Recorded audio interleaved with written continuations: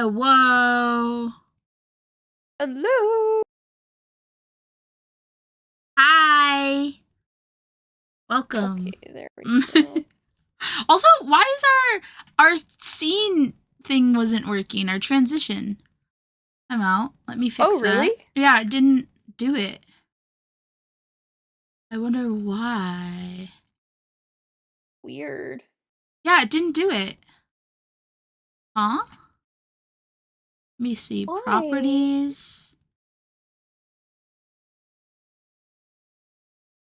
Did I move it? Yeah, because that's a... Huh. There's always something, isn't there? Yeah. There really truly is. Where are you? Aha! Let's see if that works now. It works! Take two! Hello! Good. We're actually early, Shady, so you're incorrect. That's okay. It happens to the best we're like of early us. for the first time in a while. Yeah, actually. Let me get rid of that dock now so that I can reposition this. Perfect. Not in my time zone, you ain't. In your time zone, we're even more early, buddy. Yeah, like, wait a second. You're behind us by 2 hours.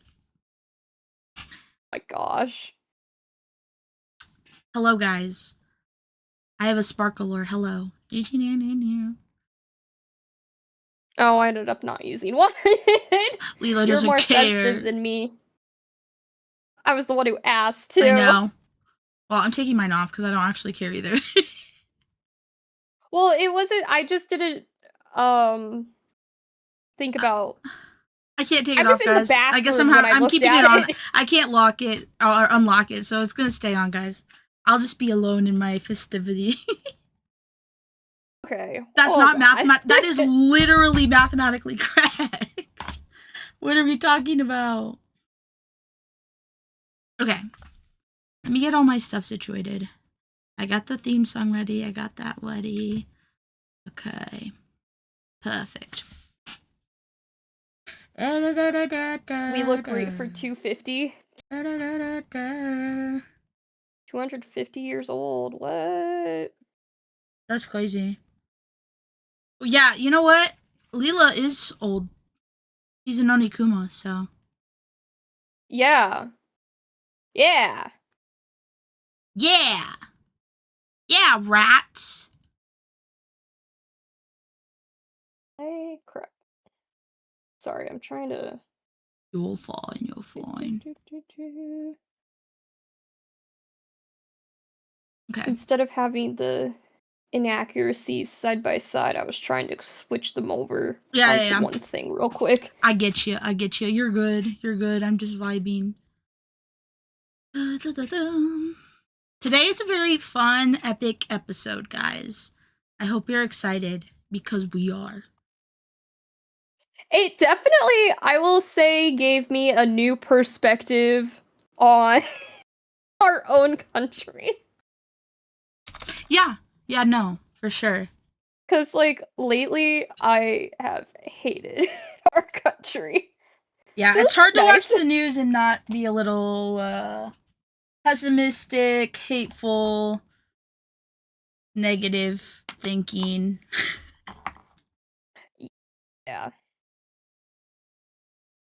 Yeah. I can't watch today, sadly. I hope you have a good time. Thank you, Akamo. Well, if you want to learn about Liberty Kids, one of our favoriteest shows ever in the entire world, I'll put the VOD up next Thursday. So, yeah. It's such a good show. Like, it's so good. It's so good. It's so good. For, like, an educational show. Oh my god. Like, look at these guys. They're freaking cool. They're cool as shit. Spoilers, guys. This is spoilers. They're freaking cool.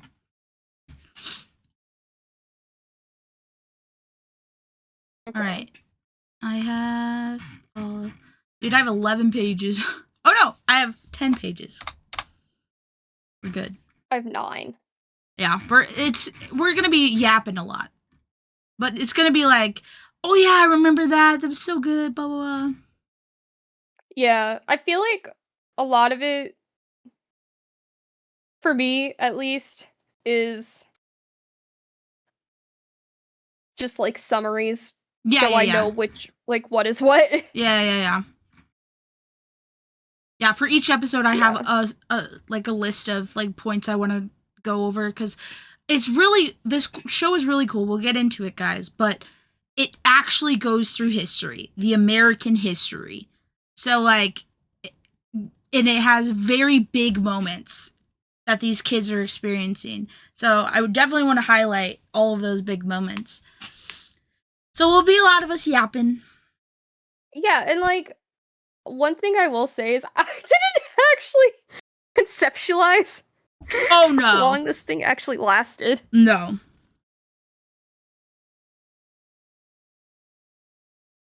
It just You know, like from one episode to the next, they're like, it's been 6 months here.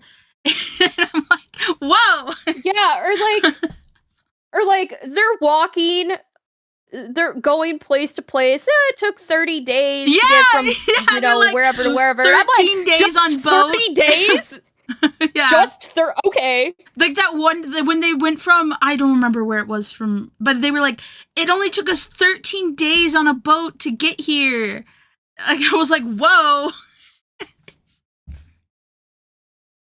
I can't Yeah. imagine. I can't imagine. Yeah, it's insane. I was like, ooh, I would not have done well in that era. No. Especially with like the illness, the lack of plumbing, like Yeah, because what is it? smallpox. Yeah. Comes Also, up. not me realizing that inoculation for smallpox started during the American Revolution. Yeah, I also, when that was going on, I was like, excuse me? Bruh. Like, that wasn't that long ago, guys. We've made a lot of advancements in the last I was gonna couple say, hundred for years. 250 years, we've definitely come a long way in that sense. Yeah. Just as like a world in general, we've come a long way Yeah. scientifically. Whenever we do podcast episodes, I mean, I feel like we don't like when we do like mythology and like legacy stuff and like folklore, we or legends and folklore, we go further back than like the typical history episodes, but when we're doing like a war or like this like huge event that happened that was like a huge scandal that we've never learned about, it's not usually that far back. Like like in reference to the world as a history. Like we're not going that far back. So it sometimes I forget just how like old humans have been like around for how long of a time, and like most of the history we learn about and like talk about is very just a little tiny slice of that. But that's because that's where most of the sources are and like evidence and, you know, facts and stuff.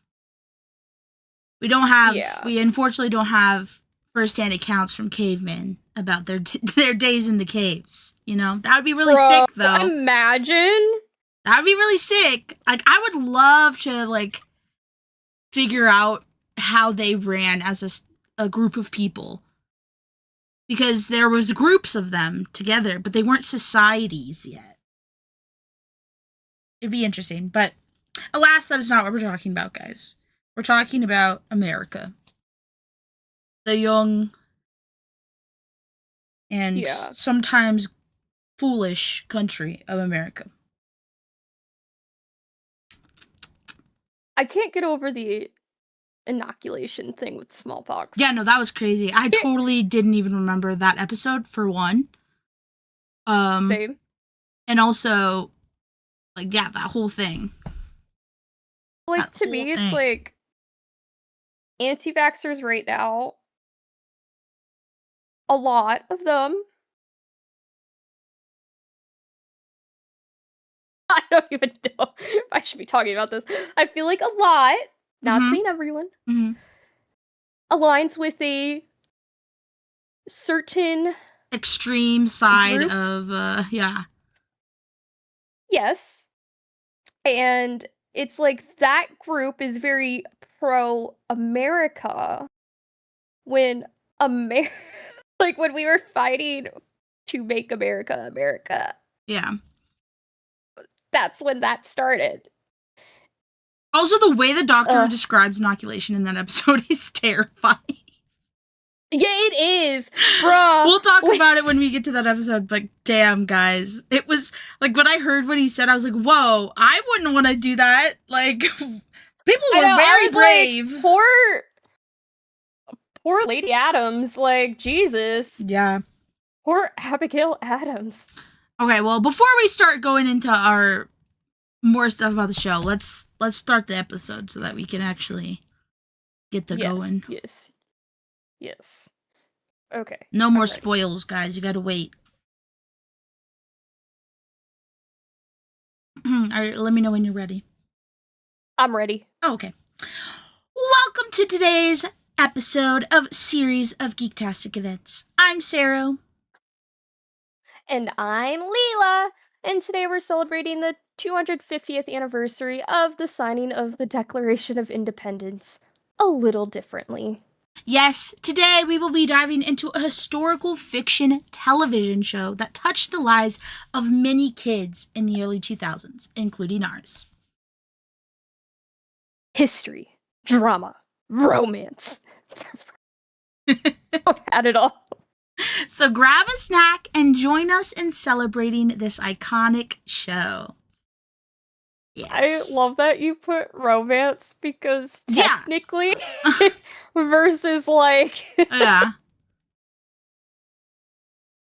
The Addams had a healthy relationship. Well, no, there was romance because remember that one soldier tried to hit on Sarah, was trying to get her number. Oh, that's true. And when Sarah met what's his face, she kind of seemed like she had a crush on him, the spy. Nathaniel Hale or whatever. Yeah. And like people have read into the James Sarah thing as, you know. Oh, I ship it so hard. Yeah. Oh, I found Tumblr pages, Wattpad pages for them. I ship it, and I'm glad. I mean, like, the way the show paints it out early on versus how it is later, like, I feel like enemies to lovers, guys. Enemies to lovers. Well, not just that, but I feel like in the later episodes, you don't really get anything between them, like, at all. Yeah, no. It's because, like, they're not butting heads anymore as much, so they're just kind of just... Yeah. And also because they are both writing different perspectives, a lot of the time they're going off in different directions to, like, write on different parts of the story. So I feel like they separate a lot more in, like, the later episodes. Yeah, that's true. You don't get to see as much group interaction. Yeah. I feel like. Yeah. Yeah. Like, once the revolution really starts, then, like, they split a lot. It's usually Henri with one or the other. Occasionally there'll be the three of them, but most of the time they're splitting off into their two factions. Yeah. And, like, Henri, there's times where he's not with either of them. He's just with Moses. Yeah. Or just off doing his own shit, like when he was pretending to be an American spy. Oh my god, his little side quests are so funny. Yeah. Very funny. Okay. So guys, if you don't know, this year is the United States of America 250th year as an independent country from Britain. Woo! That was, you know, the Declaration of Independence, as we said, which was signed in Philadelphia in 1776. And so... What? One thing I need to say. I didn't realize just how helpful the French were. Oh yeah, the French played a huge part in our American Revolution. Like, bro. I knew they, like, I knew they played a part in the war, but like, I think that's why they got Louisiana. Like, initially when they had Louisiana. Okay. Yeah, I think that's why, but I don't remember. Yeah, I didn't realize just how much. Yeah, it was very interesting to me. But yeah, Yeah. continue. Sorry. Yeah. I had to say that. So I was like, oh, damn. Have you ever seen Hamilton the musical? Nope. Yeah, that is this. It's the American Revolution. So Lafayette is in it. So you learn a lot I about love. Lafayette in that musical, and like the Okay, I French's love Lafayette. purpose in the American Revolution, and how much impact they had, which was a lot. Mm-hmm. Benjamin Franklin was putting in the work in France, y'all. Yes, he was. Oh my god, every time it cut to him in France, I was Yeah. like, this poor guy. Yeah. Still there. Wasn't allowed to come back. Yeah, tried Congress to made him sit stay there and there. try to get these people to like help them out. Yeah, so Yeah. the Declaration of Independence officially explained and justified the 13 colonies' choice to cut ties with Great Britain and established America as its own independent country. It was written by Thomas Jefferson, John Adams, Benjamin Franklin, Roger Sherman, and Robert R. Livingston, and it went over 27 grievances the colonies had against King George III and asserted natural and legal rights to all men, including a right to revolution. So this anniversary has been marked by nationwide festivities and exhibitions, and you may be wondering how we plan to celebrate this milestone in our country's history today on the podcast. Well, we're going to be doing it a little differently. Lila, take it away. Oh, woo! I mean, okay. So just in general, I had a question for you real quick. Yeah. Are you guys doing anything different this year? Because of the bicentennial? No. I'm just going to stay home with my dog and my sister's dogs. That's what I'm doing. Apparently, there's like this flyby droid thing going on tonight. Oh. Yeah. Where? Near where I work, I think. Okay. Interesting. I know my mom is gonna go with my neighbor, to sit on like one of the parking garages and watch the fireworks, but I don't really think we're doing anything special. My mom hasn't even put out the decorations, which usually she puts out decorations. She likes decorating for holidays. Yeah? This would have started an hour ago. 300 drone light show. Oh. We'll have to see if there's videos later. Yeah. Yeah, I didn't know that was the thing. That's pretty cool. I never do anything for 4th of July because I have a dog and he hates fireworks. So most of my time is just like hanging out with him so that he's not freaking out as much. See, the thing is I didn't even think to check for local bicentennial celebrations until today when I was writing this part. Oh, yeah, I didn't think about it either. I guess I didn't really care, so I didn't like think about it. But that would make sense that we would have it. Like yeah. I don't want to dox us, so, but yeah. We have a special part in our state's history, so I would assume that we would do something. Yeah. Well, just in general, like everywhere is doing either multi-day early celebrations or late celebrations. But yeah, the one here, there's live music, food trucks, everything. Oh, the light show's not until 9 p.m. But the festival that's going on started an hour ago. Oh, you know what? I bet my nephew's there. Or gonna be there. He's an American. Kind of American, you know. Yeah. Cowboy boots. The lobster food truck is there. Lobster? Damn it. There's a lobster food truck. What? Yeah. They're from the... Actually, I'm pretty surprised, because I'm pretty sure they're from, like... I thought I read somewhere they were from, like, like, Chicago. near Chicago. Yeah. Yeah. And I'm like, why are you here? Like, that's so far. Yeah, I don't know. But... Interesting. Oh, there's an authentic Mexican cuisine one that...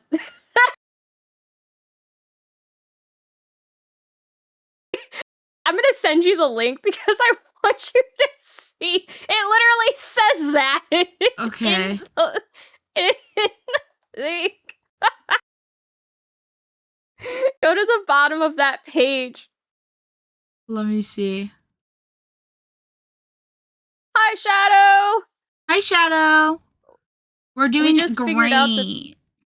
Yeah, we just figured out there's this huge light show going on tonight in our hometown for 250th celebration.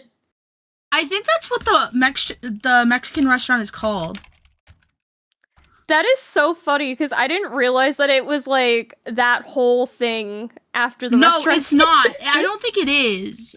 Wait, no, time out. I'm in the wrong state. Let me... It's definitely not called that completely. Do they just add that at the end? I don't know. I was authentic Mexican cuisine. Also, the taco truck I see is there. Which is really funny. Yeah. Because apparently you have authentic Mexican cuisine, and then you have tacos. Yeah. And brats and barbecue. A cocktail caravan. I've not heard of that one. Interesting. Yeah, I don't know. I feel like...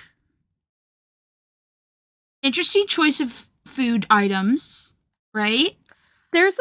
What do you mean? You can start with pizza, then get lobster, then get coffee, then get ice cream, then get more pizza, then get authentic Mexican cuisine, then get white people that's very Mexican. American. That's very American.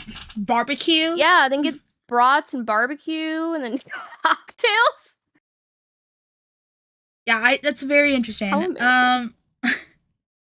It is very American to have, like, every cultural cuisine there. They're just missing, like, some type of, like, tie-in to, like, Asian cuisine. I was gonna say, there's no Asian food listed here. Yeah, like, that's the one thing they're missing for me. It's the authentic Mexican. Like, they could have got a bubble tea truck, man. They could have, but they decided not to. Oh, they could have. Yep. Yeah, interesting. I did not know this was a thing. Performances. 300 drone light show. Interesting. Damn. I feel like maybe I should look into things more. I do, like, in general, I would like to do more activities in our like community. Yeah, like certain things, like, you know, like the brewery will host things, and downtown does. I don't think it's every Saturday or every other Saturday or something. They have free concerts in the downtown square. My mom those and really aunt nice. go there. Yeah, I've been to a couple of those. I really like those. The farmers market. The farmers stuff market. Like that. Actually, I can't say that one. Never mind. I don't know if that's just a local one or not. Yeah. We're talking about our favorite show in celebration of 250 years of America. That's what we're doing today, Shadow. Right now we're just yapping about our local celebrations. Mainly because we didn't know. I just found out literally today, kind of at work / while I was writing this, and then just told Sero. Yeah. So, yeah, that's a thing. You know, if I still worked for the city like I used to, I probably would have known. Like, it would have been a big deal. I would have known about it. Yeah. For sure. But I don't work for the city anymore. So... Okay, now that Oh, that's Dexter's done, not here. I do hope there are videos though, because that sounds really cool. Oh, they'll be 300? on Facebook for sure. There's gonna be videos. Yeah, I mean, I don't use Facebook, but I'll get on just to look at that light show. Yeah, no, I don't use it either. I deleted my old account and made a new one just for family. Cause I couldn't do Facebook like that no more. See, this is why you didn't know about our high school reunion. Yeah, I deleted my Facebook. Dude. The fact that it got canceled is hilarious. I know. Plus, like, they were charging people, so they had to refund everyone. That's crazy. I never did find out who started it, because I didn't care enough to look into it. And the fact that people were still getting together regardless. But yeah. Okay, Yeah. anyway. Yeah, we're not doing anything like, well, I don't know. My boyfriend got invited by some Mexican coworkers for a party. And I need to tell you this because it's funny. He made a joke about bringing the whitest food possible to that Mexican party. He made What food are we talking about? Like, just some bland chicken or potato salad? Dude, you can church up potato salad so good though. Like, you know what I would bring? I would bring green enchilada casserole. Yeah, I don't know this person, so yeah. You plus didn't it's want to go at the park. Well, yeah, I don't care either way. But I'm not looking forward to the park. It's the park that gets really busy on 4th of July. Oh yeah, no, thank you. I'm hate not going to the anywhere. I will be at home with my dog. I hate going to that park. That park sucks on the 4th. It does. It does. And it's gonna be really hot and muggy because we are just like in the horrible Actually, it might time rain. Right now. I mean, it did rain rain today. It did rain today, but it's still super muggy. So yeah, it's supposed to rain on the 4th. On the 4th, okay. Yeah. So I don't know. All right. Apparently, it's supposed to rain around the time we would do fireworks. So, but yeah, no, not really doing anything different. I kind of wish I would have known about the drone thing beforehand, but I don't know if I actually would have gone. It's really hot out. Yeah, no, it's very hot. And also, who knows if we're going to be done with podcasts by then. Oh, yeah, exactly. Okay, so I feel like I need to touch base a little bit on this because it's pretty confusing. I was confused a little bit. But okay. So, how are we as a country celebrating America's birthday? The big bicentennial 250 number. Yeah, that thing. We have America 250 and we have Freedom 250. Yay! Yay! We have Congress and we have Trump. So, America 250, which is the American Congress's big celebration stuff. That is different from Freedom 250, which is Trump's big celebration and stuff. And some of it, honest to God, I did not know some of this until I had to go onto that website and look at it. Mm-hmm. I haven't seen a lot of it on Twitter, unfortunately.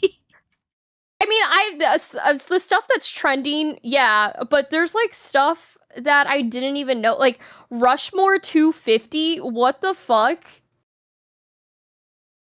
Like, why are you dragging Mount Rushmore into this? Yeah, I don't know. Leave Mount Rushmore out of it.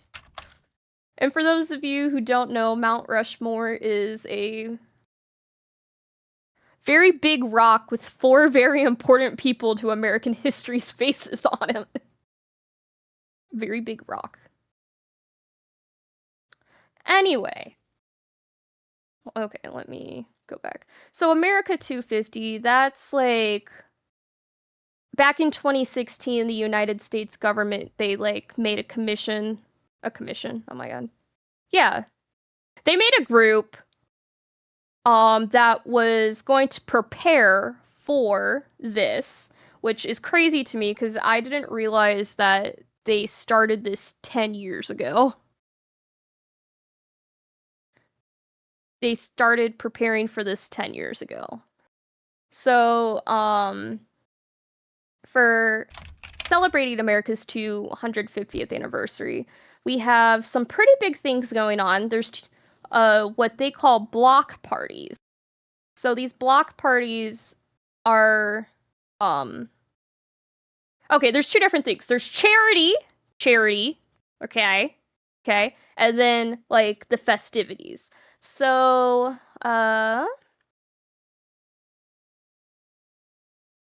where'd it go? Oh, here it is. So the block parties, America's block parties will unite communities nationwide on July 3rd and 4th for live music, local celebration, and something new. A call to give back. This year we're launching Giving Forth, a movement to transform Independence Day into the largest single day of charitable givings in United States history. So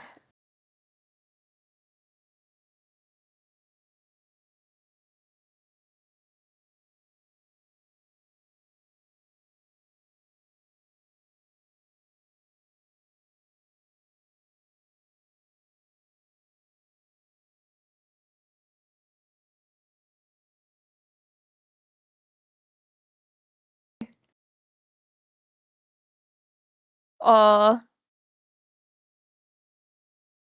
uh-oh.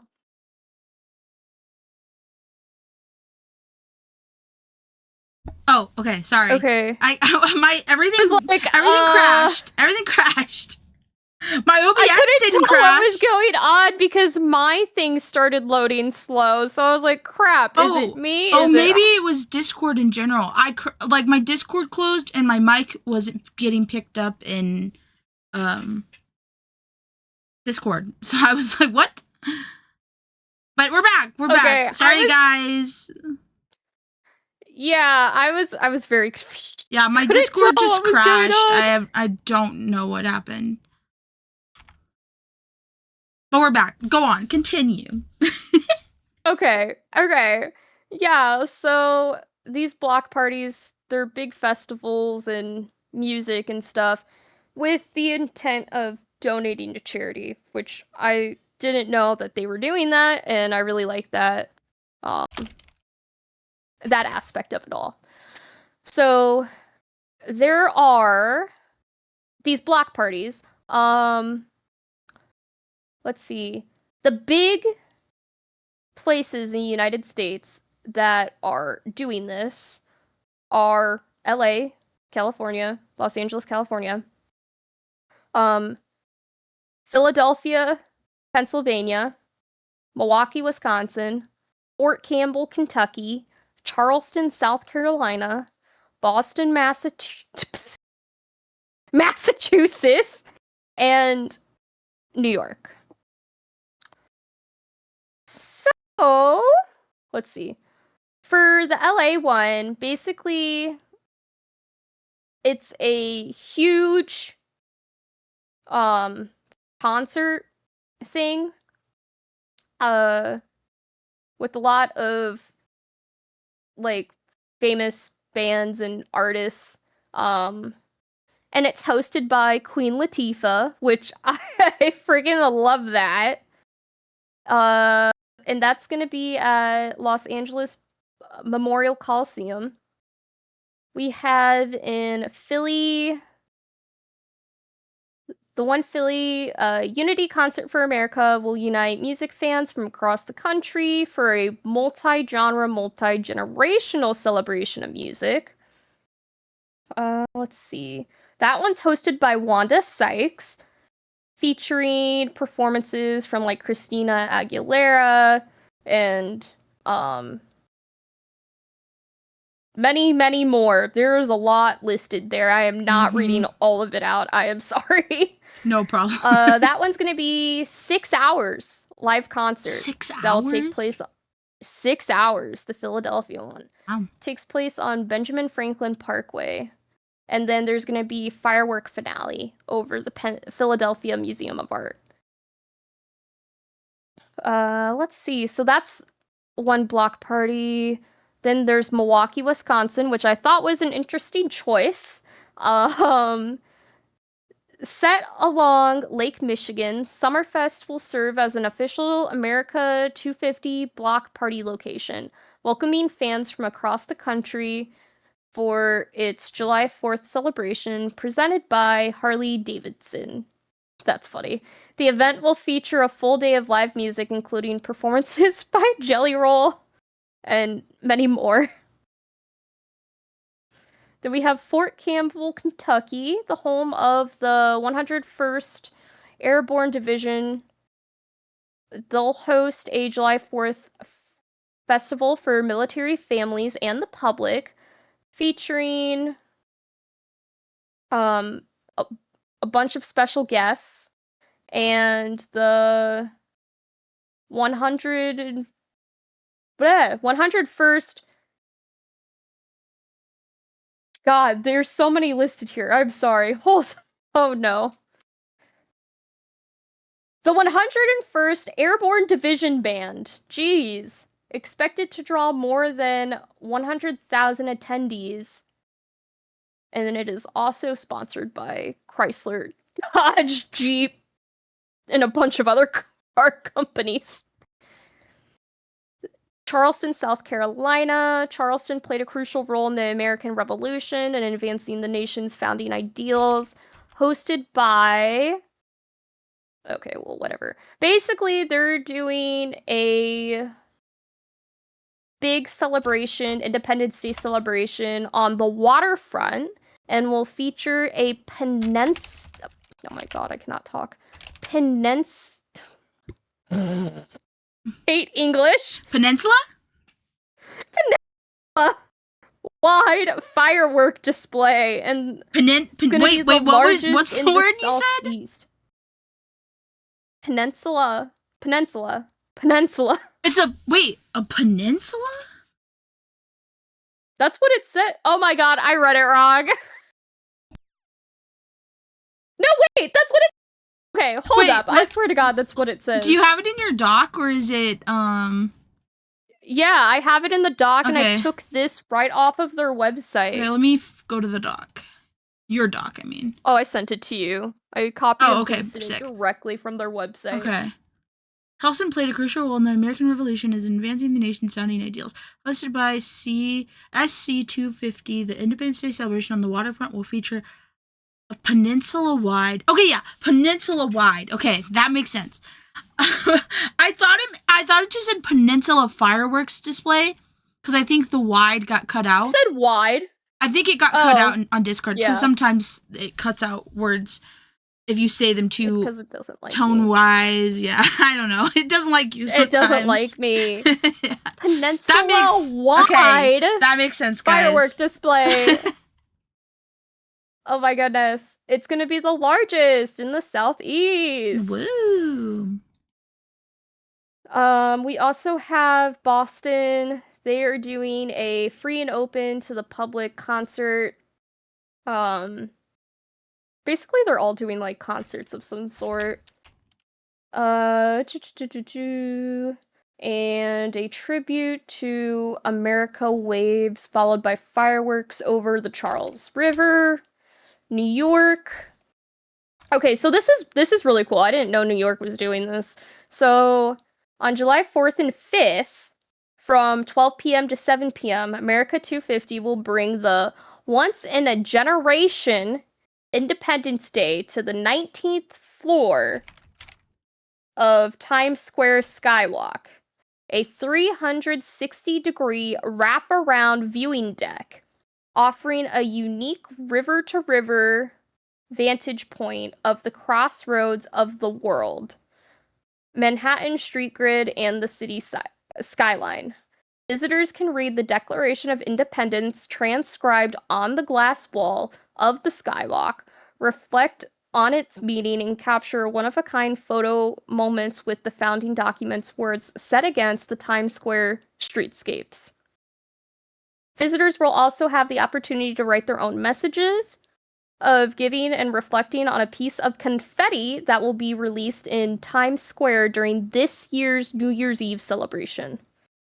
A special event will be held to honor America's heroes, including veterans, active military, retired military, and first responders before the Times Square Skywalk opened to the public. So, okay, I thought that was really cool. So they're doing a lot there. I thought the whole thing with the Skywalk and the Declaration of Independence was cool. I really like that New Yorkers will be able to like write little messages and stuff, and then that's what's gonna be in the confetti this year for New Year's. I thought that was cute. So that was America 250, the event that has been in the works by Congress for 10 years. Okay. Now, Freedom 250, which is Trump's celebrations. Yes. Freedom 250. Excuse me, I burped. I didn't know if you heard that. I did not hear it. Freedom 250. Did you hear about the Freedom Truck? Because I did not hear about the Freedom Truck. I did hear about the truck. The Freedom Truck. Basically a museum on wheels. A traveling exhibit bringing the story of America's founding directly to communities across the nation. I will say I like the idea of it. Yeah. In general. No, it's a cool idea. I don't know what exactly that's actually got in it. I don't trust Trump, obviously. Like, so what's the accuracy of this truck? Yeah, basically. We also have the Great American State Fair, which is all the stuff that's been going on the White House lawn recently. Oh, okay, that's what that's called. Got it. So, yeah, there's a lot with this too. Like, this is the Ferris wheel. This is okay, let's see. It says a world-class exposition and modern-day world fair celebrating people, traditions, innovations, okay, yada yada yada, featuring more than 150 exhibits from all 56 states and territories, businesses, innovators, and civic organizations.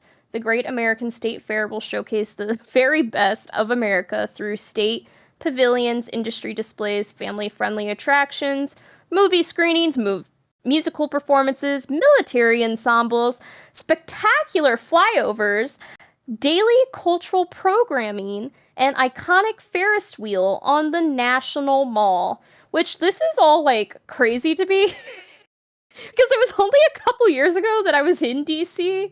So, yeah. Okay, this is weird. I'm getting a call from an unknown number right now, and you want to know what it's coming up as on my phone? What? Political call. What? I kid you not. That is what just popped up. Screenshot it. That's crazy.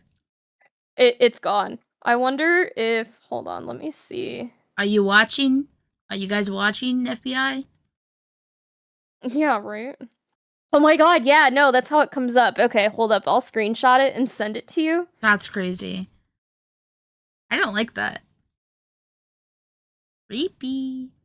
Claw! That is very sketchy. I'm sending it to you right now. Okay.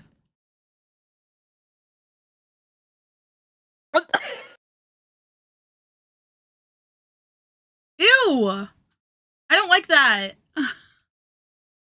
That's so weird. Okay, anyway, ooh, yeah, so like the big UFC fight, I think that was more for Trump birthday, but I know that was a thing. They have, so, because they have different themes for each day. Okay. So, June 25th, the opening day, that was the American canon. The next day, Land and Prosperity. June 27th, the American Canvas. June 28th, Military and Veterans Appreciation Day. June 29th, Everyday Health and Well-Being. Make America... Wait. Make America Healthy Again Monday. That's... Oh my god. Okay. June 30th, Future of America, Innovation, Technology, and Progress. July 1st, Faith, Values, and Inspiration. July 2nd, so today, it is Horsepower of America. Horsepower. Okay. Horsepower. Tomorrow is Wings of Freedom. Saturday, Independence Day. July 5th is Heritage and Legacy. July 6th is Longevity, Innovation, and the Future of Health. Make America Healthy Again Monday. All right. June 7th, Future of America, Education and Opportunity. July. I've been saying June. Oh my god. July 8th, Family Life and Community Support Celebrate. July 9th, Engines of Enterprise. And July 10th, the next 250. Okay. Yeah. So there's like actual schedules you can pull up and stuff. I personally did not look through it. But I will say it is weird seeing all these things like cuz I was here just a couple years ago and knowing what it looked like then and seeing all of what's going on now is just crazy to me. Yeah. Oh, guess what? What? I clicked on the itinerary for today off of the website, right? Okay. And it just flagged it. my thing just flagged it for Awesome. malware. Awesome. Yeah. We love that. Thanks, Trump. Okay, then we have FIFA World Cup 2026 Fan Zone, which was in Washington, D.C. on the National Mall. Salute to America celebration and fireworks. Or celebrate. So this is basically just like the big fireworks show, I think. Okay. Okay, hold on. Let me look at the FIFA thing. I didn't actually look at the FIFA thing. Oh, yeah, basically the FIFA fan zone. So they just had a big, like... Screening of the game, it looks like. Yeah. Are they're streaming all the matches? Oh, starting July 4th, they're doing all the round 16 matches. Okay. Yeah. Interesting. I wonder how, like, hot it is there right now. Probably pretty hot. Yeah. They're, of course, doing all of the U.S. matches, but they are showing other matches as well. And then once it gets to round 16 on July 4th, they're going to show all of the matches. Okay. Oh, the Salute to America celebration and fireworks is, like I said, fireworks, but it's also, there's going to be an aircraft flyover. Yeah. I feel like there usually every is hour. one. Yeah. And then let's see. Freedom 250 is also doing. Okay, Rushmore 250. Rushmore 250. I don't know what this is. I don't understand. It just says a powerful tribute to 250 years of American independence set beneath one of the nation's most iconic monuments. Against the backdrop of Mount Rushmore, where faces of 4 transformative presidents stand as enduring symbols of freedom and self-government, Americans from across the country will gather to celebrate. The event will feature military honors, family-friendly activities, and firework display. Okay, so just another festival, I guess, under Mount Rushmore.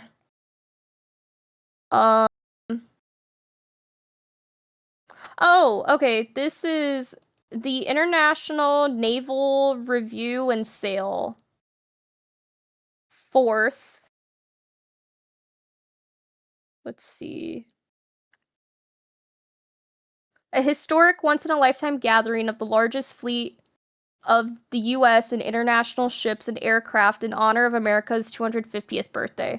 The International Naval Review showcases America's unrivaled maritime. Oh my god. Superior. Oh my god. Why? Why can't I English? Basically, big ships and stuff. The United States Navy, Marine Corps, and Coast Guard. The celebration will also feature the largest ever flotilla of tall ships from around the world, with vessels representing more than 20 nations, creating a breathtaking spectacle across New York Harbor. The parade will highlight. Okay, so it's like a parade in the water. That's interesting. The thing that I'm most curious about, though, is this art show. Yeah. Or student art contest. American Heroes Student Art Contest. It is any student in grades 3 to 12 who's a legal resident of any 50 states or 6 territories. Okay.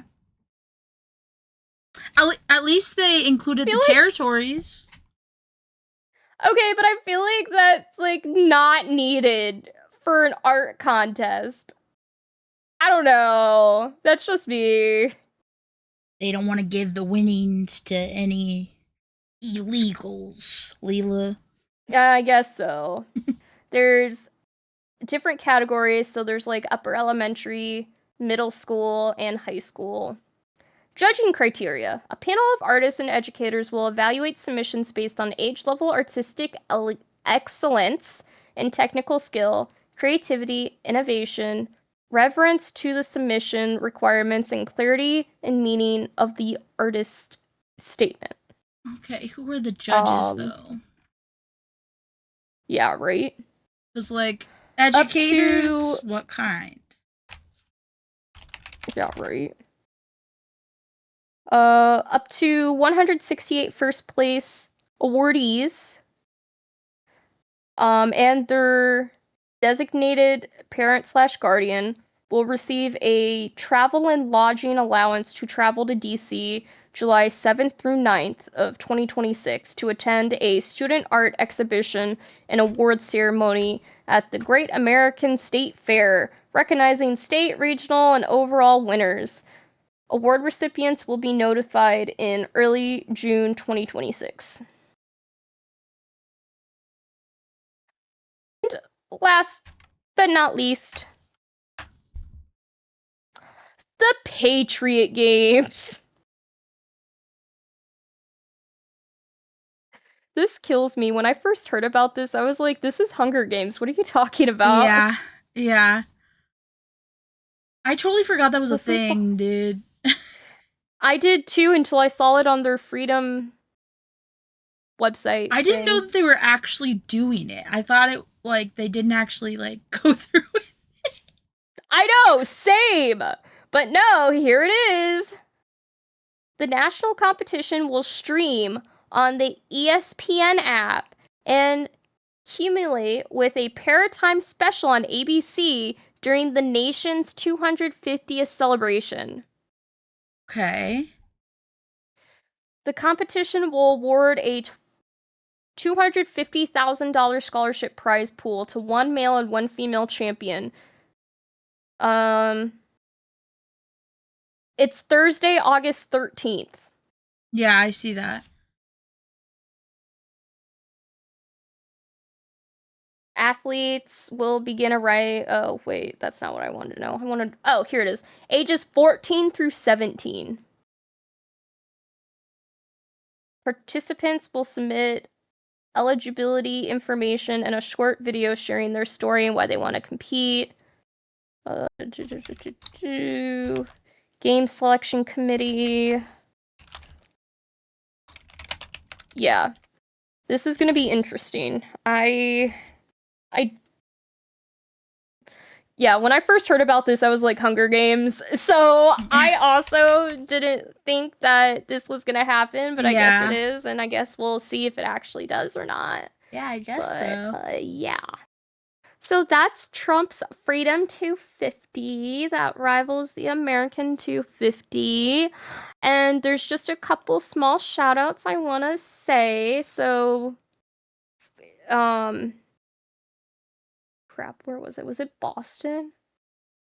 Oh, in Boston, Massachusetts, in honor of George Washington's troops' final leg of the trip to secretly haul cannons from Fort Hill to the. Okay, basically, in honor of that, with a lot of history and names and stuff, an artist named Michael Dowling saw 100,000 Bostonians, a seventh of the city population, to write a short story of belonging on any piece of cloth, which will be tied in a 4-mile, 6.4 kilometer long rope, the same length of the journey. Okay. So from Fort Hill to Dorchester Heights? Dorchester Heights. That's right. You said it right. Okay. So I thought that was really cool that they were doing that. Oh, in 2017, the Daughters of American Revolution announced a grant to the city of Philadelphia to plant 76 semi-cinquennial commemorative trees at the Independence National Historical Park. And since then, the actual planting of trees have occurred over the course of, several years leading up to, today. I've not seen the pictures of what the trees look like today, but I thought that was pretty cool that they did that. Apparently there's supposed to be a ball drop. Oh, okay, I already talked about that. For some reason, I thought there was an extra ball drop, but no, there's not. Just multiple. I looked at multiple websites, and it got really confusing because everybody just started talking about what Trump was doing, and I didn't want to know what Trump was doing. I wanted to know what the country was doing. Yeah. Yeah. So, yeah, there's a lot of different things going on. There's a lot of museum exhibits, a lot of festivals, a lot of obviously fireworks, a lot of all sorts of things, and multi-day celebrations. Oh, France! Dude, France is doing well. Okay, they're okay. So Trump, this already happened, but Trump was invited for a dinner at the Palace of Versailles by the French president, to celebrate basically the Treaty of 1783, since the French are Yeah. one of the reasons we won the You'll war. you'll understand So, more if you don't know about American history. yeah. Yeah, France was a big part of that. So, yeah, because to celebrate that, Trump was there. So, I thought that was, if it wasn't Trump, I still thought it was cool that that happened as like a thing. Yeah. Just Because they were Trump. a huge part of our ability to even become an independent nation, so. Yeah. But that is what is going on in America for this big celebration. There's a lot. Yeah. But we're going to be talking about... but we're going to be talking about Liberty's Kids. It's so good. Yeah. So before I talk about how the series became a thing, quick shout out to our 5th grade teacher. Won't say his name, yeah. but he passed. He just recently passed away this year. Yeah. And he was the one that showed Lila and I and many other kids this wonderful show. And it was a huge part of our childhood. And not only this show, but like him as a person was super impactful on so many people in the community and his students. And yeah, just wanted to give a shout out to him because we would not be doing this episode if we didn't have him as a teacher. Also, yeah, for sure. Also, mini shout out to PBS. Oh, yeah. Who was robbed of their federal funding, because thanks to federal funding, we got this brilliant show. Yeah. Yeah. So, yeah, just had to throw that out there. PBS was so good. It was. It was so good. Okay, so guys, what is Liberty's Kids? This is Liberty's Kids. This is our beautiful, wonderful show that I call Liberty Kids all the time. I know you're saying it the correct way, but it keeps like bugging me. Yeah, Liberty Kids is what I always called it. But then I read the title, and it's Liberty's Kids, and I was like, oh shit, I've been saying it wrong my entire life. Yeah. Yeah. So I'm just gonna call it Liberty Kids probably. I was trying really hard to call it the correct thing, but I just can't. Sorry guys. But anyways, yes, this series was based on an idea by Kevin O'Donnell and was then developed with the help of him, Robbie London, Mike Maliani, and Andy Hayward at the PBS crew. It was initially developed under the name Poor Man's Almanac, which is very funny because they mentioned Poor Man's Almanac like a lot. That was Ben Franklin's like pride and joy. Everybody be talking about Poor Man's Almanac. Did. One of the soldiers had like every copy of it. Yeah. But obviously it was not named that. It was later changed to Liberty's Kids. Liberty Kids, as we call it down here. Up here in the Midwest. Yeah, it's just like, drawing. Yeah, drawing. Liberty Kids. So it was made to teach young viewers about how the United States came to be. And it went over major events of the American Revolution. And it really went into depth about a lot of historical characters that you don't necessarily learn about in school. So it was a really good educational show for children, and it was broadcast, like we said, on PBS Kids, from September 2002 to 2003 of April. So it only went on for like a year, which not even a year, under a year. But that's like, and it's only 40 episodes. So you guys got to watch it. It's 40 episodes and they're 20 minutes long. Like, that's a breeze. If you've watched One Piece, you can watch 40 episodes of Liberty's Kids. You know what I'm saying? So you definitely got to check it out. It's really good.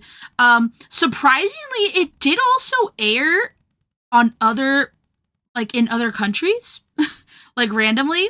So it streamed on Spacetoon in the Arab world. And the only other country that got the series was Australia, where it aired on 9Go. Don't know why these two programming sites programming channels got this random American Revolution show, but kind of love it for them. And I hope that they absolutely fell in love with the show as much as us and like randomly know a bunch about the American Revolution, even though that's like not their country. But yeah, no, it was iconic even in Australia, guys. Something that me and Lila both didn't really realize until we went back and rewatched all of these episodes, this show had a crazy celebrity cast. Like, genuinely insane. So, just to name a couple handfuls of them, we have Sylvester Stallone. He was Paul Revere. Ben Stiller was Thomas Jefferson. Billy Crystal was John Adams. Annette Bening was Abigail Adams. Dustin Hoffman, Benedict Arnold. Michael Douglas was Patrick Henry. Arnold Schwarzenegger was Baron von Steuben, the Prussian. Liam Neeson was John Paul Jones. Awesome episode, one of my faves. Whoopi Goldberg was Deborah Sampson. Michael York was Admiral Lord Richard Howe. Don Francisco was Bernardo de Galvez. Aaron Carter was Joseph Plum Martin. And even more importantly, Aaron Carter made the theme song for this show, which I will be showing you guys. I think Lila is gone to the bathroom, but I'll show you guys anyways. And I'll stream it to her because I think she can still hear me. I believe she can. We'll see. If she can't, we'll replay it for her, guys. Okay. So, let me get this out of the way.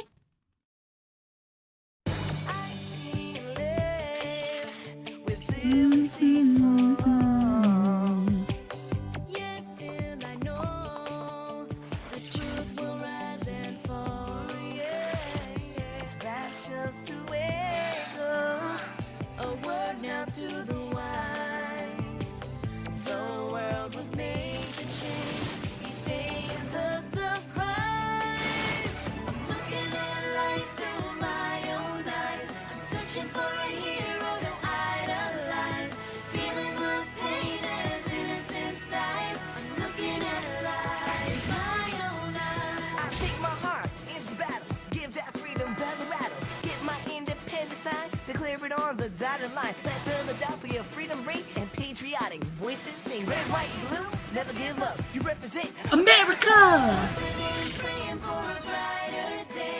Listen to my heart and I obey. How can I see it any other way? I'm looking at life with my own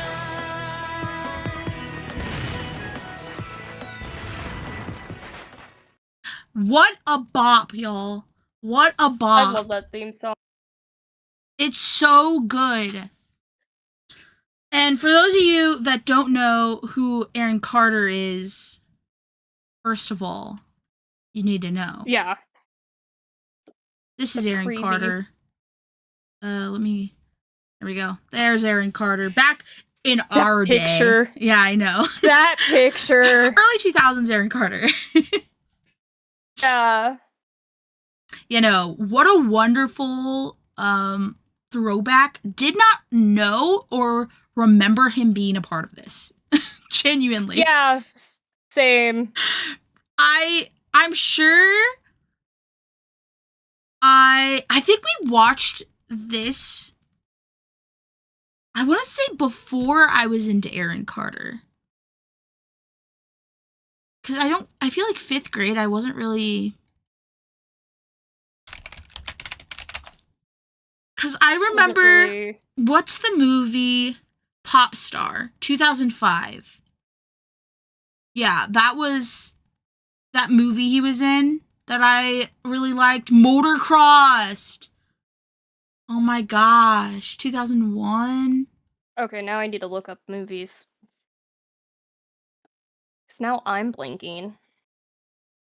I think it I feel had old. to be Pop Star, which was 2005. I did watch Motorcrossed. Motorcrossed was everything because a female got to be a sick ass motocrosser. I don't know how it is. She did the motocross, the sport. I don't know the verb for motocrossing. But I don't. Yeah, that's a good point. But really cool movie. Loved that. Very like akin to like, She's the Man. Amanda Bynes. You know, very Oh, yeah. yeah, very akin to that. Aaron Carter in Pop Star was everything. Yeah, no. Apparently did a soundtrack for Jimmy Neutron and The Princess Diaries. That makes sense. Yeah. Yeah. But damn. You know, I think this was like when we were in 5th grade. We were, what age are you when you're in 5th grade? Like 10? Yeah, I think so. Like 10. Yeah. Yeah, because like you're like 9 when you're in 4th grade, learning about your period from your 4th grade teacher at a mother and daughter tea. Sorry. He was in 2 episodes of Seventh Heaven. Yeah! I used to watch that show. My sisters watched that show. Same. Yeah.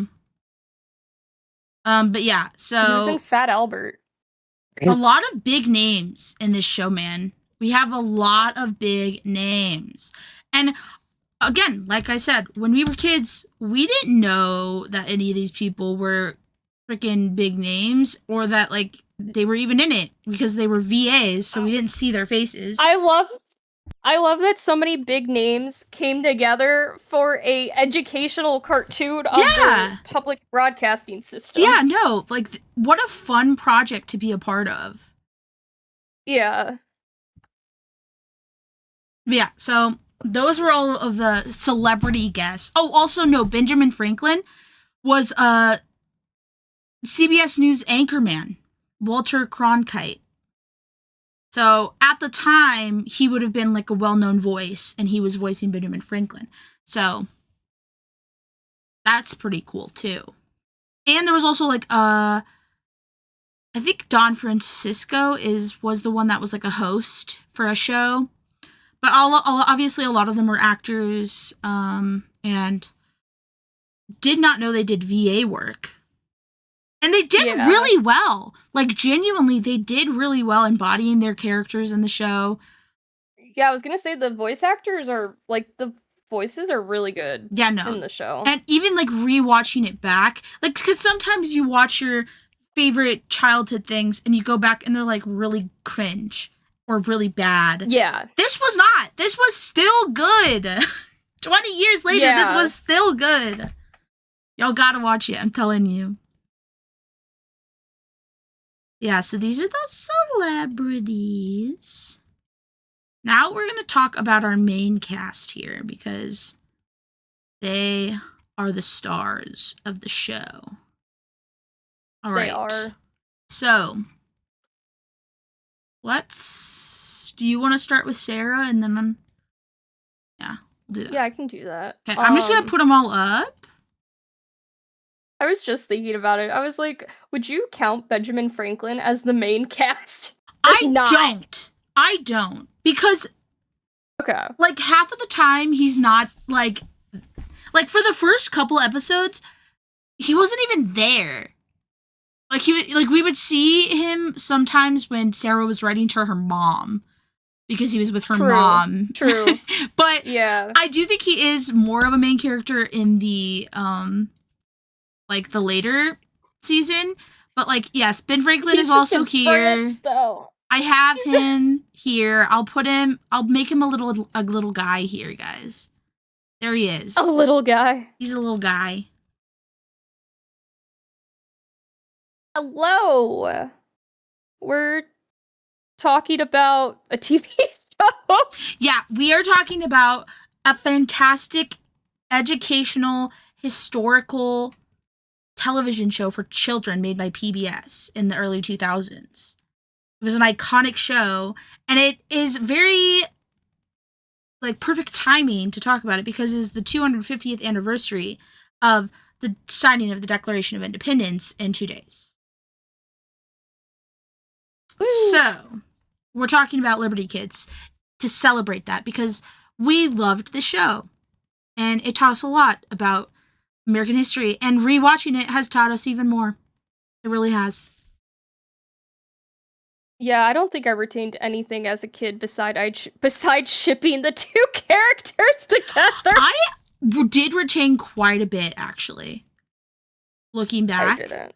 Like, There was only a little bit. Like, the beginning episodes, I did remember bits and the pieces, Boston Tea Party, that was about it. quartering, Mhm. I remembered all of that. Did not remember the guy getting executed. Remembered the crossing the Delaware part and, like, meeting George Washington and, like, I remember a lot of Washington, but I didn't remember, like, a good chunk of the other episodes. All the other generals and stuff. Yeah. I did not remember the submarine. The invention of the first that. military submarine. Hello. I didn't even remember that Benedict Arnold was a traitor. Yeah. And I Googled it. I was like, oh, he is just, like, known as the American traitor. I was like, fuck. I didn't retain that. Whoops. Yeah. So these are our main characters. 10-year-old? Yeah. Yeah, we were like 10. That's a long time ago. Yeah. 16 years ago, bud. It's a long time. Well, no. 18 years ago. Oh my gosh. I don't want to think about it. A whole adult. Anyway, we have Miss Sarah Phillips down here in the corner. Bottom left. Sarah Phillips. Yeah, I love her. Oh my god. Yeah, she's a queen. But she gets on my fucking nerves at the beginning. Yes! Oh my god, same. She got on my nerves so much. You have to obey the king. And I'm like, girl, you don't get it. You'll get it though. Trust. Yeah, I mean, she gets it at the end. She gets it, guys. But, okay, Sarah Phillips, often referred to in the show as Miss Phillips, was born in London, England in 1758. She is a teenage British-born female. She came to the 13 colonies as a British loyalist in search of reuniting with her father.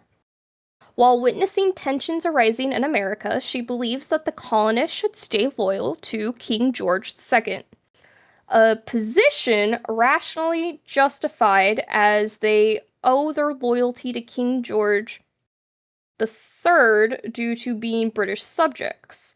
While writing for Benjamin Franklin's Pennsylvania Gazette, Sarah shows an incredible sense of objectivity, and her views begin to transform and become more accepting of the colonists. She focuses on getting both sides of the story through actively listening and reporting the viewpoints of British loyalists, patriots, and those often deprived of a voice. I will say, in the show when she like starts off as reporting for the loyalist side as of like things. The loyalist side of things, I think it was a good thing because she was able to get into like, especially because who her dad was, like the British officers and stuff, like it could have gone so badly. She just had to say who her dad was, like her name basically, and it was like, oh, okay, kind of thing. But yeah, she was voiced by British American actress. I don't know how to say that first name. Rio Jones. Sarah is intelligent, she's mature, she has a lot of warmth, she is very brave and dedicates her she is very brave and she is very dedicated and works very hard.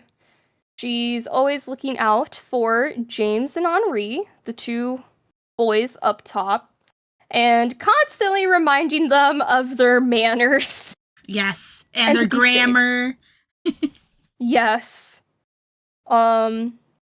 She is well educated due to her mother, Lady Phillips, and her father's lavish wealth and social status as nobles in England. Sarah conveys her thoughts through a very expansive vocabulary, which she uses to eloquently describe and transmit her perspective on the rapidly changing world around her. Sometimes this can make her come across as slightly condescending, such as when she argues with James, finding herself sometimes unintentionally hurting his pride due to a harsh word or careless remark regarding the difference in their education and social class. Enemies to lovers. Although well-meaning, sometimes her intentions are hard to convey properly as she is more reserved and polite, yet quick to speak her mind. Sarah acts from her strong moral conscience, always trying to do what's right, and her strong stance against she has a very strong stance against slavery, and she is very pro women's rights as well, which, I love. So, yeah, it's been 250 years already. Woo! But yeah, throughout her 16 plus years living in the colonies, she becomes more accepting of American freedom fighters and the rebellion, and she has gotten the trust and respect of most high-ranking British military officers because of her connections, and which she has with her father. So, yeah, it definitely makes sense why in the beginning she was annoying, because she was a loyalist. Yeah. She was, an aristocrat from England, so. But, I love her, I love her voice and, her, her poshness. I love it. Yeah. I love it so much. She doesn't like to get dirty, but she will for a good story. She will for a good story. Yes. But at the beginning, definitely, she was much, trying to get her off the ship on the first episode. She's a little difficult, but she learns to be a team player. She learns to love the people that are sharing their lives with her. Yeah, she definitely comes a long way from the start to the last. So even just from first episode to the middle of the show, she's come so far. Yeah. Oh yeah. Oh, for sure. Yeah. And then she keeping in mind their ages, she's freaking 60. Yeah. The shit that they dealt with. And what we were talking about earlier, they would walk she writes letters to her mother. Usually the beginning of the episode, it has her writing a letter or something to her mother. Both the end and the beginning sometimes. Okay, yeah. It kind of depends. And she's just casually like, yeah, it took like 30 days to get from like this one place to the other, like by walking, and it's like, oh my god, I could not. No, thank you. Yeah, no. I can't imagine. Yeah. So, but that is a Miss Sarah Phillips. All right. I guess I'll do James now. James, top left, the blondie. He is played by Chris Lundquist, who hasn't been in a whole lot and literally could not find a picture of his face anywhere. So, don't know what he's been up to. Which is crazy to me. Yeah, don't know what he's been up to. But yeah, that's the VA. He is a 14-year-old American teenage colonist who works as an apprentice journalist in Benjamin Franklin's newspaper, the Pennsylvania Gazette. Woo! Yes, he's very cool, guys. He is a staunch patriot. He is huge into the patriotism, the patriot movement, which we'll talk about is kind of an inaccuracy at the time, but it's okay. We'll let it slide. He writes about the war from the opposite perspective of Sarah. He writes from the American independence side of things. And to tell the people what is really happening. He says that a lot. His story is definitely a sad one. He was orphaned at a very young age due to a fire that was caused by a lightning strike on his childhood home, which actually is a major reason why he has such respect and admiration for Benjamin Franklin, because Benjamin Franklin created lightning rods. Yeah. And that would help other families not go through the same tragedy that he did. He did escape the fire, obviously, when a neighbor carried him out of the burning home as it collapsed, but he was orphaned at that point. He was living on the streets for most of his early childhood until he was taken in by Benjamin Franklin as an apprentice, and with also the help of Moses, who we'll talk about in a little bit, he was able to find a family, to find a life and a purpose at such a young age, 14, which I guess back in those days wouldn't be that young. Like, a lot of, kids were working already at that point, especially in the colonies, because it was a new life. That's crazy on its own. Yeah, it was a new world, a new life that they were creating for themselves, so the kids were very much a part of that. But yes, he had a rough start in life,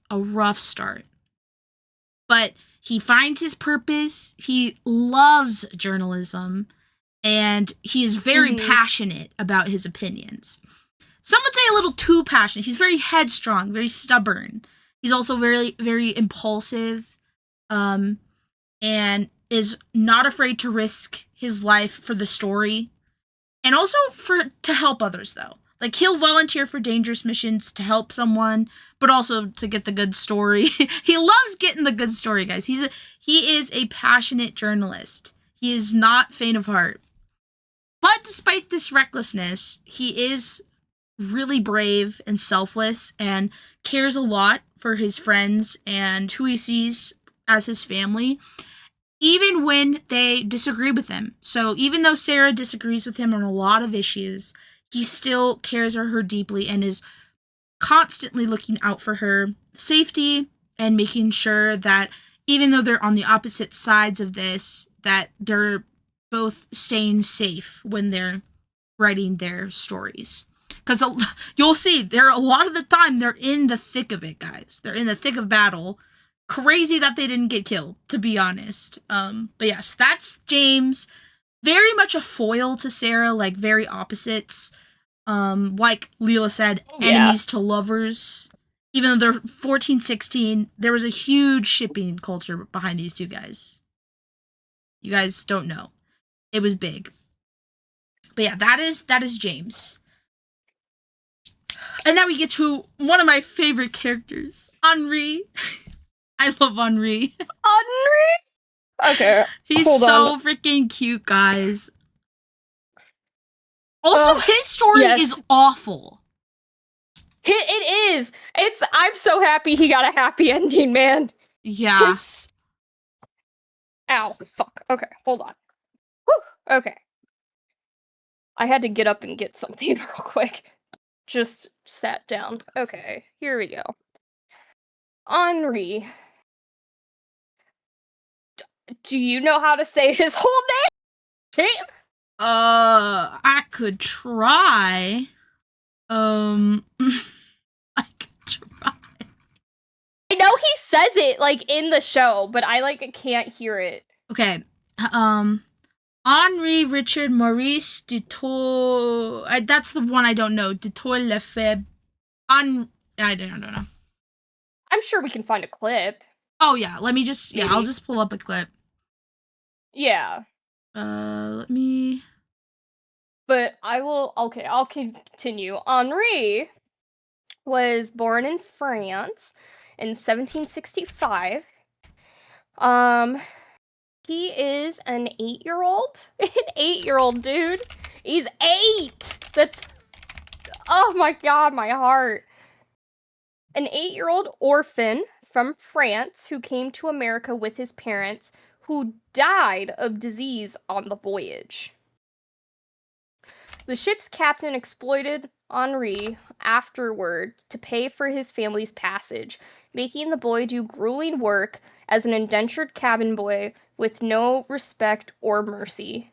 Eventually, James and Moses helped Henri sneak off the ship, and the boy found a home and family in Benjamin Franklin's workshop. And he is voiced by a French-Canadian actress, Kathleen Barr. I always get surprised when a young boy is voiced by a female when I shouldn't I be, know. because most young boys are voiced by females. Yeah. It's a common thing, but it's just like it's still so surprising. Yeah, his voice, like, I love his voice. I love It's perfect. I love him. It genuinely is perfect. He's adorable. He's adorable, and he just wants love, and he just wants food. Love and food. All he wants. But, yeah, he frequently... Okay, so he is... He's a well-intentioned boy, but Henri was commonly found getting into trouble, no matter how often he is told to stay out of it. I mean, he's an 8-year-old boy. He quite enjoys fun, excitement, and attention. He frequently expresses his distaste at learning to read English, or studying in general, as he prefers his native language and would just rather be out playing, though he does decide to learn eventually, anyway. And it's like a mix of... Moses was on his butt for so long to, like, learn how to read English. So a mix of, like, Moses, Sarah, and John Quincy Adams. What president was he? He was the I sixth know president? there's a clip of him saying his full name. I know it. John Quincy Adams, I think, was the 6th president. But yeah, John Quincy Adams as a kid taught Henri English, and Henri taught him how to be a kid and how to play, how to catch frogs and stuff. And it was so cute. But yeah, Henri also has like a huge appetite. He's always hungry, even when he just had eaten. He also once clogged the works of Franklin's printing press with a pastry. He is known to be carefree, energetic, and very rambunctious. At one point, oh yeah, like at one point in the show, it shows him being like a drummer boy when they are with Baron von... How do you say his name? Baron von oh god. Strobin? The Prussian guy. Yeah. Yeah, Strobin. When they're like with him at that camp or whatever. He was a drummer boy. And then, like, he was also, I guess, a journalist apprentice. I mean, he never really wrote anything, but even at one point in the show, like, James called him his apprentice. So, I will say he got along very well with, he had very good relationships with the foreign generals. So, Baron von Strout, he got along well with, and he also got along well with Marquis de Lafayette. Is that how you say his name? I found it. I found the clip of him saying his name. Yeah, I knew Yes. I knew I watched it. I knew I'd seen it before. I was gonna say, yeah. Okay, so here's Henri's full name. Alright, guys. Let me get it for Lila first. I love the way he says it, too. He's just an adorable little baby. Alright, guys. Make sure you can hear it. What are you supposed to be? I'm not supposed to be anything. I am Henri Richard Maurice Doutrois Lefebvre. Did you hear that, boys? This tadpole's got a whole laundry list for a name. Can't you read? Of course. Is there something you would like me to read for you? You little scamp. Sorry, I had to just show you his personality a bit, guys. Yeah, I love this kid. Oh my god. He's so funny. He is. He's always getting them into trouble.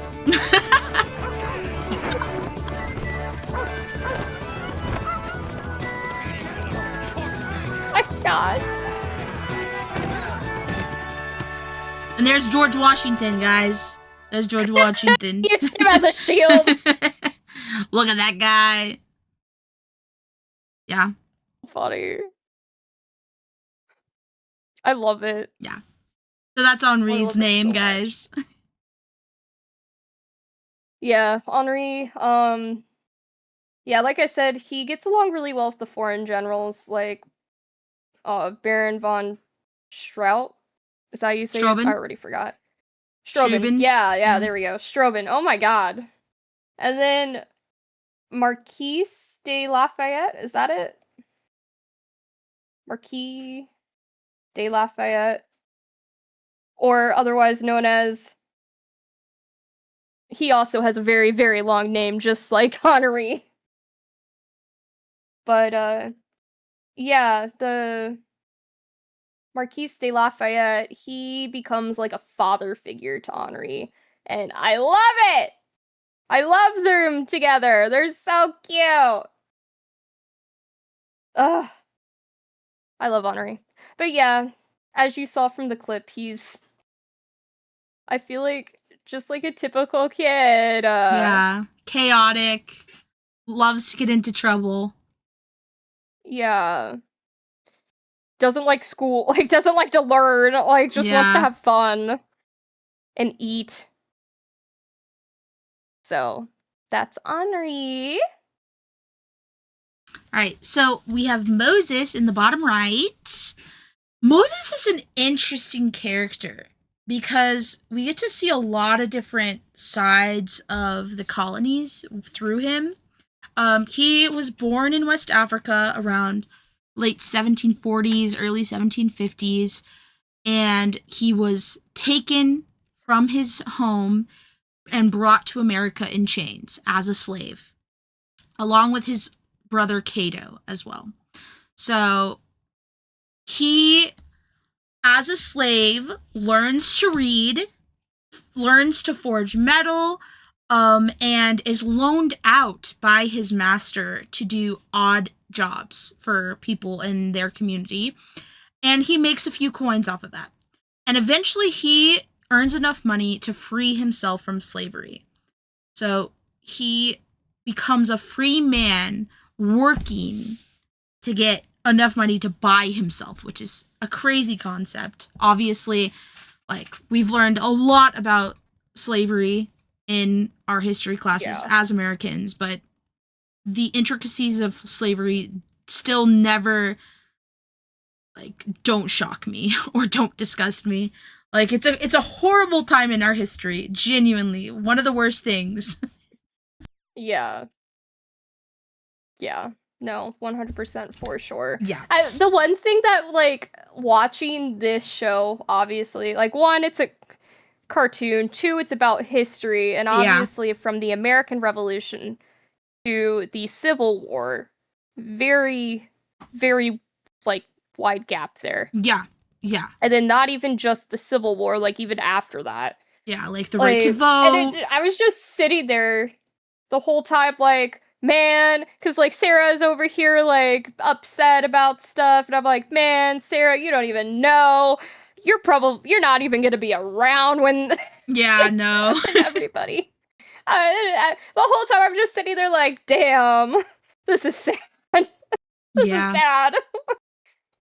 Oh, I should also Yeah. mention he's played by D. Kevin Williams, who also hasn't done any more VA work that I can see, other than a few, like, other things around the same time, but nothing since this show.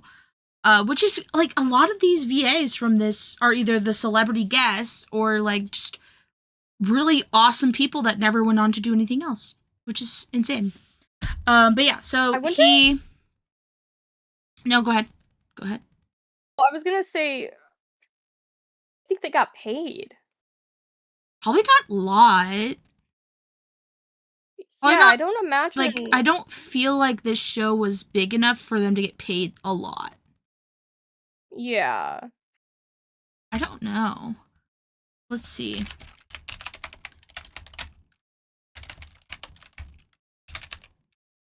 Because I was kind of like, or did they, like, after this just say, I don't know. I feel like I don't know much about voice acting and the environment of it back in the early 2000s. Yeah, I don't know either. Because the early 2000s in general was a wild time. So, And also, like, with all the celebrity guests, I'm wondering if they, like, volunteered some of their time, because it's not, like, nowadays I feel like they'd be getting paid, like, mega bucks to guest star, but back in the day I feel like that wasn't, like, as much of a thing.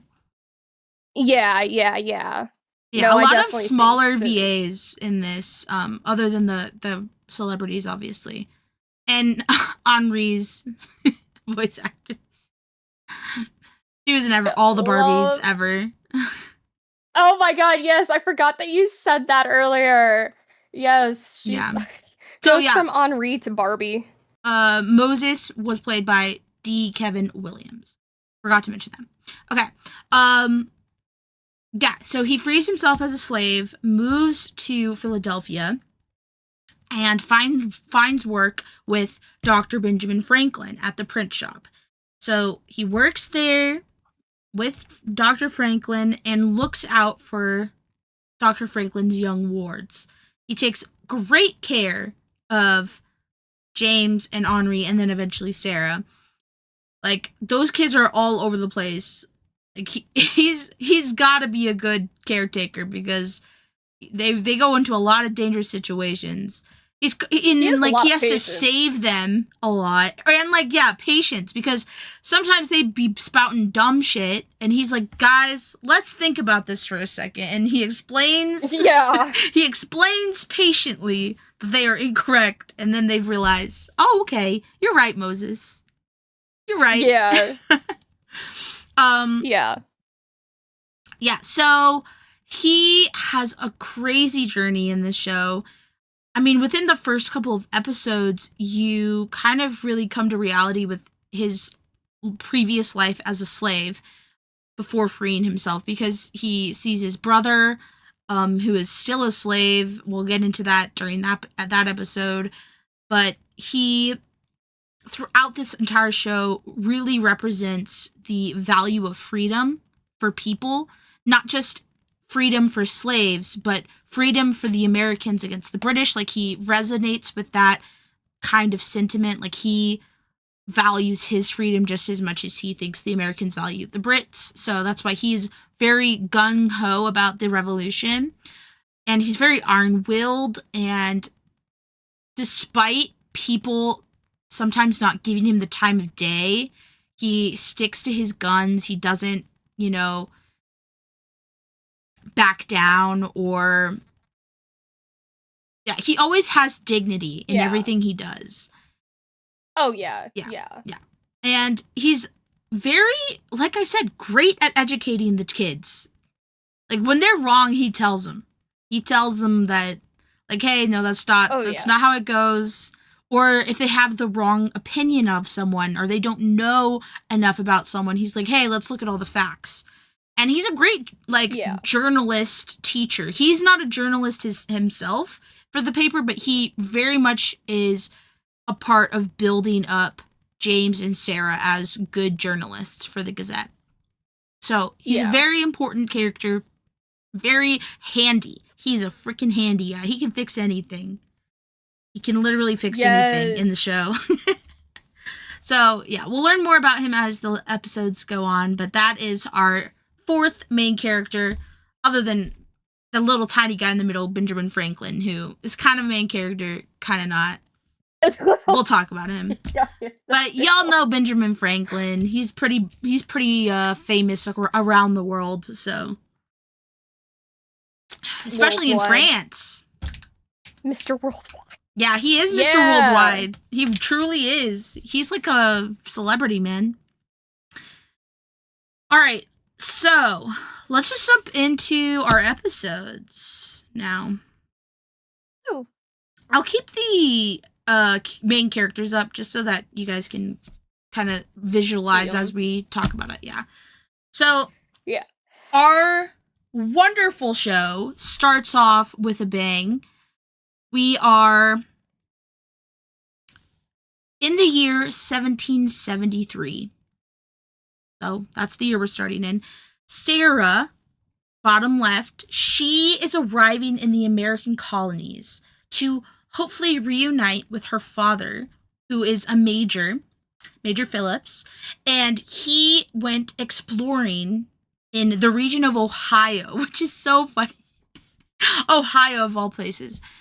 And he hasn't been heard of. He doesn't communicate a lot with his wife and daughter while he's in the wilderness. He's just kind of, we'll get to his episode, but he's kind of living his free life, right?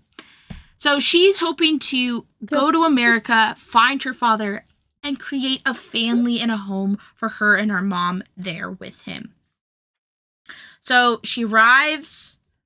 Well, no, she's on her way to the American colonies when a storm is brewing, and her ship isn't able to make the journey, so she gets on a different ship called the Dartmouth.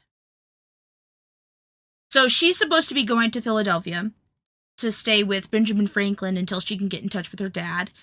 And the ship that she gets on, the Dartmouth, is not going there. It's going to Boston. Now. Boston nowadays, it would probably be fine. But Boston back then, things were brewing. Yeah. Henri. Oh, quick question. Yeah. Can you do a Boston accent? No. I can't either. Not unless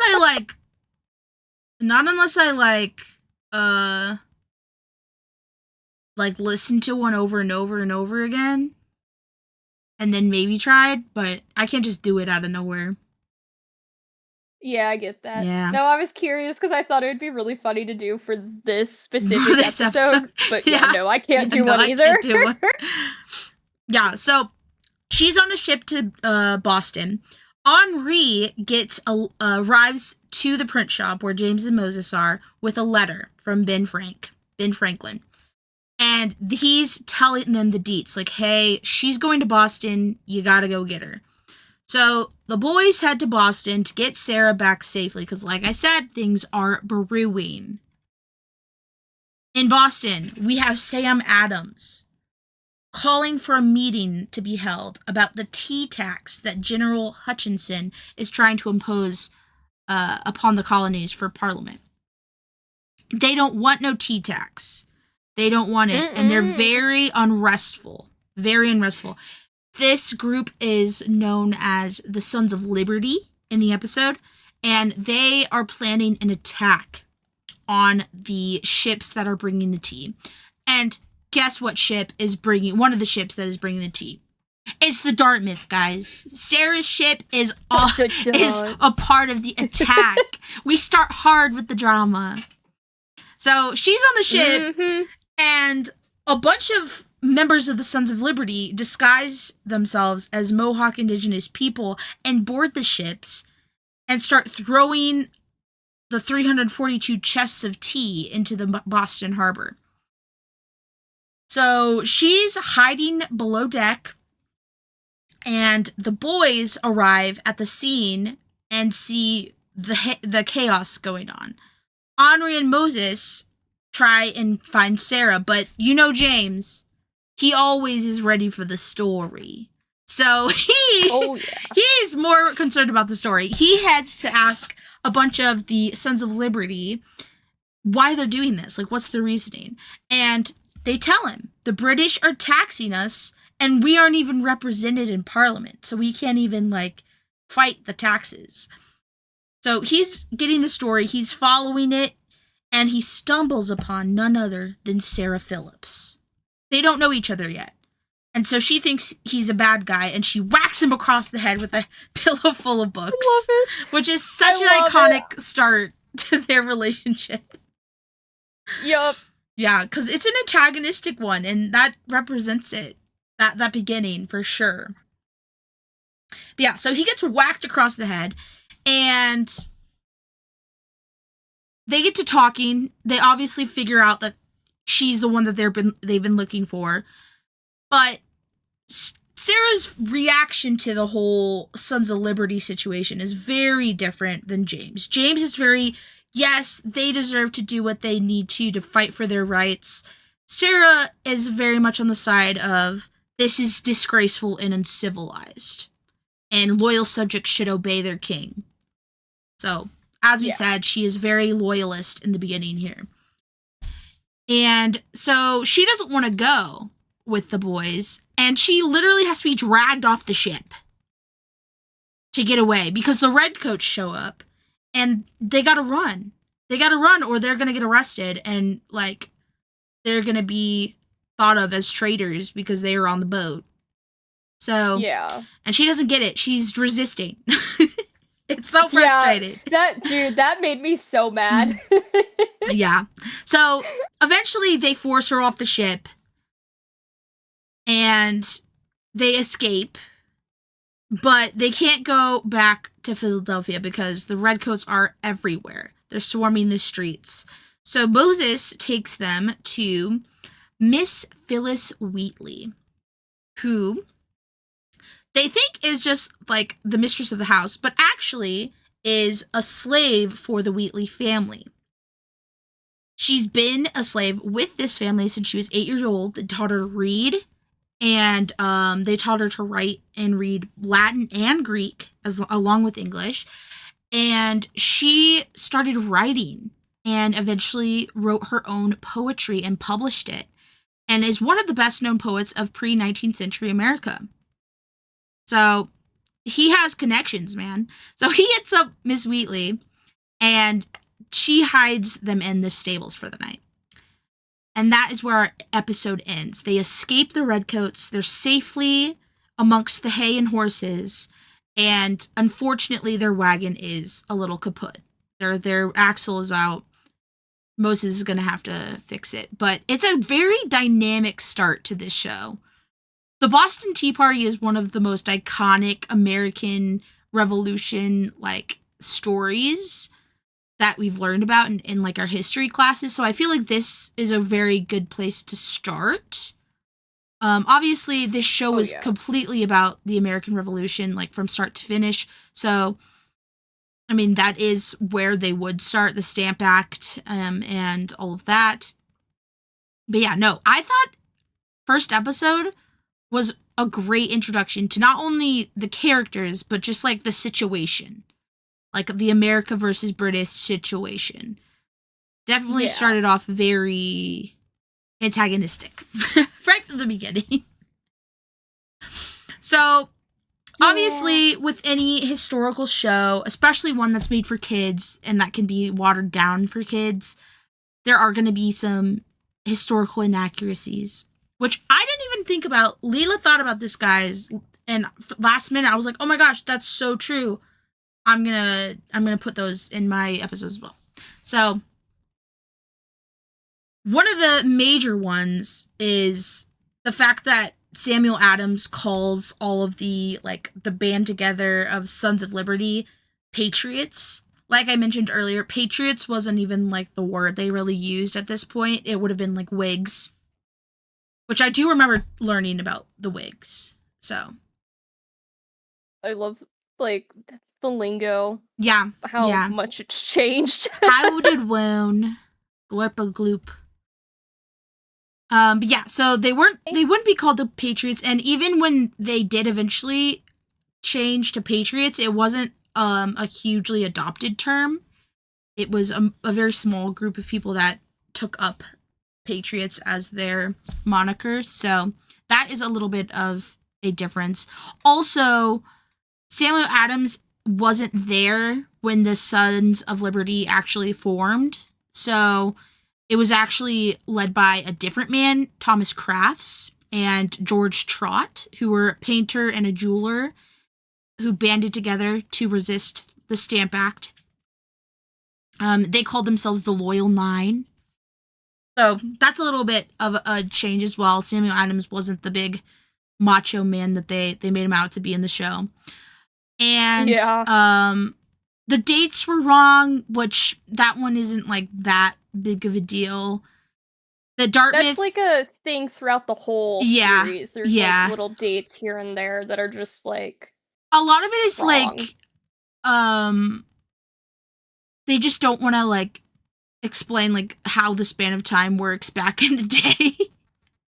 Yeah. Because like this... Especially for like kids. Yeah, exactly. Like, again, this is going to be... This is all for kids. So everything's going to be a little kidified, right? Not as much as I remembered, though.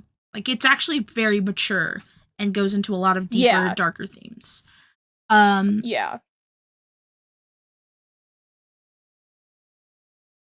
the tea thing in the show, it's very chaotic and haphazard, when in reality it was, like, very orderly. It was very, like, get the job done and we're done. And which is funny to me. Yeah, they were very organized about their rebellion. Also, there was no redcoats. There were no redcoats at the Boston Tea Party. They were too far away. Oh, yeah, I do remember reading that. Yeah, so that's right. They weren't actually, like, run off by redcoats. Especially because, like, they didn't want to repeat the Boston Massacre, because that was a huge PR scandal at the time. The Boston Massacre was, like, not a good time for anyone, and they kind of didn't want to get involved with whatever was going on, so... Yeah, Also, Phyllis Wheatley, big thing. She was already not a slave at this point, but in the show, she was still a slave. And, she never knew Greek in real life. And she had already been publishing her poems her poems were published in newspapers and magazines. And her first collection of poems was published in 1773, in London. So, and I love that for her. The dates are, a little fudgy, but again, this is for kids. The biggest thing, I think, is like the Samuel Adams Sons of Liberty thing, but nothing too crazy or detrimental to the story. Yeah. So again, big first episode. Episode 2, The Intolerable Acts. Again, we learned about this in history class. So after the Boston Tea Party, the Redcoats occupy Boston. Like, they are taking over. And our group of kids and Moses are stuck in the Wheatley stable trying to fix the axle of their wagon and escape this this whole situation. So King George and Parliament pass a series of harsh laws known by the colonists as the Intolerable Acts. The Redcoats start flooding the streets of Boston. Boston Harbor is closed.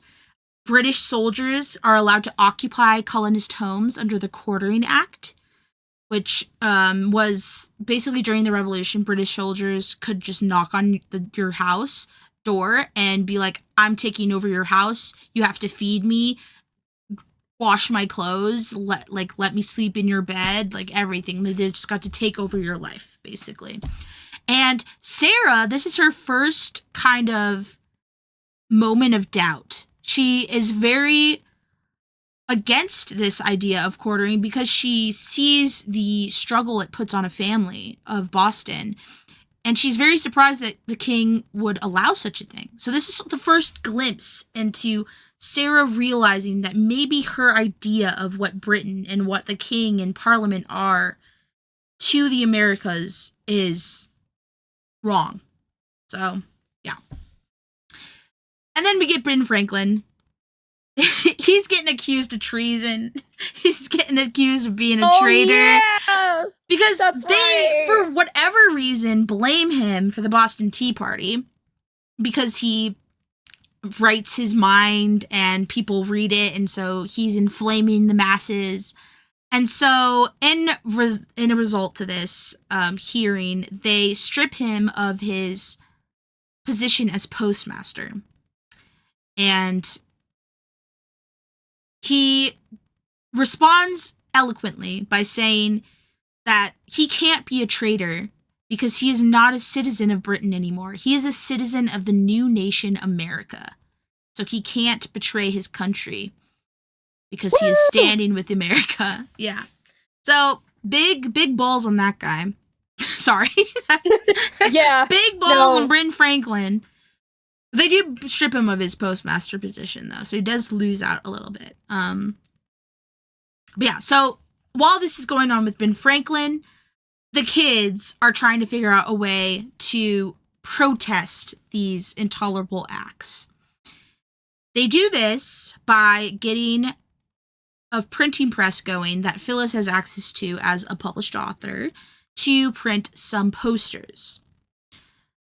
They get there, they start the printing, and soldiers that have quartered in the Wheatley's home notice the absence of the kids, and there's a curfew on Boston now. So they know that they're breaking curfew. They go out and hunt them. They do find them in the printing press, the printing building. What is it called? The printer. They were at the print shop. There we go. They find them at the print shop. Yeah, that's what it's called, a shop. Yeah. And are nearly caught after the Redcoats find them there. But Sarah, again, a big moment for her, lies for the group so that they can get away and head back to Philadelphia safely. Now, this is huge because Sarah hates lying, guys. She says it time and time again. She hates lying, and this is another act of rebellion that she has against the British that she doesn't quite fully understand yet. But she will. Yeah. So another crazy episode, man. Another crazy episode. Full of combatants against the British. Like, very closely, too, because they're literally living in the same home as them. Sarah's doing their laundry, which I can't. Yeah. I do remember learning about that in school and stuff. Like, yeah, I definitely remember learning about quartering.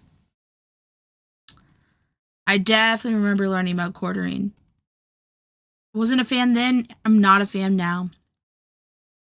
Yeah. Yeah. So they do escape to Philadelphia. So they get out of Boston, which is great because Boston is taken over now by the Redcoats. Boo. Yeah, boo the lobsters, bro. The lobster backs. That's what, I forgot about that. yeah. Yeah. That's so Yeah. funny. I forgot about that. Okay, It's a little so it's- not a whole lot. I mean, I guess no, this is a big moment too.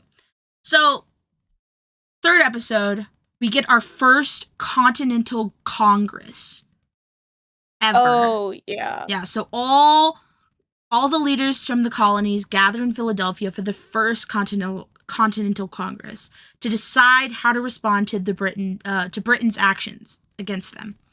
So, Sam Adams and John Adams arrive at the Pennsylvania Gazette because they have hired Ben Franklin's print shop to print their pamphlets to spread in Boston.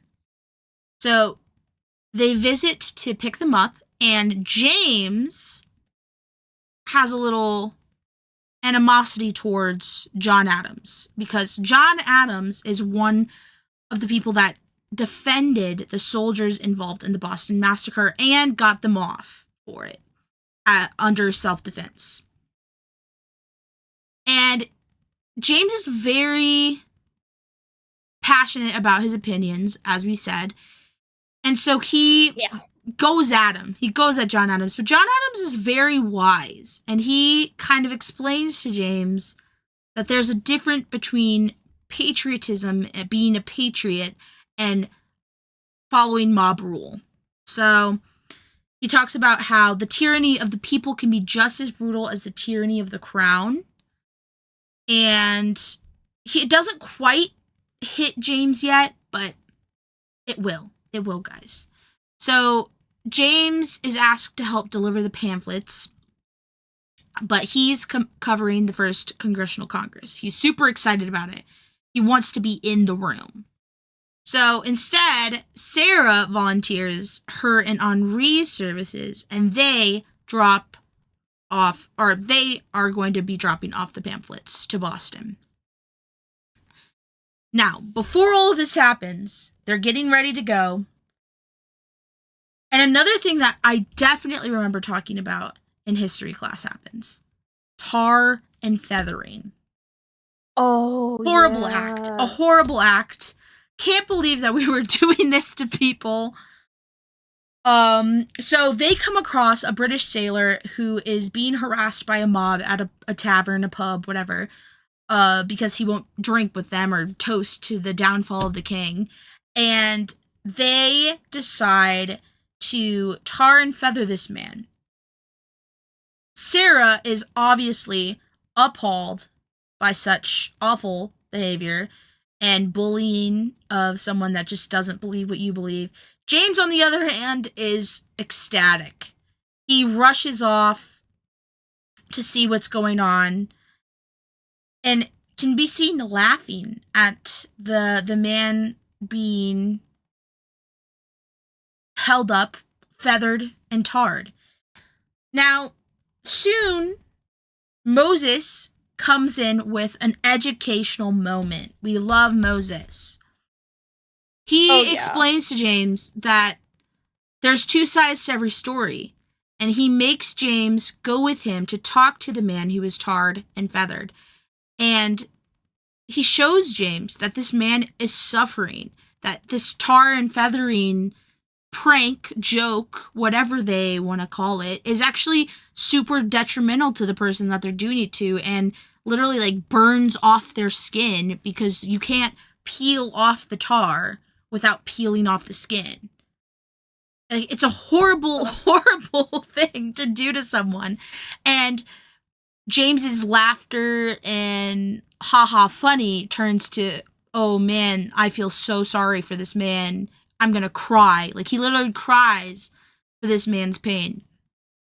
So, yeah, he definitely sees how what John Adams explained, that the tyranny of people can be just as brutal as the tyranny of the crown.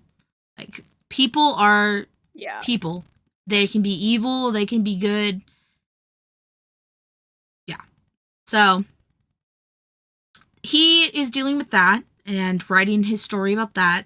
Now, Sarah and Henri are delivering their pamphlets to Boston, with only a few hiccups. And by the time they return to Philadelphia, the First Continental Congress has made their first important step toward acting as one united people. Because at this point, all of the colonies are their own countries. They're not even like togetherness. They're all their own separate countries. Yeah. So now they are joining together as one, as an America.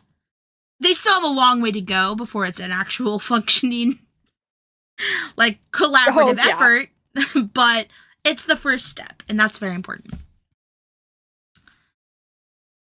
Right, guys.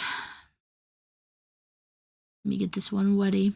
Yeah, that, like, I remember watching that. Like, I don't remember how I reacted to it as a kid, but the tar and feather thing, like, as of recently, I was getting so mad at James the whole time I was watching it. I was like, are you kidding me he right now? literally watched this man, like, in pain and was just, well, he didn't know that he was in pain, but he was laughing. He was laughing with all these other grown men, bullies. Yeah. Yeah.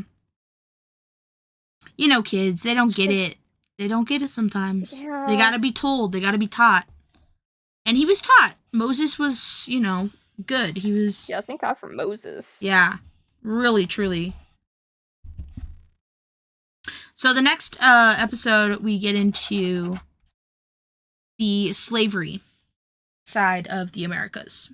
So, episode 4, their printing press is kaput at the Gazette, and Moses and the kids have to travel to Virginia to buy a new one.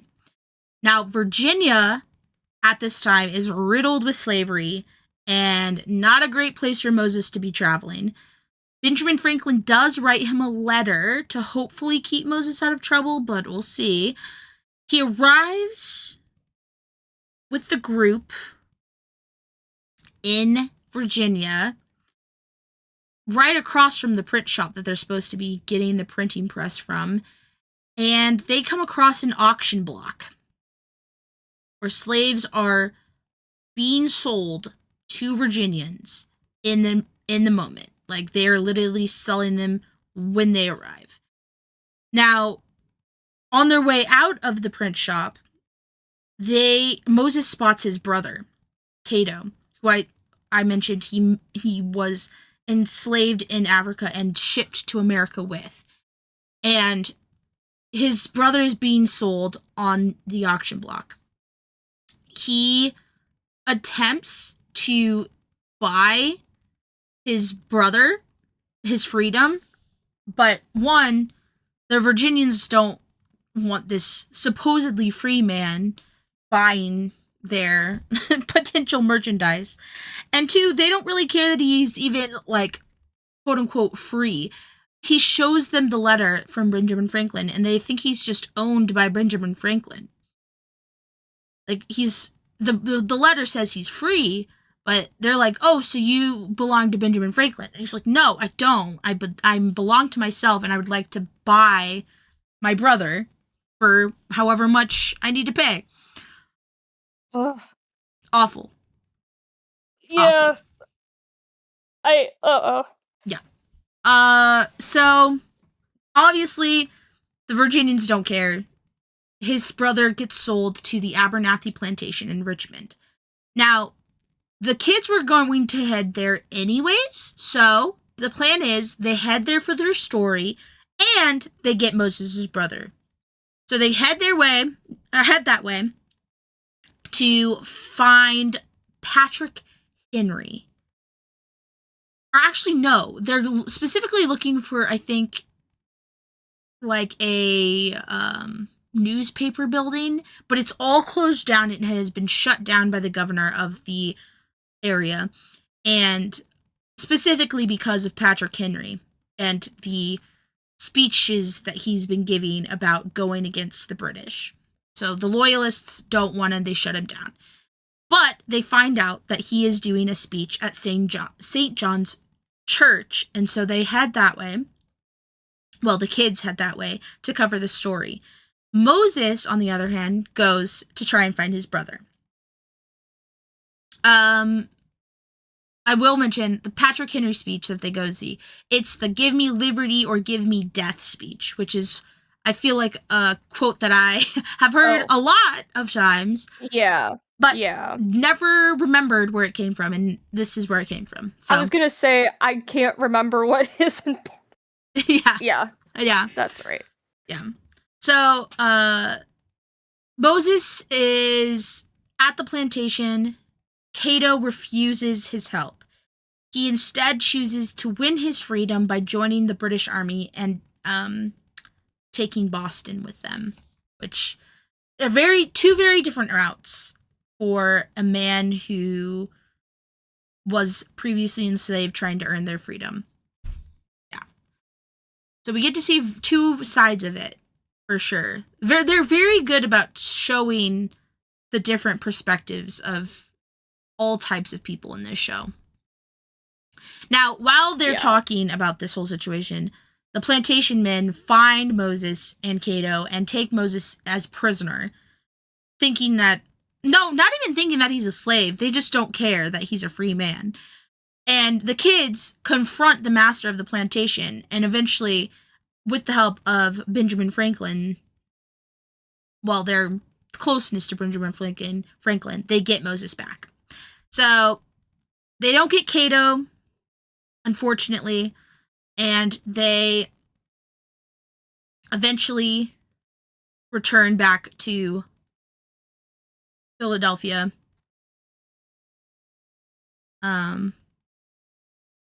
With, like, the printing press. So they get the printing press, but it's still not like a happy end, because Cato is just there. And the only way to win his freedom is to join the British Army. Which a lot of slaves did. A lot of men that were slaves in Virginia and several other colonies joined the British Army to gain freedom. That was a big thing. Same thing happened during the Civil War. Same thing happened with the Civil War. That's true. Yeah.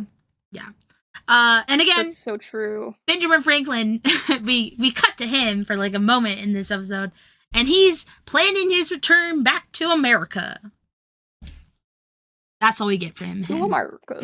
Back to America. Yeah. I feel like he's always God. Yeah. He truly is always gone. Like, even though he comes back for a little, he leaves again to go to France. So he's just never here. He's always on the dad move. Going out for milk. Yeah, he really is. So there were a few inaccuracies about this episode, but nothing too crazy. Again, it's just a timeline shift to help bring along the story. The whole freeing slaves by joining the British Army thing didn't happen for months in the real timeline after, like, the time that they're in here. But again, not an important shift. It's kind of just there to represent the events, not necessarily, like, yeah. They only had 40 episodes to do this, so. Yes, so we get to episode 5. One of my favorite episodes, Paul Revere. Love him. Oh, yeah. Yeah, so Midnight Ride, episode 5. Moses is caught in a secret meeting by the kids, and they freaking knock him down. They trip him up, and he's all injured, and he reveals to the kids that he's a part of a secret group called the Mechanics, which is a group of craftsmen fighting for the colony's independence for the British. They are intel. They have, like, all of the happenings going on. Well, he was supposed to be meeting someone and getting a vital message to Joseph Warren. And the kids kind of ruin that. So James and Sarah take up the task to continue this journey and get that message to him. So they travel to Boston on an emergency supply shipment And I think it took them like 13 days, right? I think that's the one where they were like, oh, we made it in 13 days on this like ship. It was like so quick. I think so. But they couldn't even arrive in Boston because Boston Harbor is closed. So they had to arrive off of Boston by like a 2-hour walk. So they had to walk 2 hours on foot to get there through the swampy waters. It was gross. Disgusting. They did come across some redcoats, and hiding in the brush, they uncovered that the British aren't headed towards New York like it was believed by Moses and his intel. They're actually secretly ordering troops to march towards Lexington and Concord, which huge. Lexington and Concord is the beginning of the revolution. Like, yes, these little events are building up to it, but this is the beginning. So they arrive at Joseph Warren's, find Paul Revere and William Dawes hiding there as well, and they tell the three men everything they heard. They also deliver Moses' message, but they confirm that the redcoats are going to Lexington and Concord by sea to seize colonial weapons and arrest Samuel Adams and John Hancock. So they had that intel and they knew that it was coming, but this confirms it, right? Sarah and James each go with one of the men. So one goes with William Dawes, one goes with Paul Revere to cover the story of them warning the cities of the British invasion. This is when Sarah becomes a journalist. This is when she starts covering the stories, starts writing from her perspective. It's sick. Woo! We love Sarah as a journalist. We truly do. Yeah. Even though she's a little rat at the beginning, we still love it. So Paul Revere and Paul Revere is eventually captured as well as James and Sarah because Sarah leaves William Dawes so that he can make the journey quicker to warn everyone. They're riding around saying, the British are coming, the British are coming. You know, the thing that Paul Revere does. Though I will say we really only learn about Paul Revere. We don't really learn about William Dawes as much. Yeah. Yeah, but it was both of them. They rode on horseback a long while, miles, to deliver this message to the towns of Boston. Or no, of Lexington and Concord. And, so they get captured, but there's a skirmish up ahead, and the British soldiers realize that they're just going to slow them down. So they do get freed really quickly. And Paul Revere heads back to help with the John Hancock and Sam Adams escape.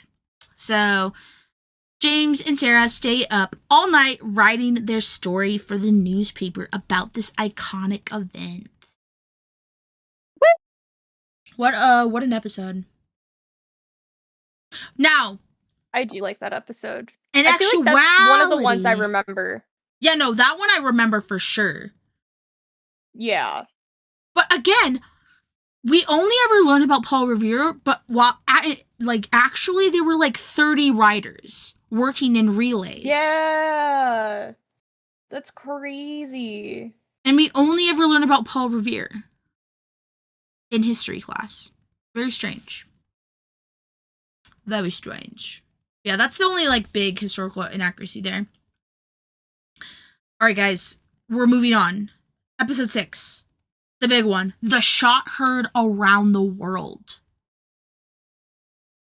Which we definitely have talked about in history class. That one we definitely have. So, yeah. This episode marks the first battle of the American Revolution. It's huge.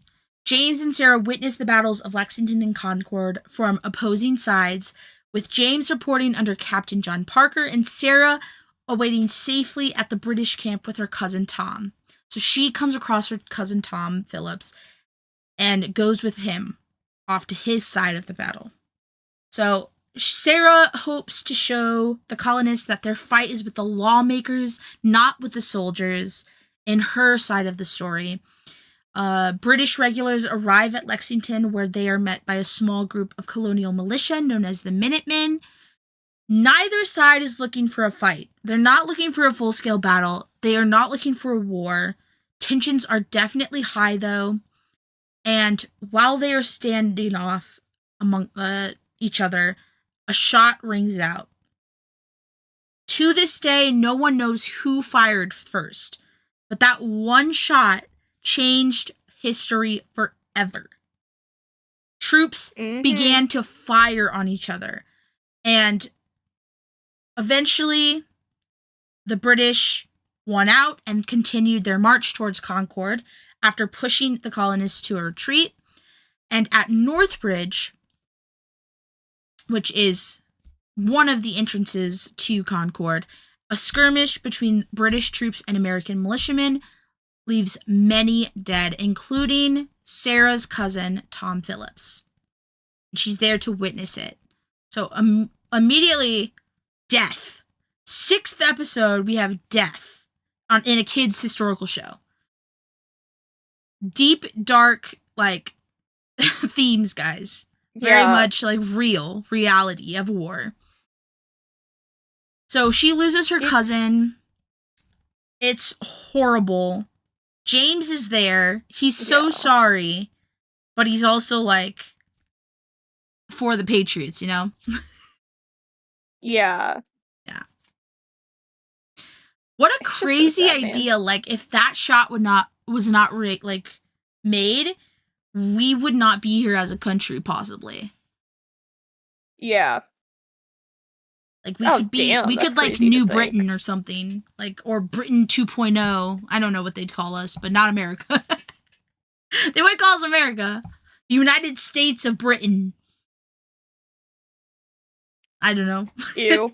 or even weirder, we would all be different countries. Like, all the colonies would just be different countries. Oh, I could see that. Yeah. But then, no, I don't even think that would have been, because the British would have been able to, like, without us uniting as colonies into one thing, we wouldn't have been able to convince France to help us win. So I think we would have just been a British, like, territory. Yeah, one shot, man. One shot changed our history forever. To this day, no one knows. No one knows who shot. Which is crazy. Yeah. Some inaccuracies here. The first shots were fired just as the sun was rising, but in the show, it's like post-dawn hours.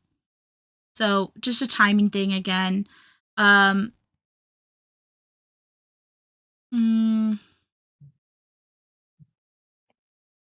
Yeah, so like, that a lot of that. That title, "The Shot Heard Around the World" of the Gazette, wouldn't have been written until 1837. So many, many, many, many years later, that was named that by Ralph Waldo Emerson's and Concord Hymn, written in 1837. But regardless, it was still the shot heard around the world. All right. And then we get to something that I've never heard about in my life. The Green Mountain Boys. I do not remember learning about the Green Mountain Boys at all. Do you? Because I have no clue. I have no clue who the Green Mountain Boys are. So, episode 7, the gang reads a newspaper article written by Ethan Allen from the New Hampshire Grants, and it's talking about the Redcoats taking people's land in New Hampshire. So, James, Sarah, and Henri travel to the Grants to find and verify the story. After Sarah announces she is a journalist seeking passage in the name of the king, to who they suspect are thieves, this girl, like, what did she think was going to happen? The kids are kidnapped. When she did that, I was like, are you kidding me? She's supposed to be the smart one. I demand passage in the name of the king. Okay, girl, whatever. They don't care. You're not in England. Yeah, no. So the kids get kidnapped by those men, because they're not about that life, and they are taken to none other than Ethan Allen, the writer of that article that they read. And he is apparently the leader of a militia known as the Green Mountain Boys.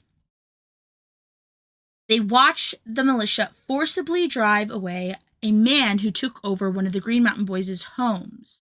And then they set the house on fire to show them they mean business. I didn't quite, like, I know why they're doing it, but also, like, wasteful. Like, this man talks about how he built this home for his family out of love, and, like, he burns it down so that they can't have it anymore, because even if they got it back, the British would just take it again, so he just burns it down. I don't know. I feel like the message isn't really hitting for me. Maybe back then it would have, but I feel like we could have just, like, pushed them back, and then eventually you could have your house back, but now it's burnt down, so now you don't have a house. You know what's crazy to me? Yeah. Well, I guess it's not crazy to me. It just made me think, like, the way they protested back then, still pretty much, Setting things on fire? Yeah. yeah. Yeah. We love to do that now, man. We love to set a flag on fire, a car on fire, throwing bricks at windows. Yeah. When we mean business, we like to do that. Some of us, not all of us. Yeah, not all of us. Yeah. So that's their form of protest. The Green Mountain Boys are planning to take Fort Ticonderoga? Ticonderoga? I think so. Which I do remember learning about that, but I don't remember the Green Mountain Boys at all. I don't know. Yeah, Maybe I just remember forget. the Green Mountain Boys either.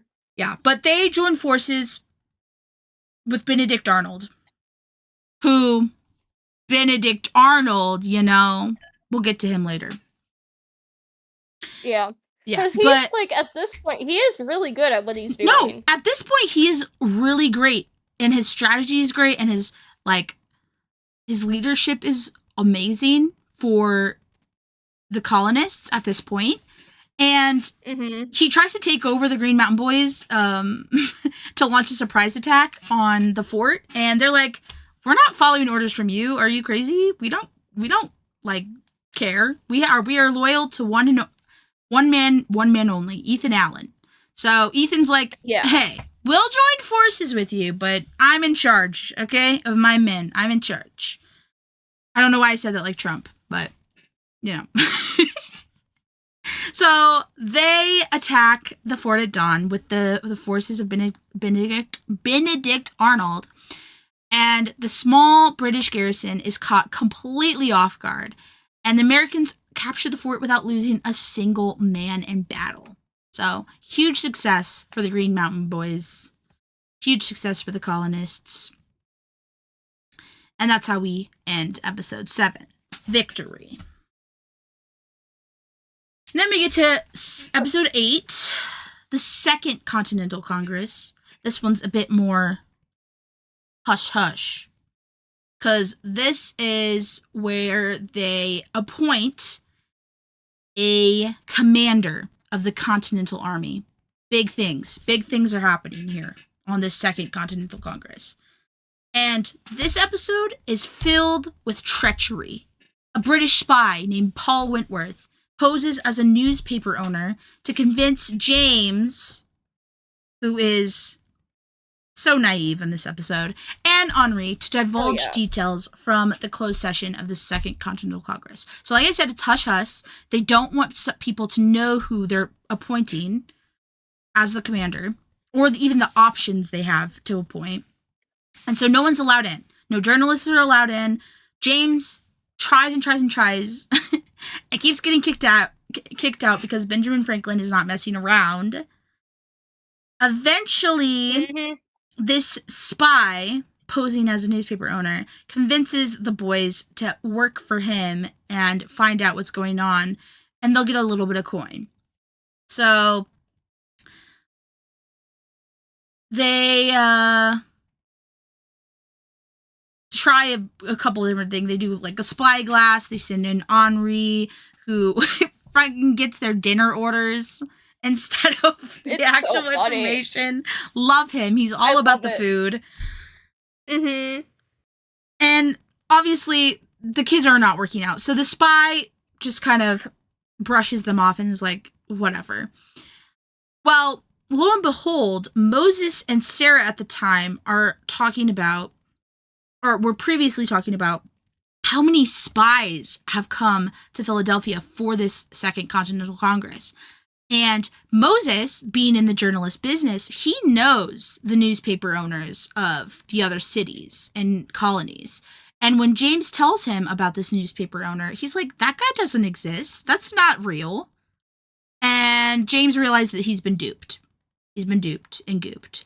So James comes up with a plan to throw the enemy off. He sends Paul Wentworth a letter saying he's got info. Well, he gives him info and it's completely wrong. He's like, they're going to Rhode Island. This is the commander, John Hancock, blah, blah, blah, blah, blah, talking about their forces and like a bunch of fake strategies. And when Wentworth goes and delivers it to the Redcoats, they follow him. And they believe that this naive boy, this like little boy that knows nothing, told them the right information because he believed that Paul Wentworth was a journalist. So they dupe the Redcoats. They get him back. Also, Henri takes their boat out, which is very funny. Oh, I forgot about that. Yeah, he like puts a hole in their boat and they all, and he's like, I'm wearing silk. No. And then he gets in the water because he's drowning, man. They're both sinking. Mm-hmm. Poor guy. Yeah. So this one, this one is also a timing thing. The Battle of Bunker Hill was after this date, but they talk about it as if it was this date or before this date in the show. Not much of a difference there. And yeah. A funny thing that is inaccurate. Henri talks about how he got the lunch orders. The word lunch wasn't even a thing yet. Oh, yeah. Yeah, so lunch wasn't used until 1786. So, yeah. It would have been referred to as supper. No, dinner. And then dinner was supper. So, which is so weird. Yeah, so weird that we changed that. Supper, I feel like, are... No, they're the same. They're the same word now. Yeah. Yeah, it's just a fancier thing. Yeah, so that is episode 8. Episode 9, Bunker Hill. James witnesses the Battle of Bunker Hill from the American camp, while Sarah searches the British camp looking for Lieutenant Hampton, who might have some information on her father, Major Samuel Phillips. So again, we're getting two sides of the story, y'all. So Sarah's with the British. She's hiding with the British, and she's like, hey, guys, I'm looking for this guy, this lieutenant. And they're like, look, you gotta get out of here. We're doing battle. Like, just get out of our way. So the soldiers try and escort her out of harm's way, and she tricks one of the soldiers to getting off his horse so that she can get on it and flee and find this lieutenant. So she steals the soldier's horse, finds out where this lieutenant might be, and heads there. And as this is happening, the battle is beginning. And this is the iconic hold your fire until you see the whites of their eyes, which again definitely learned about this. Yes. So eventually, the defenders of Bunker Hill, which was actually on a separate hill. It wasn't actually Bunker Hill. It was like, I don't even remember what it's called. I don't either. I'm gonna be so for real. Yeah, like, it's not Bunker Hill. It's some other hill, but it's right next to Bunker Hill. But yeah, so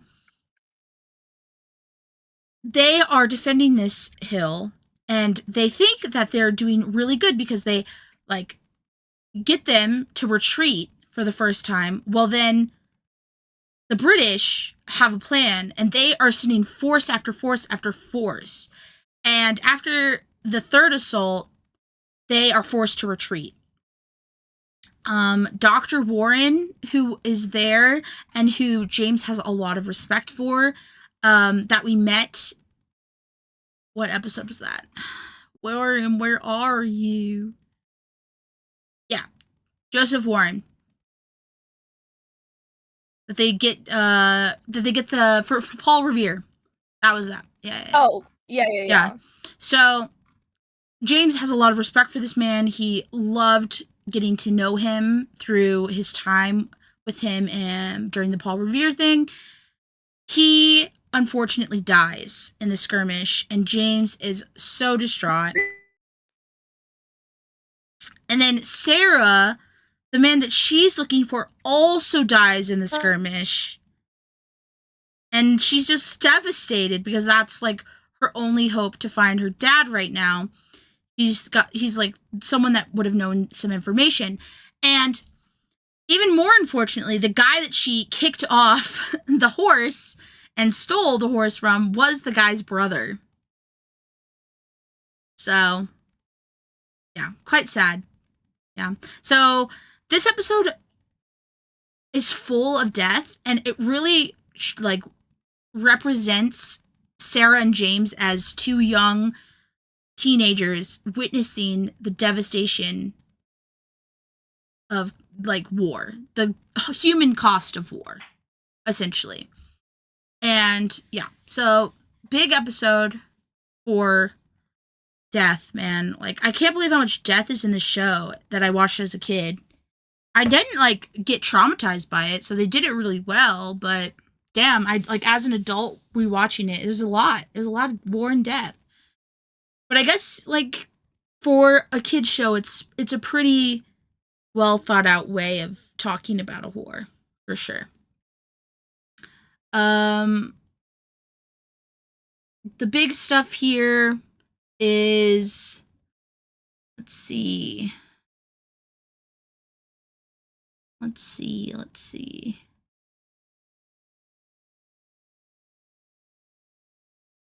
Yeah, there's not a lot of big things. The only thing is the do not fire until you see the whites of their eyes. It's debated whether Prescott was the actual person to say that, Colonel William Prescott, but that's the only major thing. Nothing big for Bunker Hill. Episode 10. We're halfway through my section of the episodes, guys. Postmaster General Franklin. Previously, he has been stripped of his position as postmaster. But things are brewing, guys. No one's getting their mail. Sarah's mom hasn't been receiving any of her letters for a while, and the gang uncovers a plot by the Royal Mail Service to intercept and confiscate letters from the colonies. They see a bunch of Tories going through their mail.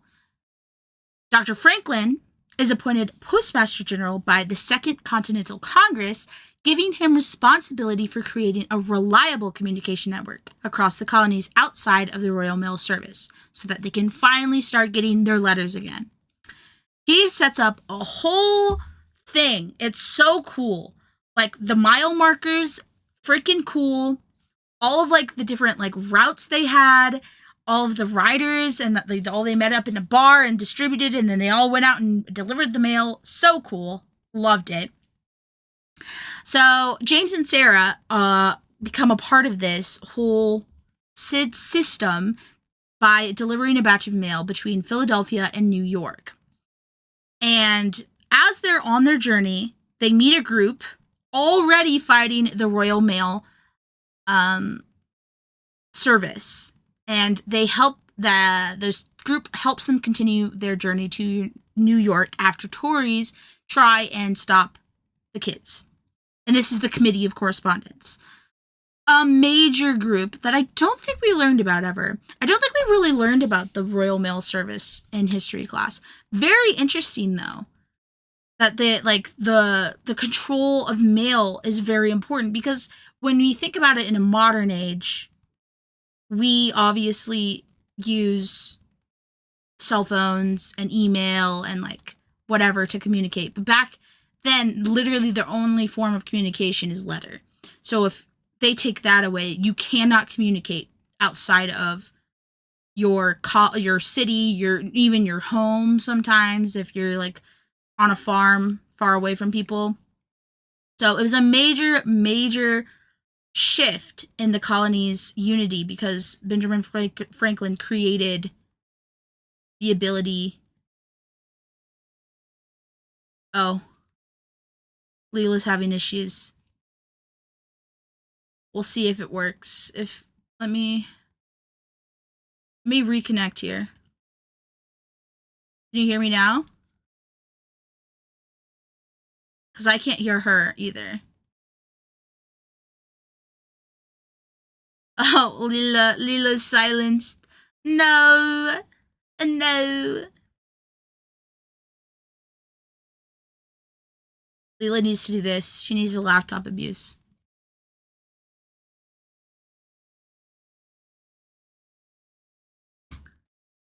Okay, can you hear me? No?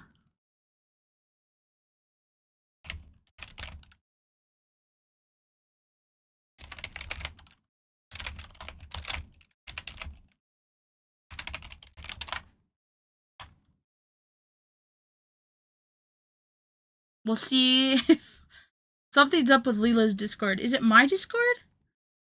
No, oh my gosh. Hello? Hi! Jesus Christ. You can hear me and we can hear you. Awesome. That was so annoying. Yeah. It's literally just Discord. I didn't have any other issues with anything. Brother. Oh. It's always Discord, man.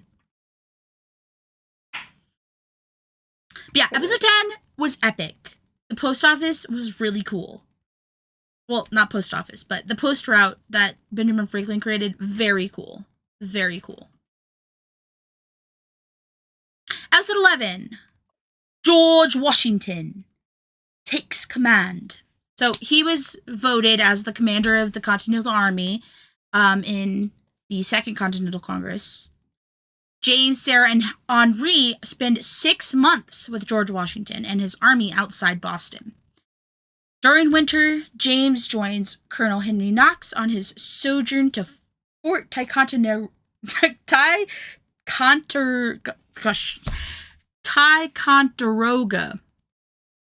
There we go. Oh, God. To retrieve heavy artillery confiscated from the British. And General Washington uses those supplies and takes command of the army, lifting the British occupation of Boston. So this is a big episode. Boston is free. The free. Woo! Yay, Boston.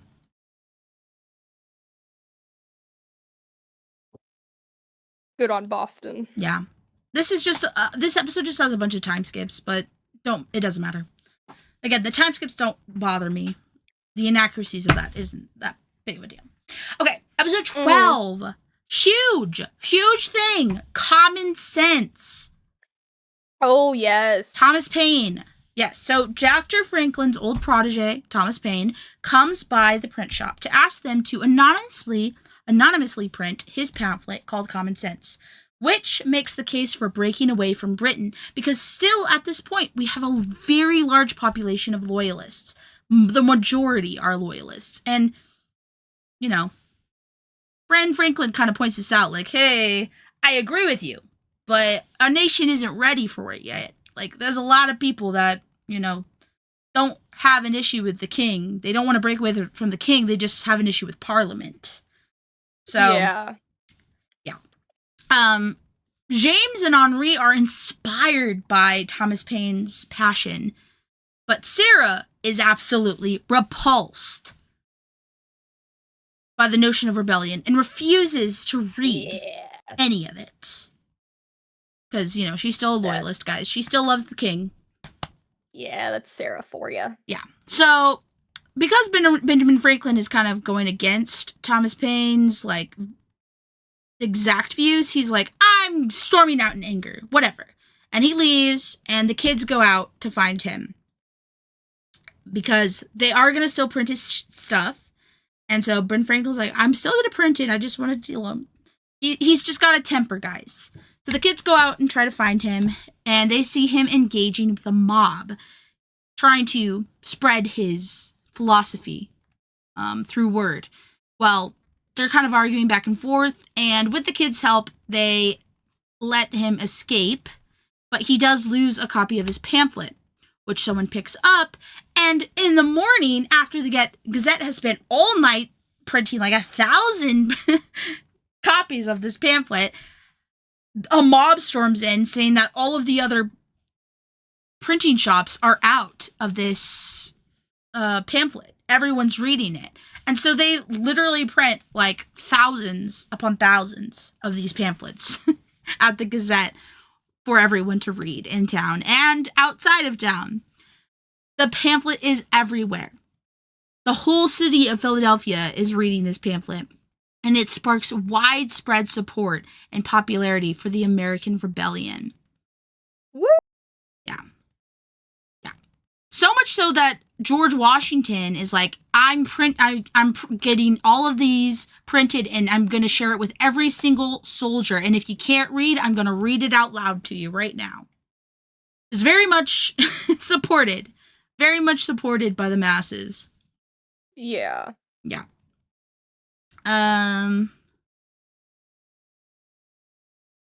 Yeah, nothing there for that episode. Okay. Episode 13. The reason we're here today. The reason we're here today for this 250-year anniversary episode. The first 4th of July. Yes. Oh, yeah. Yeah. So, Yeah. James starts our episode out by going to interview George Washington for the Gazette. German troops are arriving to help the British at this point, so this is where things get a little stinky. This is where the ideas of maybe we need France's help start to begin. Washington talks about how they need a Declaration of Independence to be signed as soon as possible so that they can convince the French to send their own troops to help the colonists, now that Germany is helping the British. In Philadelphia, delegates to the Second Continental Congress gather to decide one of the most important questions in American history. Should the colonies officially declare independence from Great Britain?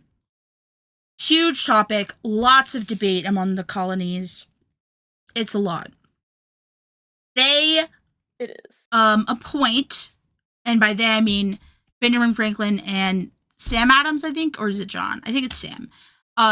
They appoint Thomas Jefferson, played by Ben Stiller, by the way, to draft the Declaration of Independence and to see what ideas Thomas has, because he's holed up away in his room, writing, not wanting to be disturbed. Sarah poses as a chambermaid to steal Jefferson's trash so that her and James could see what he's writing about. And when James sees that it's a Declaration of Independence, he is hype. Sarah, on the other hand, is, a loyalist still. So don't need to keep repeating that. Sarah's still against it. So Yeah. at the initial straw vote, the only 2 colonies vote against that, the idea of declaring their independence. But Franklin sends James and Moses on a mission to go get the sick Delaware representative so that they can get him there before the vote tomorrow so that they can officially okay this independence thing. So they go get him. He is coughing up a storm. He's like dying writing here. He gets there. They were able to convince the other colony as well. And they get a unanimous vote to declare their independence. So now the big debate starts on what words to use. So Thomas Jefferson, his draft gets picked apart by everybody in that room for quite a while. But eventually they come to an agreement on the words, and on July 4th, 1776, the document is approved. Now, a lot of people assume that it was signed that day by everyone, but it took a while for everyone to sign it. Like, it took for like another month or 2. But the official document was approved and first signed by the first person July 4th, 1776. So that is why we have our July 4th celebration. That is our official independence, declaration of independence from Britain, and that is why we are celebrating today. Yes. Here we go. Big episode, huge episode for the Americas. So episode 14, New York. So like I said, they were heading to New York in one of the other episodes. Well, they're headed there again. Sarah visits Mrs. Radcliffe, a New York loyalist, and stays to report on the story from the perspective of the city folk. She is so annoying. This lady is so annoying. Very posh, very British American, and Sarah's just eating it up, right? Meanwhile, James is on the other side of things once again and witnesses the loss of New York City to the British. The Americans are suffering defeat after defeat on Long Island and Manhattan and are forced in a series of difficult retreats.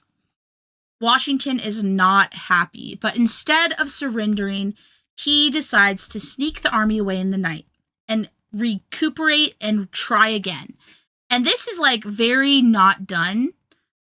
Usually in this type of war, like you're supposed to surrender when you're like defeated. But no, Washington's just like, I'm going to regroup and I'm coming at you strong. Like I'm just going to keep doing that until I break you. A very different type of warfare than the British are used to, and really set Washington above the rest for the commanders, and why he became like so big and eventually the first president of the United States. So, despite these losses, Washington is able to save his army to fight another day over and over and over again. And this is also the episode where Henri pretends to be an American spy. Oh, yeah. And is captured by German soldiers and held because they think he's an American spy. Big episode. Something else. Yeah. We love him. Yeah.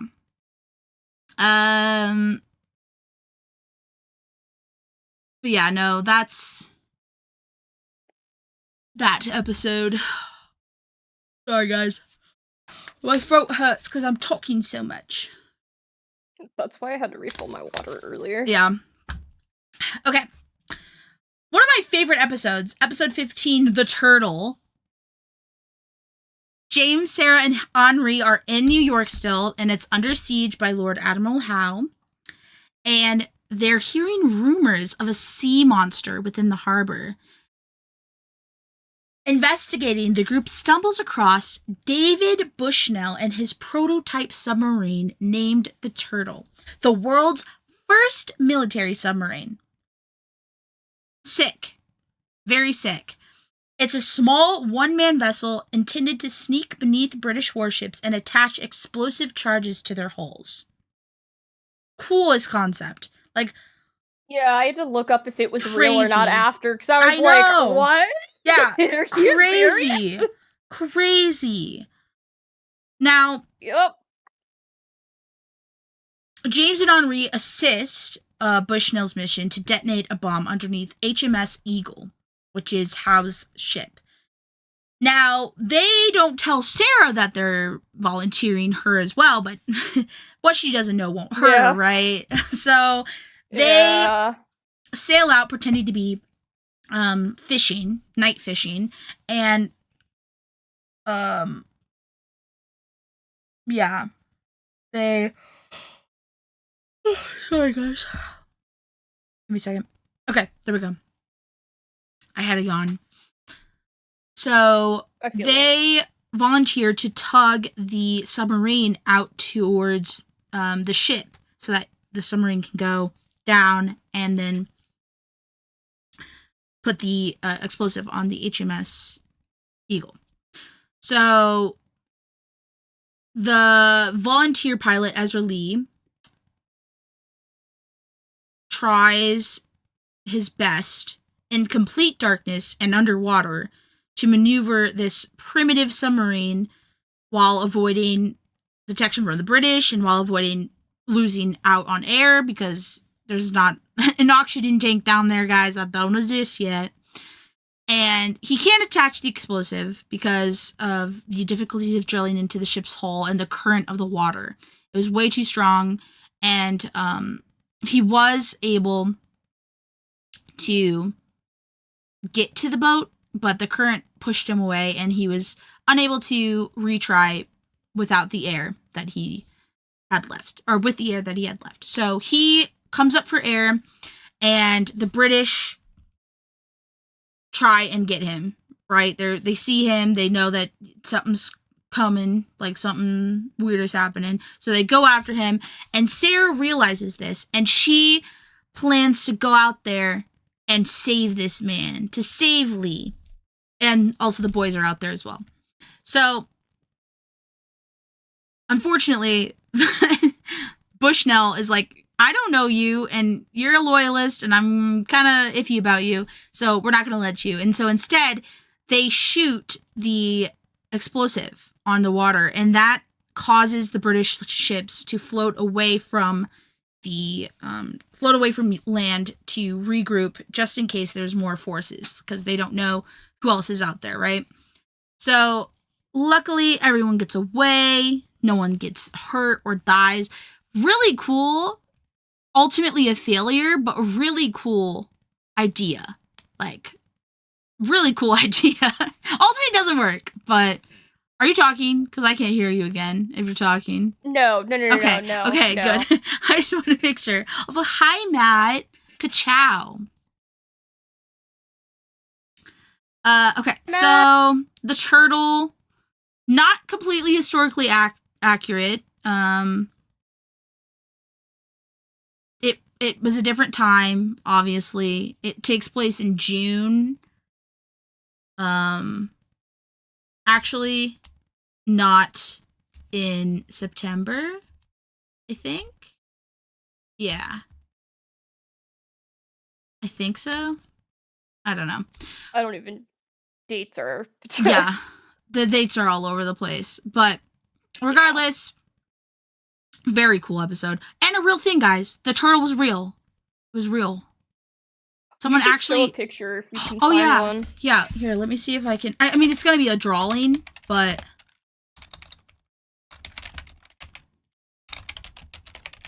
Well, yeah.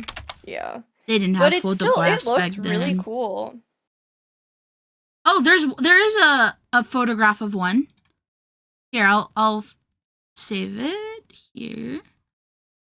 All right, guys, this is freaking sick. Look at this shit. Oh, it's way too big. Okay, here it is, guys. Look at this submarine. It's so cool. This is so cool. There's a little guy in there. Yeah, Oh, so there that's you the go. turtle. I was like... Yeah. Yeah, the delay. The stream So delay. cool. Yeah, the delay. Mm-hmm. Yeah, so that's the turtle. All right, episode 17. Oh, no, 16. Oh, yeah, this is, yeah. So, as the British occupy New York, General George Washington desperately needs reliable information about enemy troop movements and military plans. And one of the ways they got this information were spies. One of these spies, Captain Nathan Hale, volunteers for an extremely dangerous mission behind British lines, disguised as a school teacher. Hale travels into occupied territory to observe British defenses and record what he learns. He succeeds in gathering this information, but before he can return to the American lines, he is arrested by the British, and they find hidden amongst his belongings detailed notes that reveal his identity as a spy. James is also captured when he tries to help Hale, because the kids met him and realize that, or find out about his mission from him, and they follow him to where he's supposedly supposed to be getting on an American ship to deliver the information he has. Unfortunately, he hails a British ship. Yikes. Big yikes. And they take him and James aboard the British Navy vessel. This is also when they explain the idea of, what is it called? Shoot. I can't remember the word for it, but they would take colonists and force them to join the British Navy. Oh. Like, they would just put them on the ship and be like, all right, well, you're on the ship now. You have to be a sailor for us. Like, Yeah. they had no choice. And they were trying to do that to James. But Henri and Sarah come up, and Sarah pretends to be James's fiancée. And, Dude, I love that part so much. yeah. And she pretends that James and her are both loyalists and that he is itching to join the British Navy, but they have to get married first. And the soldiers believe the story and let him off to go get married. The naivety. And then he's like, young love. Yeah. Very funny situation. So unfortunately, Nathan Hale did not have that experience, and he is found guilty of spying and sentenced to death. Before his execution, he reportedly declares, I only regret that I have but one life to lose for my country. And then he is hung, and the kids are there to witness it all. So, yeah. Big death. And again, they talk about, like, being executed by hanging in a kid's show, which is very interesting. I wonder if any kids had, like, hey, what is that? What does that mean? Or if, like, at that point they were already supposed to have, like, learned about that. Like, I can't think about, like, in 5th grade what I was learning about. Like, did I know about, like, lynching or, like, hanging at executions or any of that? I don't think so. I don't know. But yeah, really, really dark episode. Had a lot of humor in it, like, overall, but very dark. Oh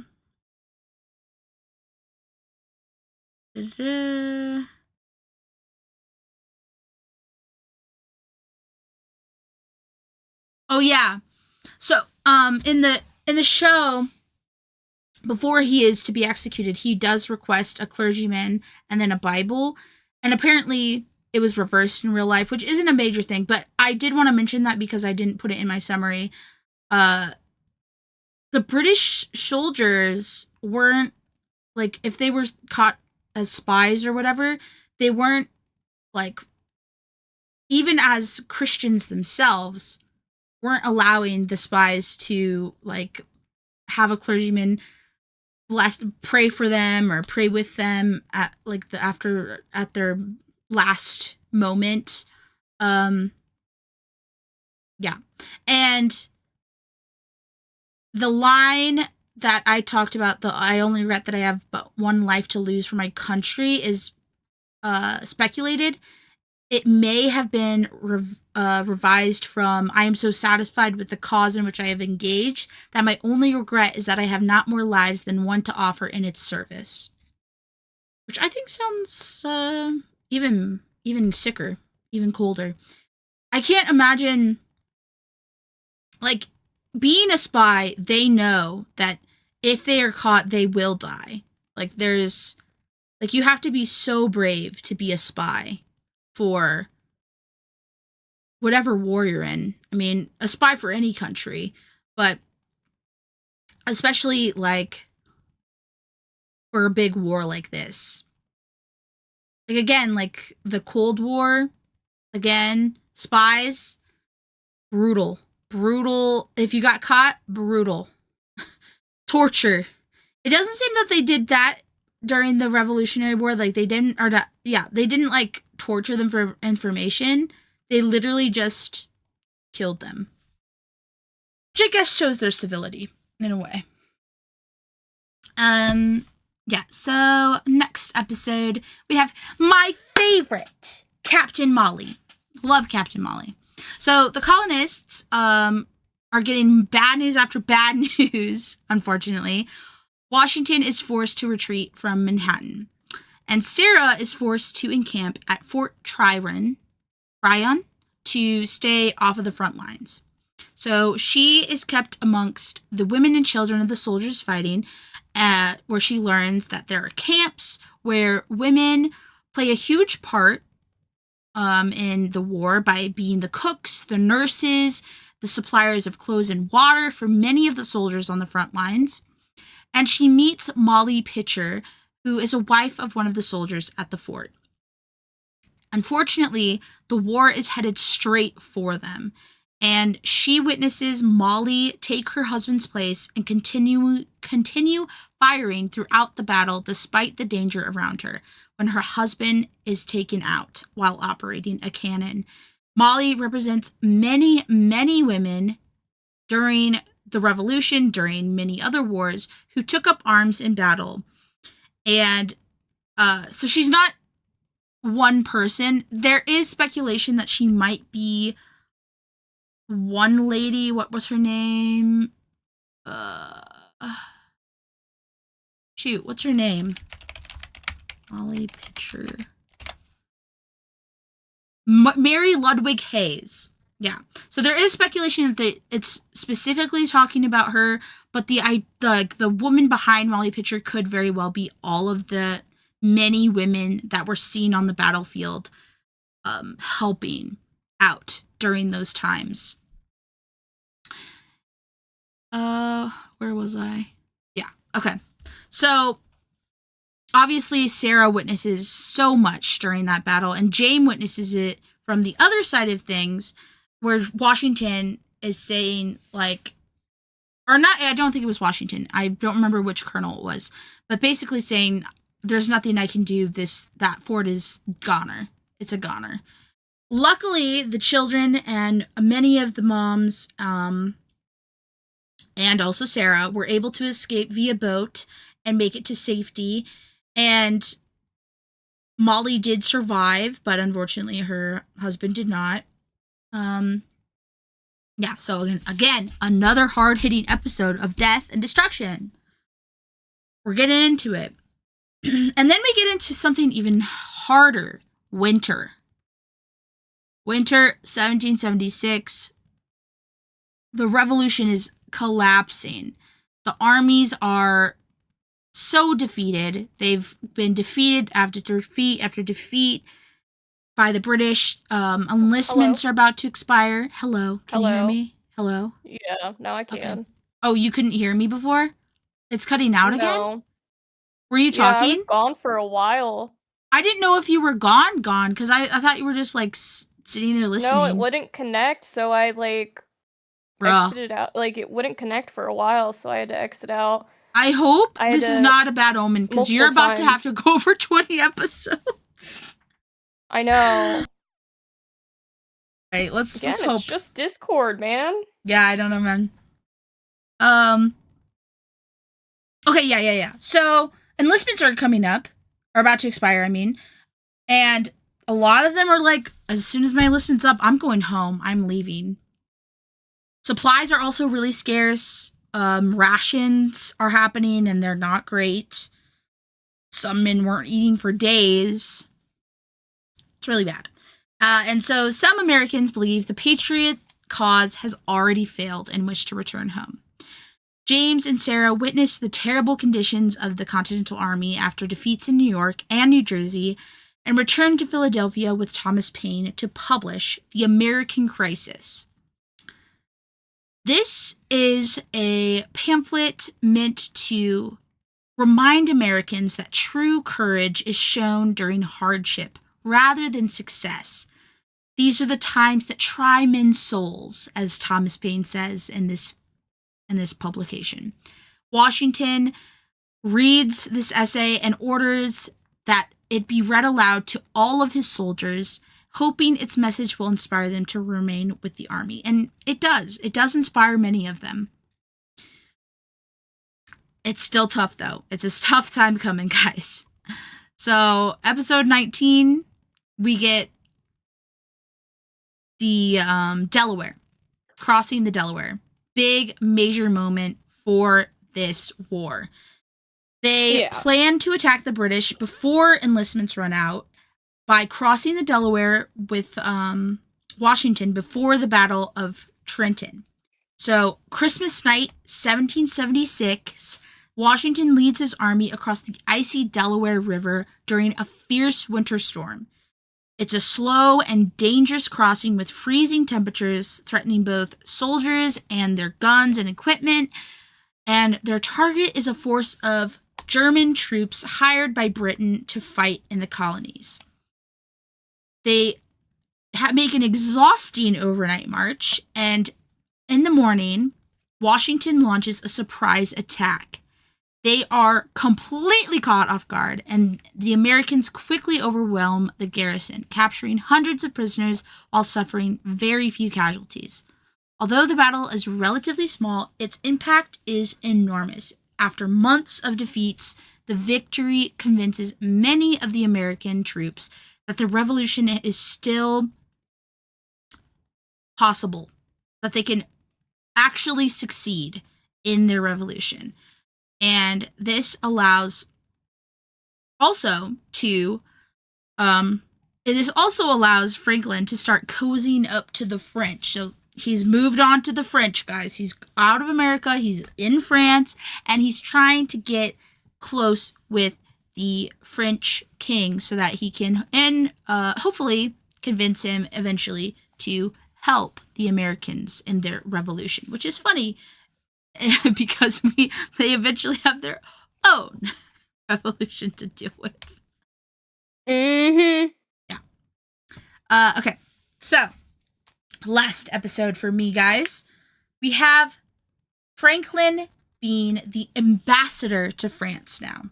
He is working tirelessly to get military aid from the French foreign minister, and his reputation as a scientist, as an inventor, as a philosopher, as a writer makes him a celebrity in French society and allows him to meet a lot of influential political leaders and members of the royal court. With these relationships, he is able to assuage their hesitation a bit, and eventually they build trust while waiting for the American military victory that will prove the colonies are capable of winning. Because the French are a little hesitant. They don't want to get in war with Britain. Like, Britain's a big nation. They don't want to start a war with Britain. But while this is all going on, James is meeting up with Captain Alexander Hamilton. Sorry, that's from the musical. And my name is Alexander Hamilton. And on the way to Washington's winter encampment in New Jersey, James meets up with Alexander Hamilton, and they go along on the journey together. This is also when Sarah contracts smallpox, guys, in Boston. So in Boston, there's a smallpox outbreak, but at the same time, there's a new thing called inoculation. You basically take mercury, you poison yourself, and weaken your immune system, and then you dose yourself with a little bit of smallpox and fight it off, and then you're not able to get smallpox anymore. It's a vaccine, guys. It's a vaccine. New idea. Some of the doctors are not gung-ho about this, and Sarah volunteers to be the first to try it so that the kids will be more comfortable doing it. Well, the kids actually go through it pretty well, and she actually has way worse of a reaction. She's like seeing her dad. She's like, I was so far away and he brought me back. Like, she was dying, guys. But with the help of Abigail Adams and the doctors in Boston, she's able to recover and eventually inoculated for smallpox. Which, crazy, inoculation for smallpox in 1776. Crazy. Yeah, I can't believe that was a thing. Yeah. Then. I can't either. Very strange, very crazy. But yeah, that is episode 20, guys. That is my half of the Liberty kids, the Liberty's kids. And there's a lot. I mean, like, so much death and destruction, but so much resilience. And I do love getting to see, like, even though Sarah's annoying for being a loyalist sometimes, I do love getting to see that side of the history as well. I appreciate that they show both sides in this show because that is still part of the history. Even if that's, like, not the side that we were for, it's still important to see how they were thinking, how they were feeling about certain things, how they were planning. So, yeah. First half, there you go.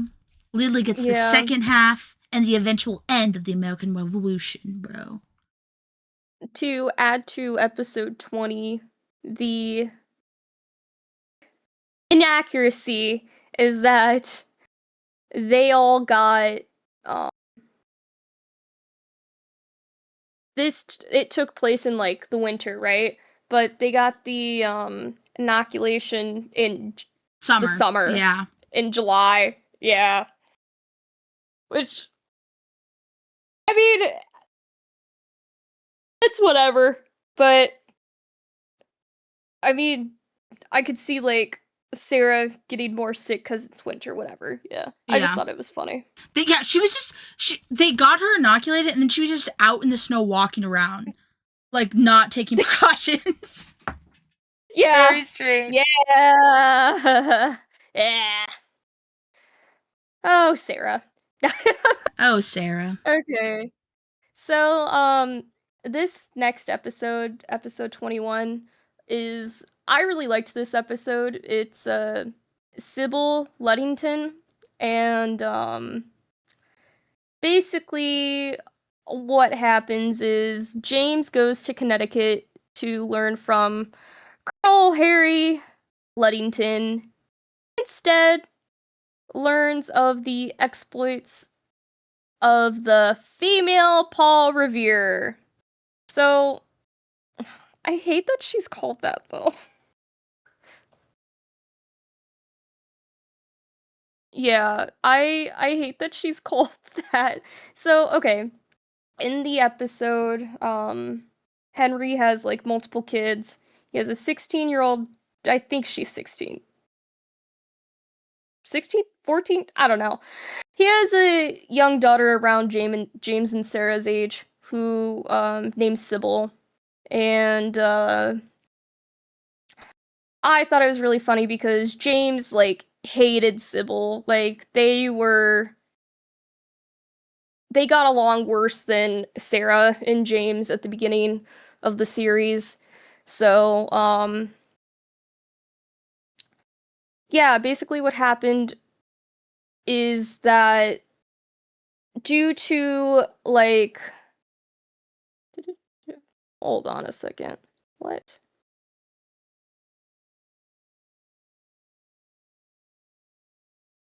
So basically what happens is that there's an attack on Danbury, a city or town, and kind of like similar to like the Paul Revere thing. They needed someone to go like warn people that it was being under attack so they could get more help. And like really rally people together to basically help save this town. And Sybil, who at the time, again, young female, she volunteered and went, what was it, like 40 miles? Hold up. She went, this is not a good sign. My connection is slowly going away. Well, whatever. Meanwhile, Sarah is with Benedict Arnold, and they both witnessed the destruction of Danbury by the British, like, firsthand. So she's, like, actively there while James is with Henry. And, they... Jesus Christ.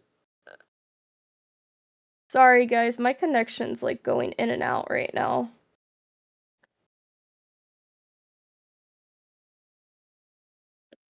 Okay, well, hopefully it doesn't die on me. Anyway, yeah, Sybil, she actually went farther than what, like, Paul Revere and the 30 other men did in the middle of the night, and, the one inaccuracy is that they animated her riding the horse wrong, I guess. She's riding the horse like any normal person would, but I guess women during that time didn't ride horses like that. So she had one leg on each side, and apparently that just was not the norm of the 18th century, but this girl also did not act like the norm during that time either, so I don't know who's to say what that actually was. There's a lot of people that debate that this actually happened too, but because I guess like it wasn't recorded until way later.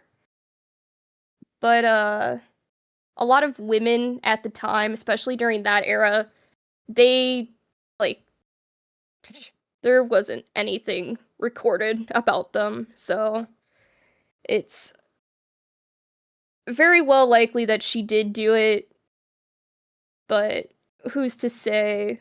We don't actually, I guess, know for a fact. But I still like her story.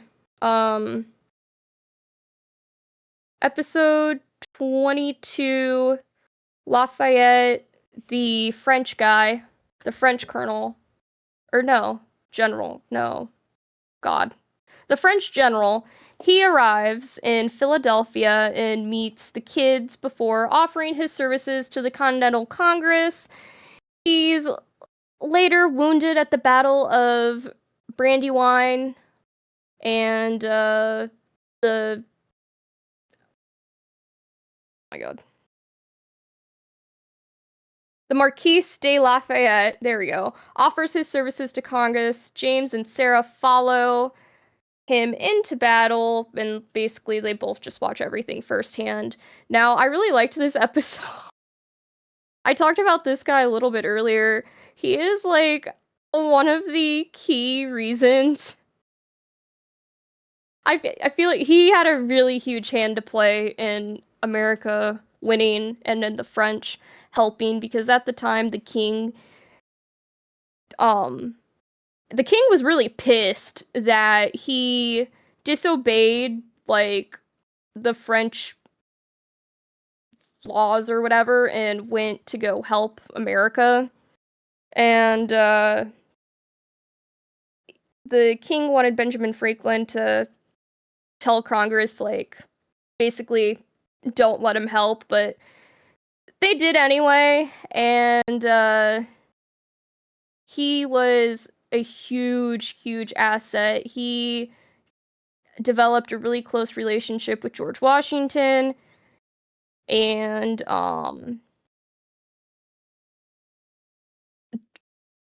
because of his help at that Battle of Brandywine, the Continental, like, army or whatever was able to retreat pretty successfully, and I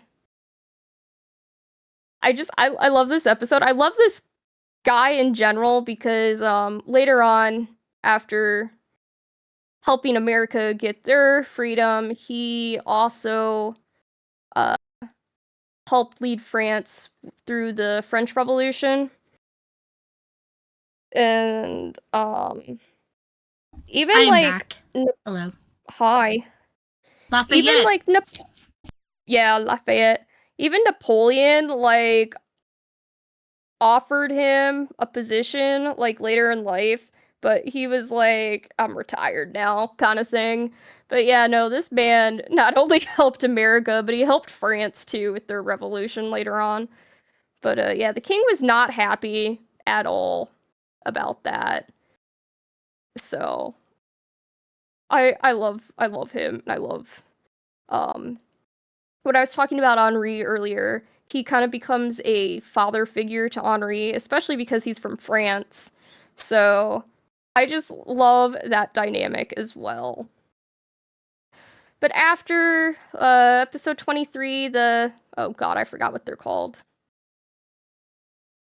The Hessians? Yeah, the Is that what they are? Hessians. Yeah. Hessians?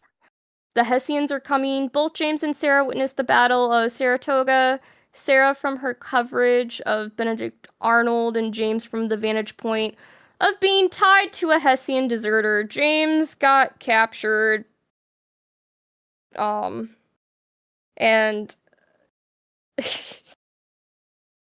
James got captured by, like, he was in, like, a British camp or whatever, and, yeah, he got tied to a Hessian deserter, but the Hessian was like, no, I'm not a deserter, and, like, the one person who can clear my name is, like, severely injured, so he's waiting for him to wake up, but then that guy dies, so then he's just like, oh, well, they're just gonna see me as a deserter, so he and James escape.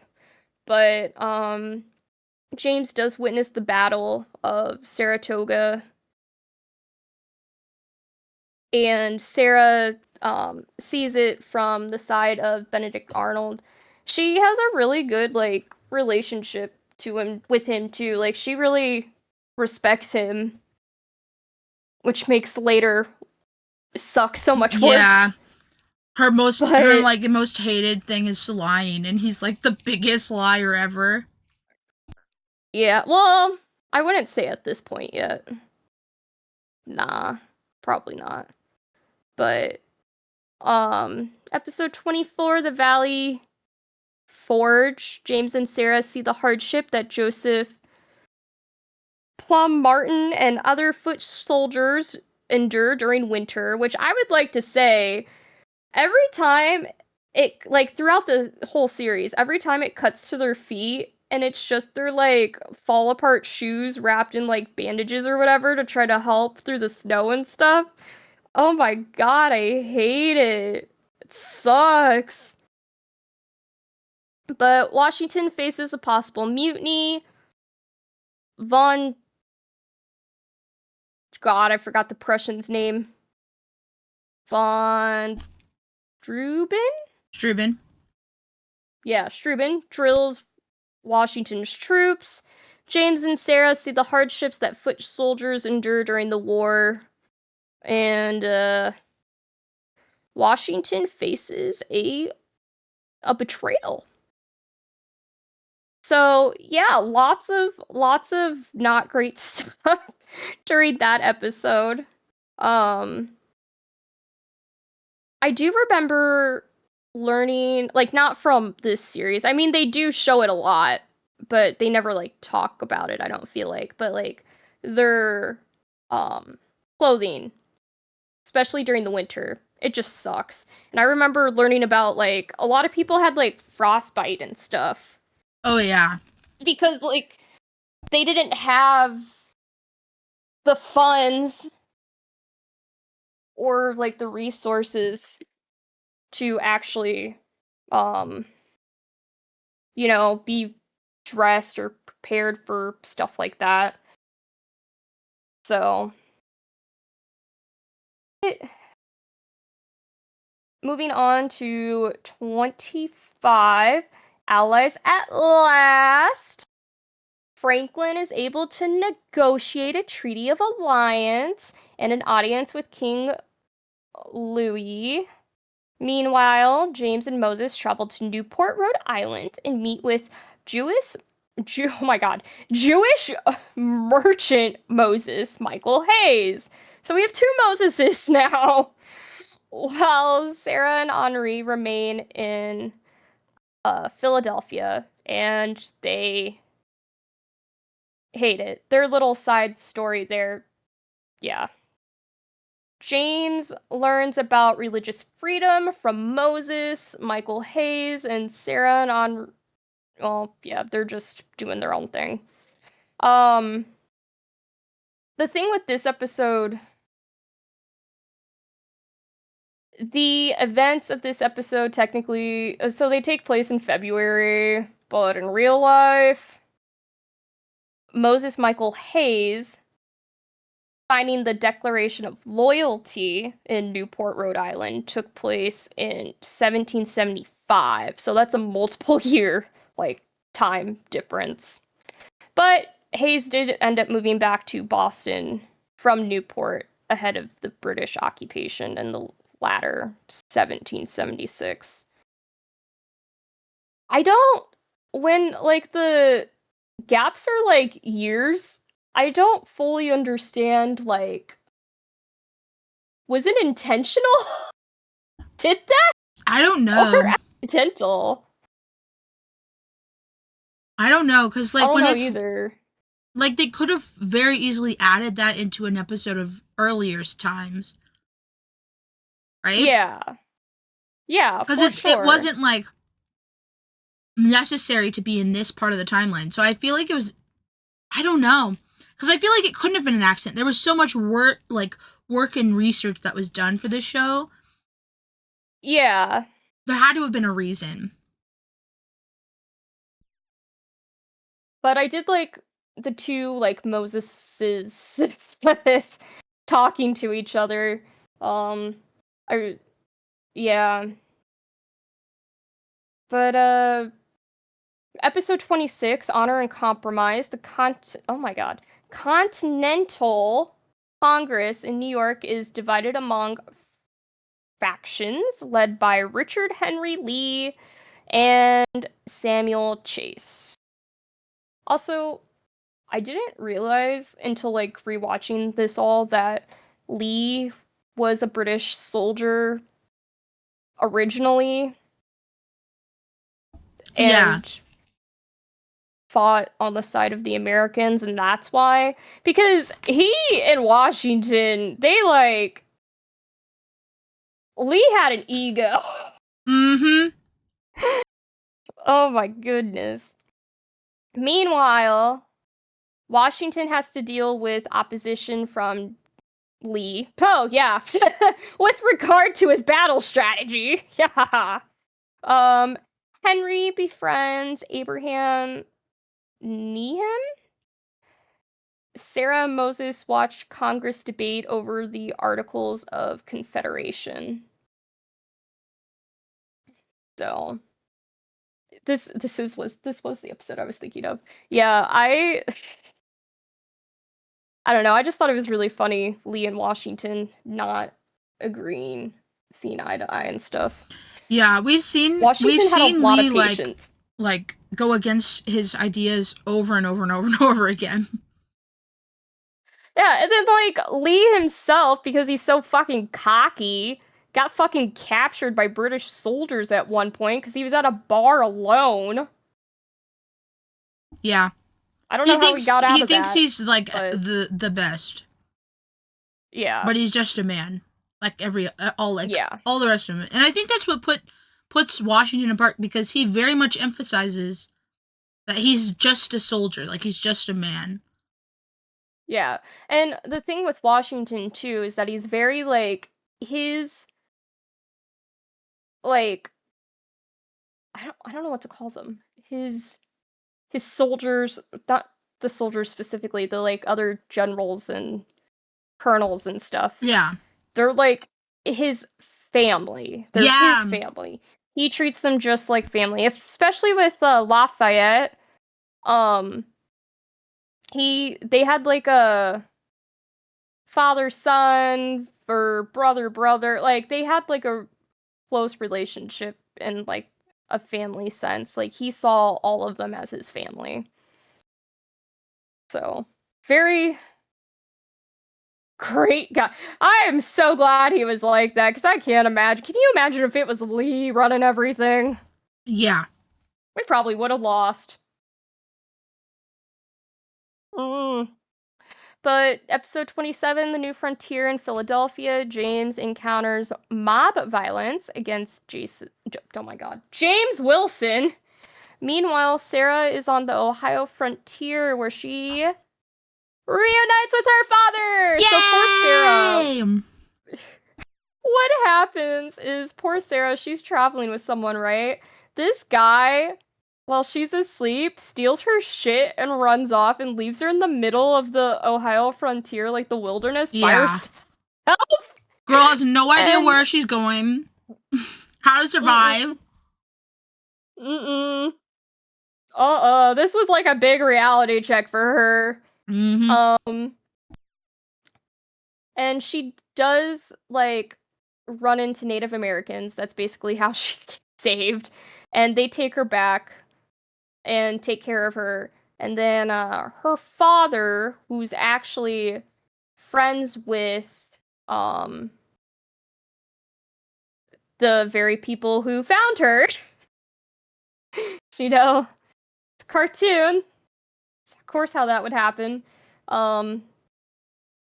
But yeah, she gets reunited with her father. Her father is very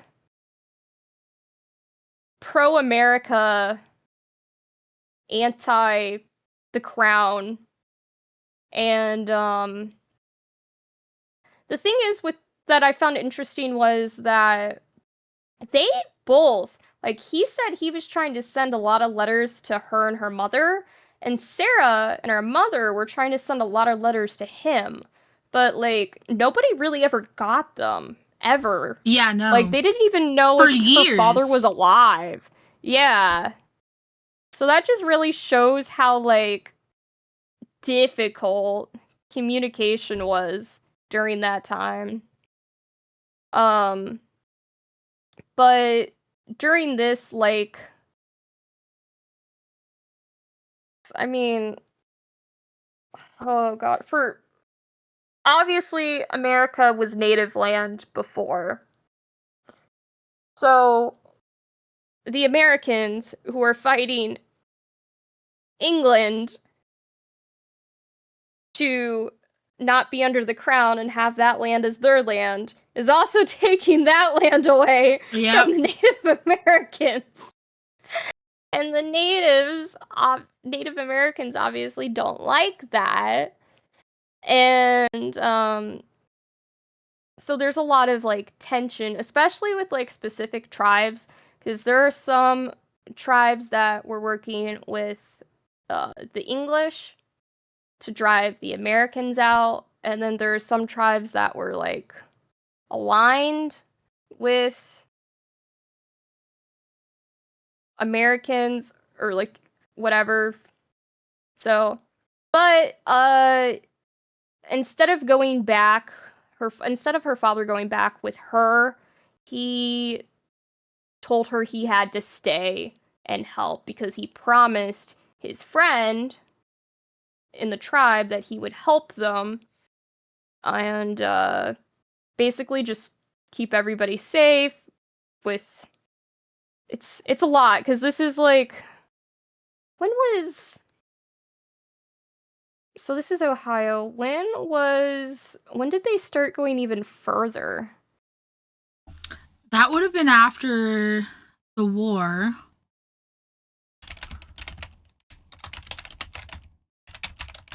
Well, regardless, it's like 1803. the land. Okay, yeah, the land out there is much, much different than, like, the other colonies, like New York and Pennsylvania and stuff. Very, very, very different there. So her father wanted to stay and help the Native Americans because he made a promise and he was a man of his word.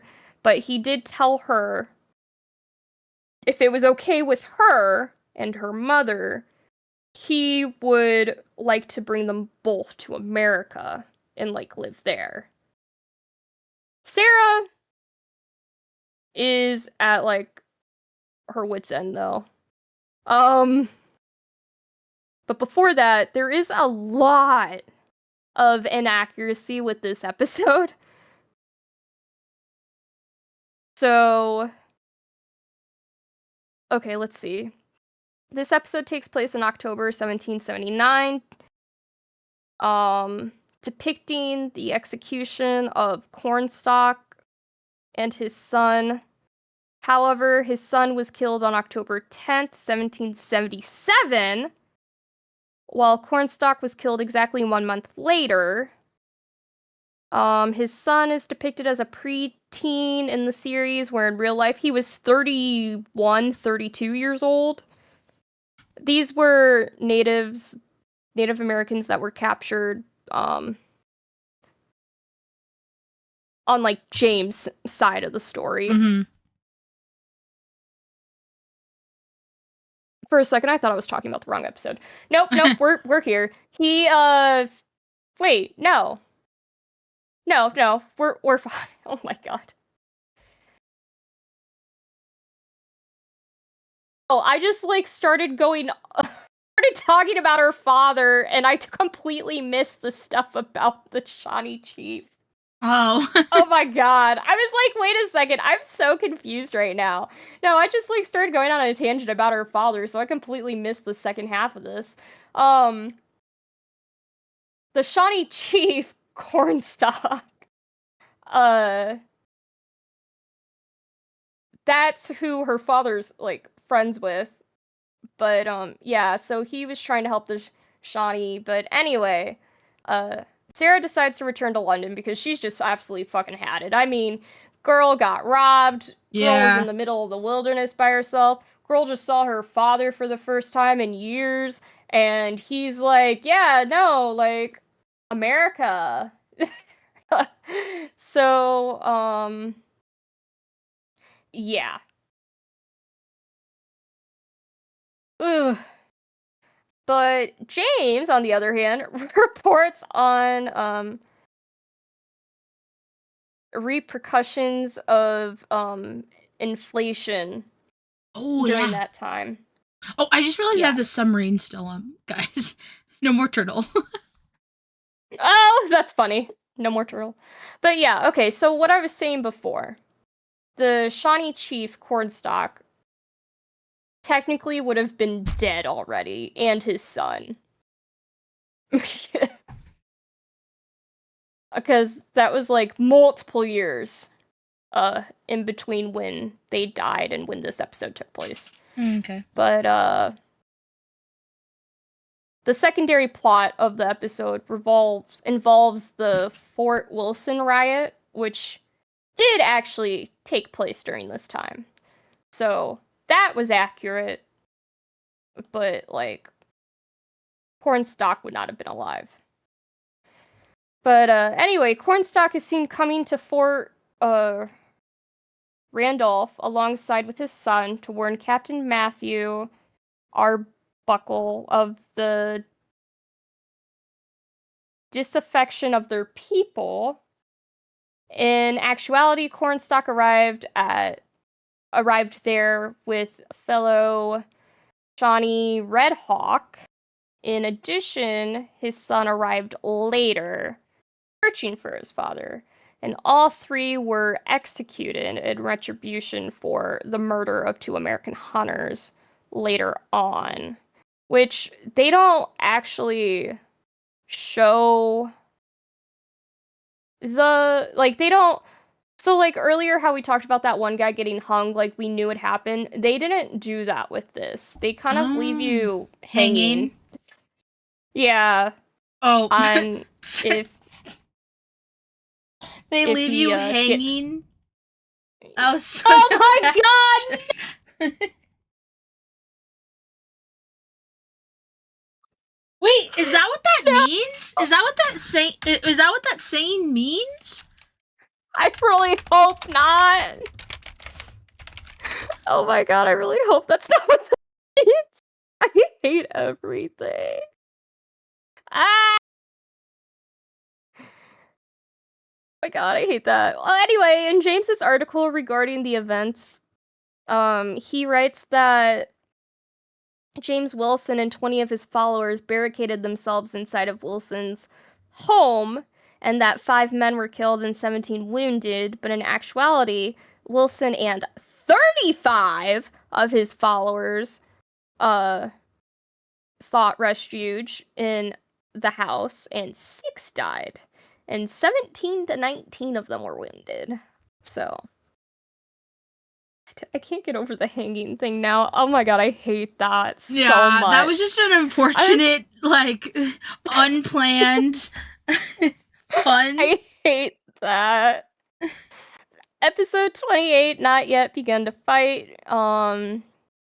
Sarah was shipwrecked on her way back to England. Sarah's rescued by... Oh god, I don't even know if I want to try. John Paul John. Bahome Richard. Yeah. And in the midst of battle, John Paul Jones helps Played her by see... Liam Neeson. Yeah, helps her see where her true loyalties lie. So in this episode,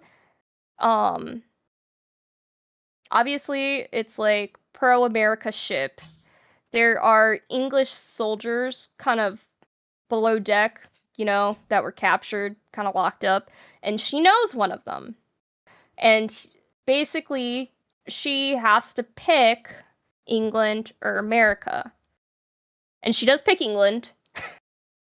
And she lets those guys free in the middle of the fighting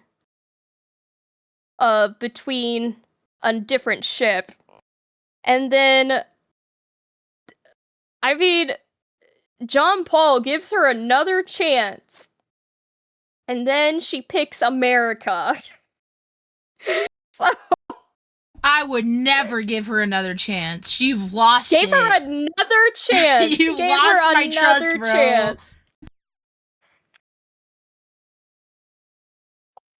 And she picks America. But she's still going back to England. Because she wants to see her mom. Because, she's 16 years old. So much shit just happened. And she just found her dad. Of course she wants to go home and see her mom. Tell her, hey, your husband's alive. My father's alive.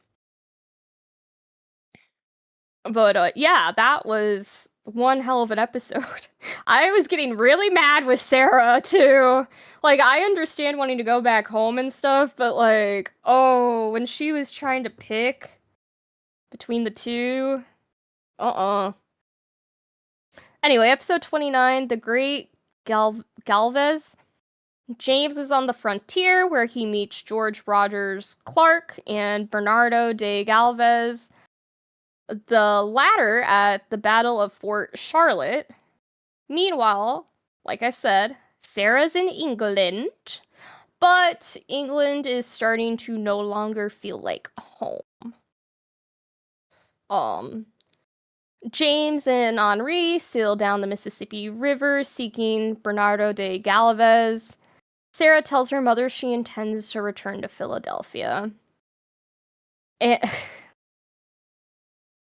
the one inaccuracy with this, I almost didn't even include it, but I thought it was just so small. Do you want to read this one? Okay, let me pull it up. It's Spanish. Oh. Basically, the one inaccuracy is a Spanish word that they use. What's the episode called again? 29, The Great Galvez. Okay, yeah. Yeah. Okay, when Bernardo de Galvez orders his ships to fire upon the British strongholds on the Gulf of Mexico, he says "fuego." In Spanish, the actual word for firing at an enemy is dispare. Just thought it was so funny. They just picked the wrong word in Spanish.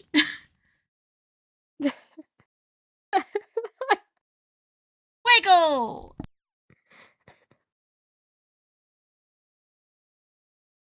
Then we get to episode 30, which I feel like is a palate cleanser episode, because this episode is all about Ben Franklin. So Sarah's back. Pretty sure Sarah and James only had a handshake, if I remember correctly. He stuck his hand out to shake instead of letting her hug him. But she returns from England. She finds Henri fighting with a young boy. Henri explains that he is like fighting with him because the boy was saying bad things about Ben Franklin. Because kids learn stuff from their parents, and his dad says bad things about Franklin. So, you know. But the boy said he only said this because his father said so. Sarah, Moses, and James explain to the boy and his father, because the father comes and gets his son, about Ben Franklin's life and inventions. So, yeah, it's basically just a whole episode on Franklin as, like, a kid, how he grew up, teaching himself, like, schooling himself because his family couldn't, like, you know, afford school. Yeah, it was interesting to learn about his backstory. Yeah. You know what? I think I was talking to you a little bit about this before podcast. I find it interesting that all this was going on, and then doing, like, Ben Franklin IRL was married and had kids. Yeah. And it's like nowhere in this at all. Nope. Did he have a partner of any kind or kids? These guys were his kids, basically. So, yeah. And the one I already forgot the word. The one thing inaccuracy, there we go. The one thing inaccurate about this episode was while handing out the copies of Poor Richard's Almanac in the streets of Philadelphia, Benjamin Franklin is seen quoting some of his famous sayings from the pamphlet, including "a penny saved is a penny earned," when in actuality, he wrote, "a penny saved is 2 pence clear," which I don't know what that means. But it sounds like something they would say back then. Okay, so episode 31, Bostonians. Sarah again visits the Adams family when John is drafting the Massachusetts Constitution and preparing for diplomatic missions to Europe. Meanwhile, James learns the horrors of the war for the Native Americans from Iroquois chief Joseph Brant. And that episode, that kind of hit hard. That hit hard. I'm not gonna lie, that hit hard. James sees the terrible acts committed by the Iroquois and the colonists in New York, and Sarah, obviously, she's reunited with Abigail Adams. We love Abigail. I love Abigail. Abigail Adams is amazing. But yeah, this episode, I actually didn't really get to look too much into Chief Joseph Brant beforehand, like I did with some of the other historical figures that were brought up. But man, I really hate that. I hate it here. I hate that. Because it goes into like I'm blanking on what it's called. The Iroquois. Will Google actually work for me this time, or is it gonna, like, not work again? I don't want to say the wrong word, and my brain is, like, not working. But, you know, like, multiple tribes, one The big... nation? Iroquois nation? Yeah. I can't remember what the word, if it's nation or if it's, like, a different term that was used or what. It's nation now, but I don't know if it was nation then. So. Yeah. I don't know for sure. But yeah, no, that one hit really hard. It was such a sad episode, man. Yeah. It was such a sad episode. This one and the one with the Shawnee really, like, they did not hold back on, like, Americans being, like, the bad guys in the eyes of the Native Americans. No, not at all. So, yeah. Episode 32. This is the big one that I feel like you are so ready to talk about. Benedict Arnold. Fucking. So, at the start of this episode, James is convinced that there's a spy for the British within the on the American side. So James is interviewing Skinners when they capture British spy Andre, who is carrying blueprints of West Point. And finding out where he got them, because James puts together that, or I can't remember who the general or major, whatever it was, that actually like walked in and put it together, but James like also put it together. Anyway, James has to comfort Sarah later because Sarah has like a friendship with Benedict Arnold. Benedict Arnold is an asshat and was a traitor selling the American secrets to the British for a while. Not the whole time. No. Just But for a while. Long enough. Yeah. General Arnold is unmasked as the traitor. Sarah is deeply upset by Benedict Arnold's act of treason and views it as a personal blow. I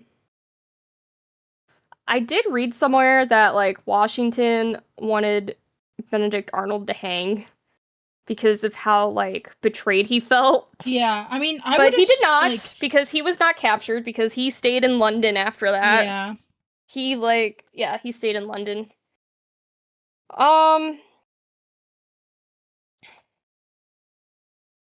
Yeah, I didn't realize that Benedict Arnold was a traitor. I didn't remember until it happened, and then I was like, oh yeah, I remember that. No, it was complete surprise for me. I was like, what the fuck? Looking into it, though, I kind of understand. Like, he never gave a recorded reason, but there's a lot to infer from what was going on at the time. Mm-hmm. He, despite being one of the, like, better generals and stuff, Congress kept passing him up for promotions. And there were, like, other people, and, like, there were a lot of there was, like,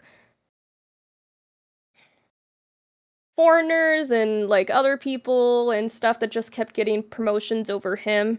And he felt really, like, especially in the episode, that's kind of the reason they, like, kind of pictured, is because he was getting frustrated with Congress for getting passed up a lot. But in reality, there was also some money issues going on, and he was married to a loyalist as well. His wife was a huge loyalist to the crown. Oh, I didn't know that part. Yes. So, on top of being upset with Congress, and, like, he tried to leave twice. Like, just retire. He tried to retire twice, but Washington convinced him both times to stay on. So it got to a point of he was just fed up. And on top of that, he got married to a loyalist, and she also lived highly and was kind of going through money Lavish, quickly and stuff. So, yeah, I can understand why. Do I agree? No, but I understand why.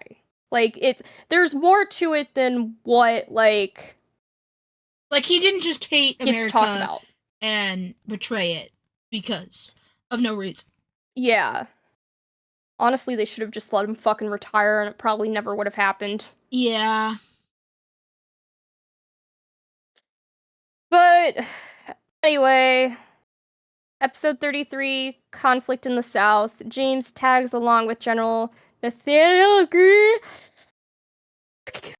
campaign in the South. Meanwhile, Sarah's horrified when she finds out that Thomas Jefferson owned slaves. Thomas Jefferson admits that he does not like the fact, like, he doesn't agree with slavery, but he owns slaves. Yeah. Sarah hates it so much. Me too, boo. Yeah. James and Henri follow the efforts of General Nathaniel Greene. And then, yeah, Sarah was writing basically a hit piece about Jefferson the whole time. But then there's this, like, they have this, like, heart-to-heart moment kind of thing, I guess, and she decides not to write it anymore. Because basically, this whole time, because Sarah's, like, so against slavery, this whole time, when she argues with these grown-ass men about slavery, each time it's always, like, they can't also focus on that. Like, it's like its own separate issue. Yeah, that will have to be, like, taken care of after they take care of this. Yeah, like, Yeah. they have to do one before the other, or else there wouldn't be, like, anything. But, yeah, that's basically how it keeps getting put off. So, episode 34, Deborah Sampson. I really liked this episode. I had no idea this chick was real. Whoopi Goldberg. Love that. So, Sarah meets Deborah Sampson, a female soldier who enlists under the identity of Robert whatever. I don't know. It's not, it's just an alias. But Robert. Meanwhile, General Washington attempts to organize an offensive with with a different general from their base in Rhode Island, and attempts to organize a peace conference with the British. But basically what happens is Sarah, Samson gets shot. Can't remember if it was the arm or the leg. Because Lafayette was the leg, I think. So I think Samson was the arm, shoulder, thigh. I don't know. She gets I shot. can't remember. She got shot, and obviously the doctor finds out she's a female. Sarah doesn't know right away. Sarah's just sitting by this lady's bedside and talking to her, and the doctor walks in. Obviously, the doctor she did not want the doctor to take the bullet out. Like, Samson, IRL, I guess, took it out herself. I don't think that happened in the show. She said she'd do it herself, but I don't think that happened in the show. Probably too, like, they didn't show it. Yeah, at too least. graphic of an idea, maybe. Yeah, but she did in real life take it out herself. But yeah, basically you get her backstory and how she had to hide that she was a woman because, again, women have, like, no rights, and so women weren't allowed to fight. So she, like, God, she was able to play it off for a long time, too. Was it a year? There are a lot of stories like that from both the American Revolution and the Civil War. Like, if you go to, like, the presidential museum we have in our state, there's a ton of pictures that include females that disguise themselves as men in the Union. I will say the one thing that, because Deborah didn't want people to find out, because she didn't want to be dishonorably discharged, which the way they talked about it made it sound like if you were found to be a woman, you would be dishonored. Yeah, which doesn't make any sense. Yeah, and she was afraid of that. But she was actually honorably discharged at West Point, New York in 1783. She's a badass. How long? For some reason, like, I can't Google anything right now. It keeps crashing for me, so I don't want anything else to crash, so. But, anyway, episode 35, James Armistead? Yeah. Armistead? Armistead? James. I also had to look into this because I didn't believe it was real at first, but holy shit, this guy's so cool. This guy is amazing. So,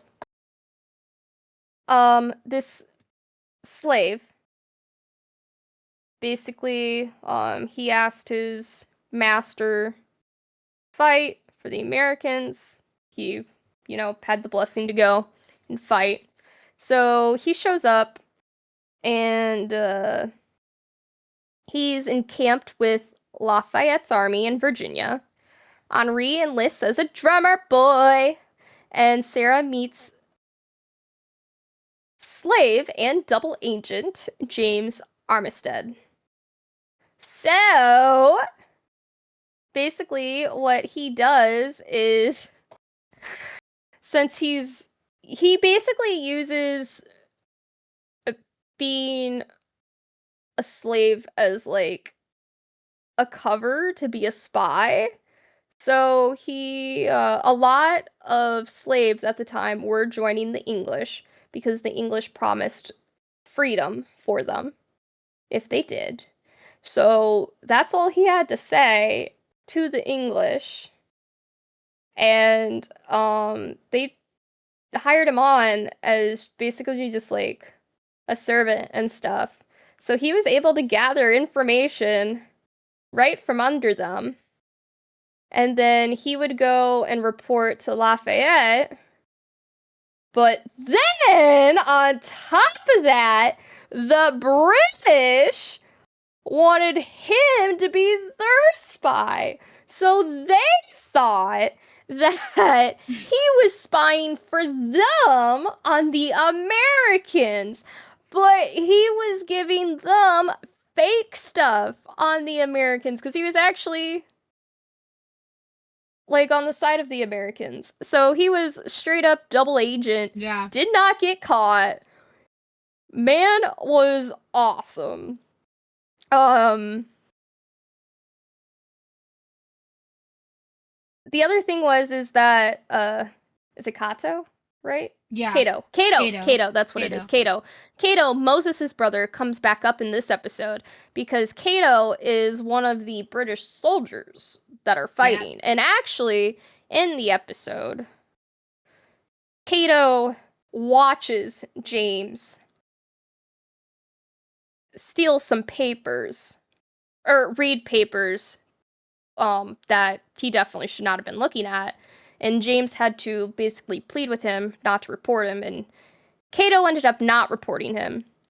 But he brings it up to Lafayette in front of like Sarah and them. And when they say Cato, Sarah was like, you need to find out if this is Moses' brother. Then like they do find out it's Moses' brother. And then they tell Moses, and Moses is trying to get there because like he doesn't want his brother fighting, dying. Like he wants to save his brother. Yeah. But yeah, Sarah and Henri worry about the fate of James because like he would be gone for long periods of time and stuff. So like you never know when stuff like that happens if somebody got caught, especially if they're being a double spy. Like holy shit. James follows Washington and Henry Knox, and then of course like Moses learns about Cato and he's trying to get there. Now the inaccuracy with this one is that Lafayette's encampment, the Grand Union flag, alternating red and white stripes, and the canton being the flag of the Kingdom of Great Britain. It's basically the flag. There's a lot Yeah. there. It's the flag though. So then we get episode 36, Yorktown. James and Sarah witness the epic battle of Yorktown. Meanwhile, Moses' brother may not get the freedom he was promised because the Yep. British lost. Yeah, this was kind of fucked up. So the what were they called? The Hessians? Hessians. One of the like Hessians was like getting mad at how the British were treating the basically the slaves they promised freedom to and stuff.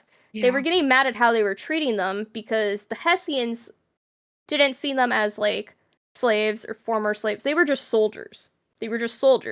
And the British were, you know, not being great. So, Per usual.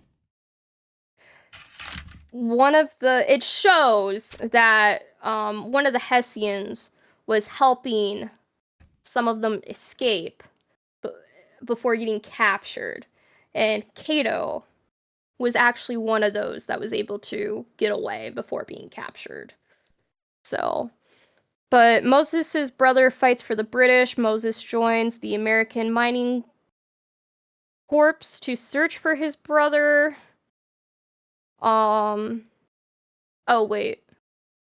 No, yeah, that's the same episode. Okay. I thought I skipped again. But yeah, it was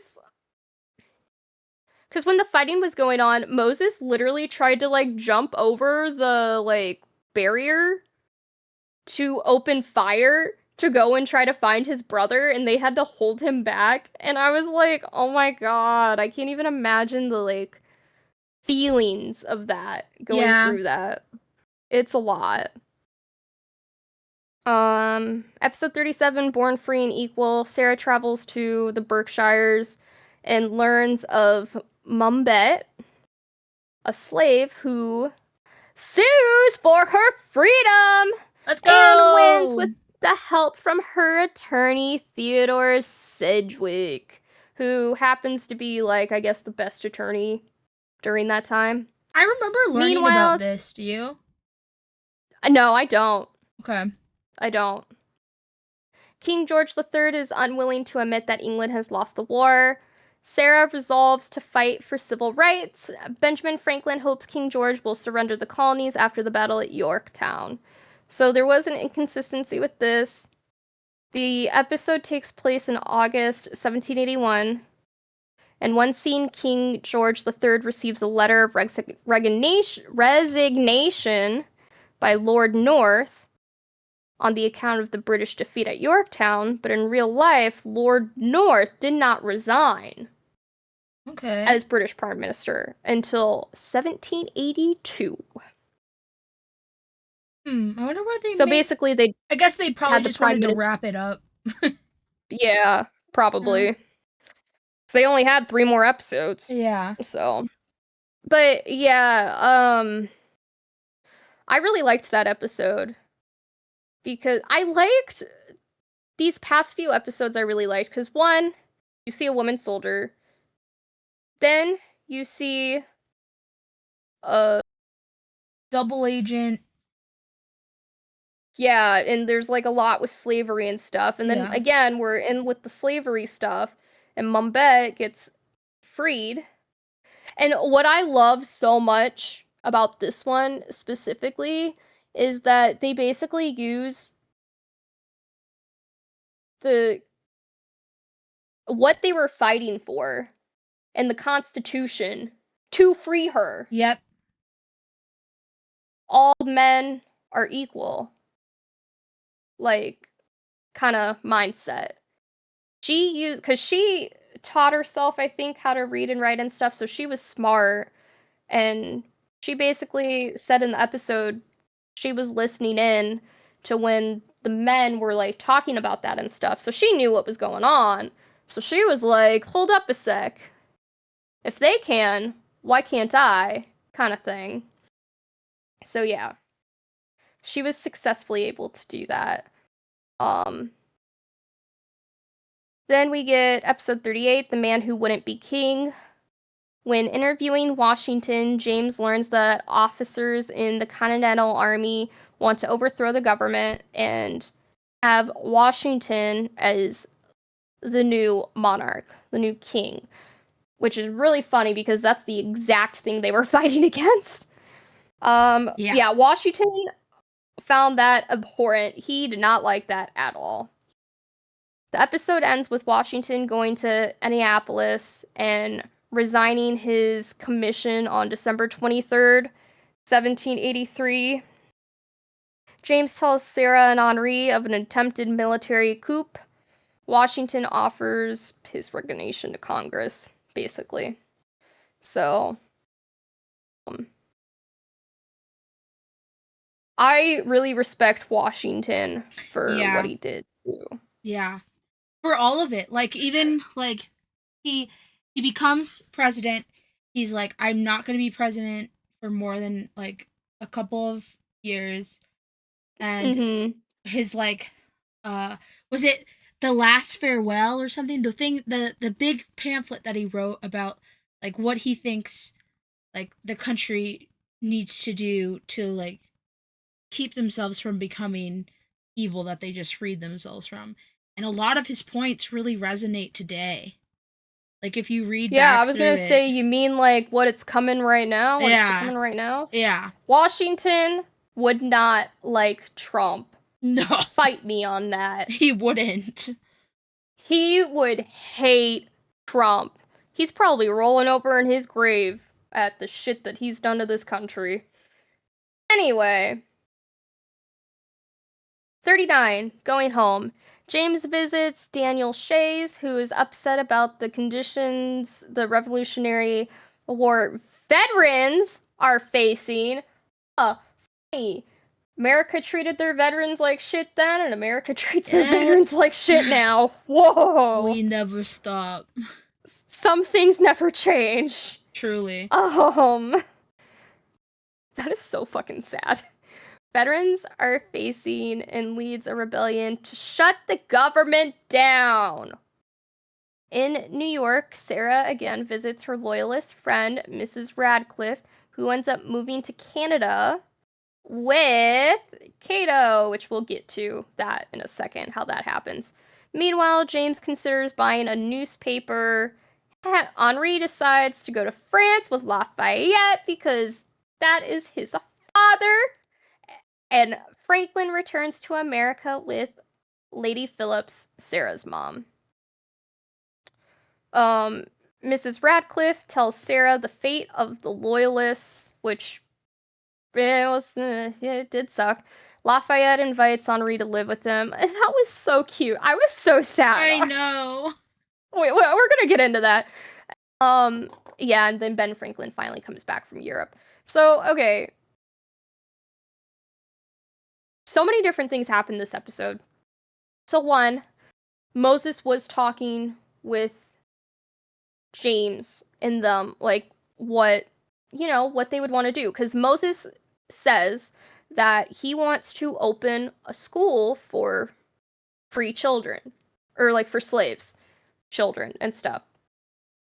Like, he wants to teach the young how to read and write and stuff. He's been teaching like, the young. Yeah, he's been doing. But he wants to open a school for children, like, that are products of slavery and stuff. So that's what he wants to do. James talks about how he would like to run his own newspaper, basically, when he gets older. Sarah... So it wasn't this episode, it was actually the episode before when she was with the lawyer in Mombet. Or maybe 2 episodes before. 2 episodes before. But she makes the comment that she's really interested in law and maybe she'd want to become a lawyer in the future. And the lawyer turns around and goes, "Women aren't lawyers." And then she turns around and she goes, "Not yet." And he's like, "Yeah, yeah."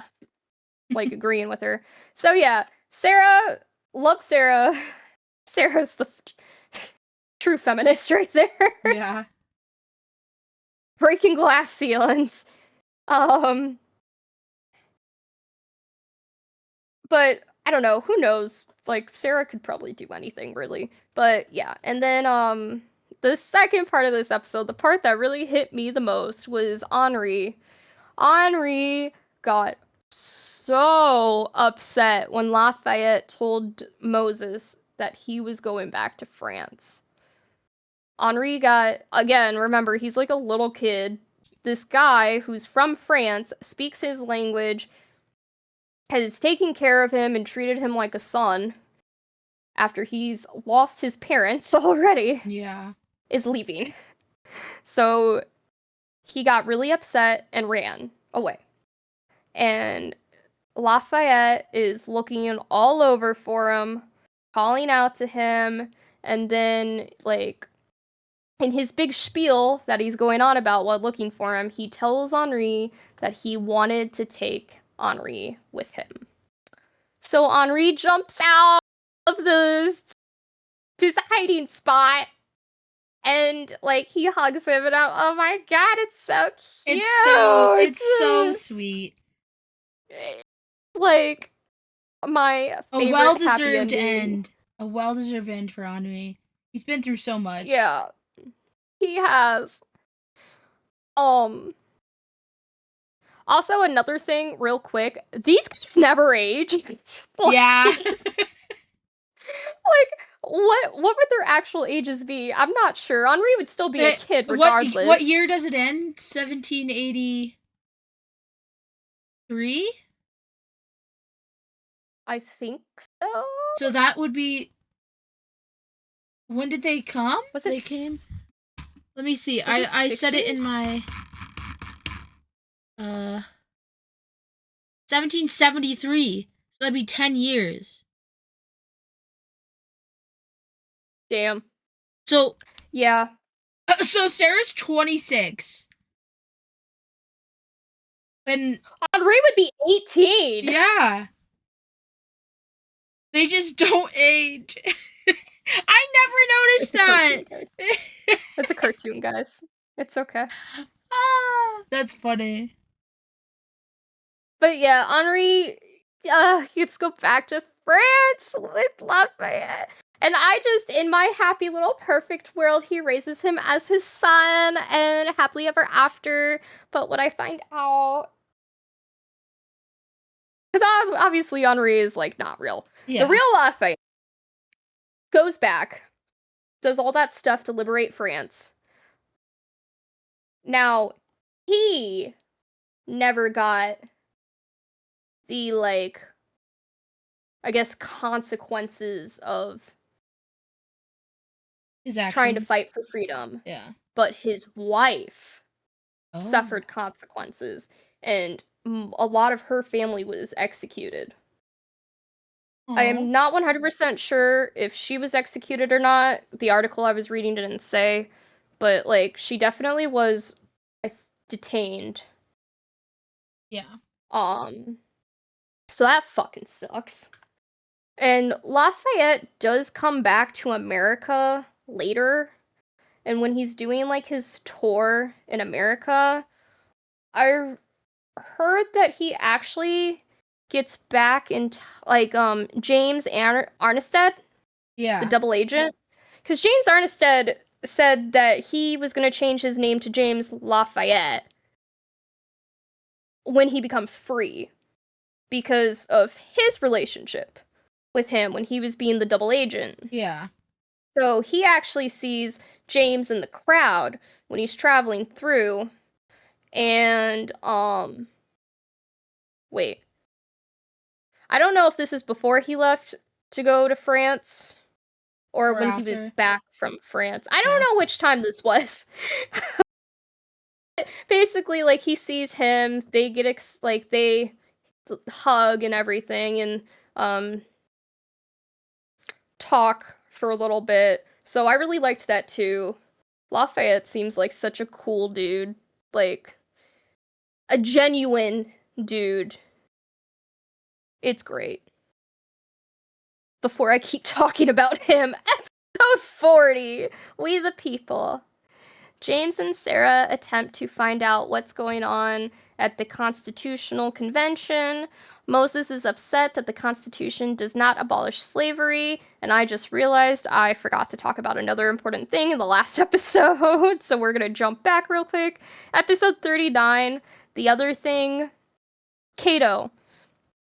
Moses does find Cato, and they run to Sarah, where Sarah's at, because Sarah's friend, who was a loyalist, the loyalists are getting kicked out, and King George, despite the loyalists being loyal to him, doesn't give two shits, and basically gave them winter clothing and farming equipment, when Miss Ma'am is a high aristocrat lady and has no idea how to farm and has to travel by herself to Canada in the winter or whatever. So, in order for Cato to be a free man and not a slave, Cato goes with Sarah's friend, Mrs. Radcliffe, and instead of like being a slave, he offers to like help her with the farming and stuff. Yeah. So he's a free man. They're helping each other. She's sneaking him into Canada, and he is helping her survive. They are helping each other survive. Yeah. That I really liked. And Moses was okay with Cato going because basically he knows that Cato's going to be a free man. He's going to be okay now. So, okay, back to We the People. James and Sarah attempt to find out what's going on at the Constitutional Convention. Moses is upset that the Constitution does not abolish slavery. Benjamin Franklin predicts that it will take another war to end slavery, and he is so right. Yup. Meanwhile, Moses opens a school for African American children. Moses resolves to basically, like I was saying before, open a school for free black children. Sarah reunites with her parents. And basically the very end of the episode is James, Moses, Benjamin Franklin, and Sarah all walking away, just talking. That's the end of the episode. Yeah. They're just walking off The end into of the series. Yeah, walking off into the distance, just talking about the future. So, and in my world, James and Sarah get together. In a lot of people's worlds, Lila. In a lot of people's worlds, that's what happens. Yeah. Like, maybe James does open his own paper, and Sarah can either, help run it, or maybe she becomes a badass, like, one of the first female lawyers. Who knows? Yeah. Sarah can do anything. I will say, before I forget, one thing that really hit me with these past couple episodes, James's very strong opinion on the First Amendment. Freedom of speech. Yeah. Freedom of the press. So strongly.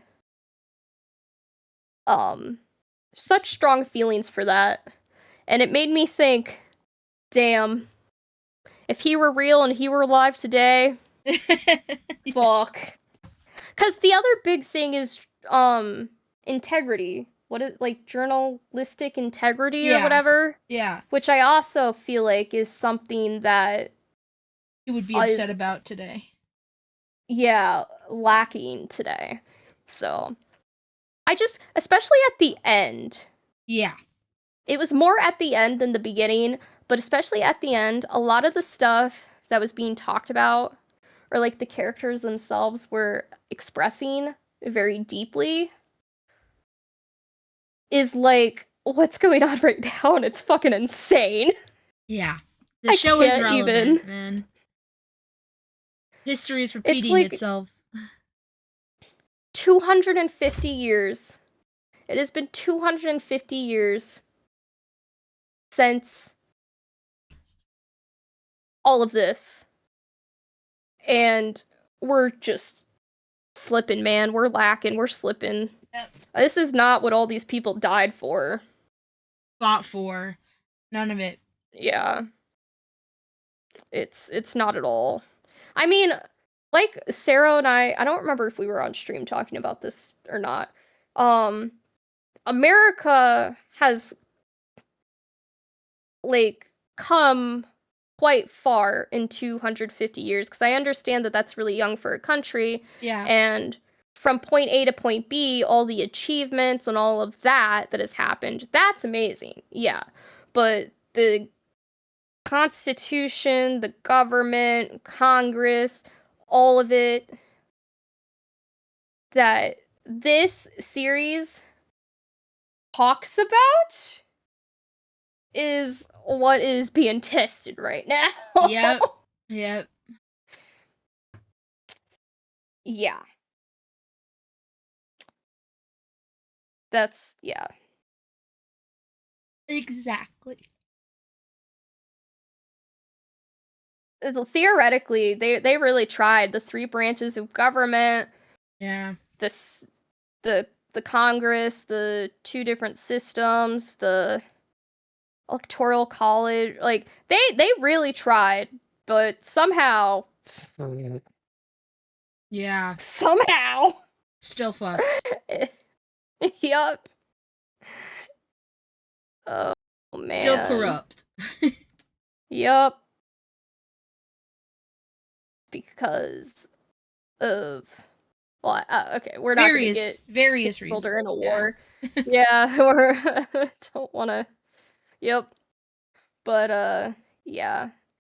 It is such a cute, well, okay, not just cute, but like it is such a good cartoon, and most Yeah. of it is very like historically accurate. Yeah. And It's mostly like, just a really like good date way. changes, and I don't think that that's impactful enough to like worry about when watching. Mm-hmm. I definitely think that even like as an adult, it just show that you should just try, because it has so much Yeah. information that is relevant to you, and it's explained in a way that it's very story like, so it doesn't feel like you're learning about like a school subject. It's like you're like listening to a story, and the characters are so likable, but they have so much like depth, and the voice Mm-hmm. acting is all so good. Like I don't think there was anybody in there that was like awful at voice acting. Yeah, no, the production of it was really good. Like the message was really good. And like honestly, another thing this show made me realize is that there are not enough Americans that actually know what the hell happened Yeah, and no. what our actual like constitution and stuff like mean, Yeah. especially in the government. This should be mandatory Uh, watching for the 250th anniversary. yeah, right. This is what the FCC should have been putting on the channel. Oh, but no, they took funding away. The government took funding away from fucking PBS. We Yep. love it here.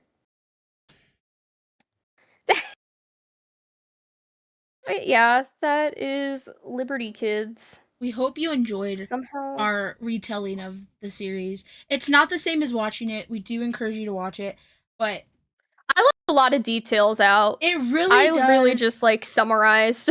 It really does go through so much important stuff from that time period that like you can't absolutely include everything like in our brief Yeah. summaries of a 20-minute episode, you know.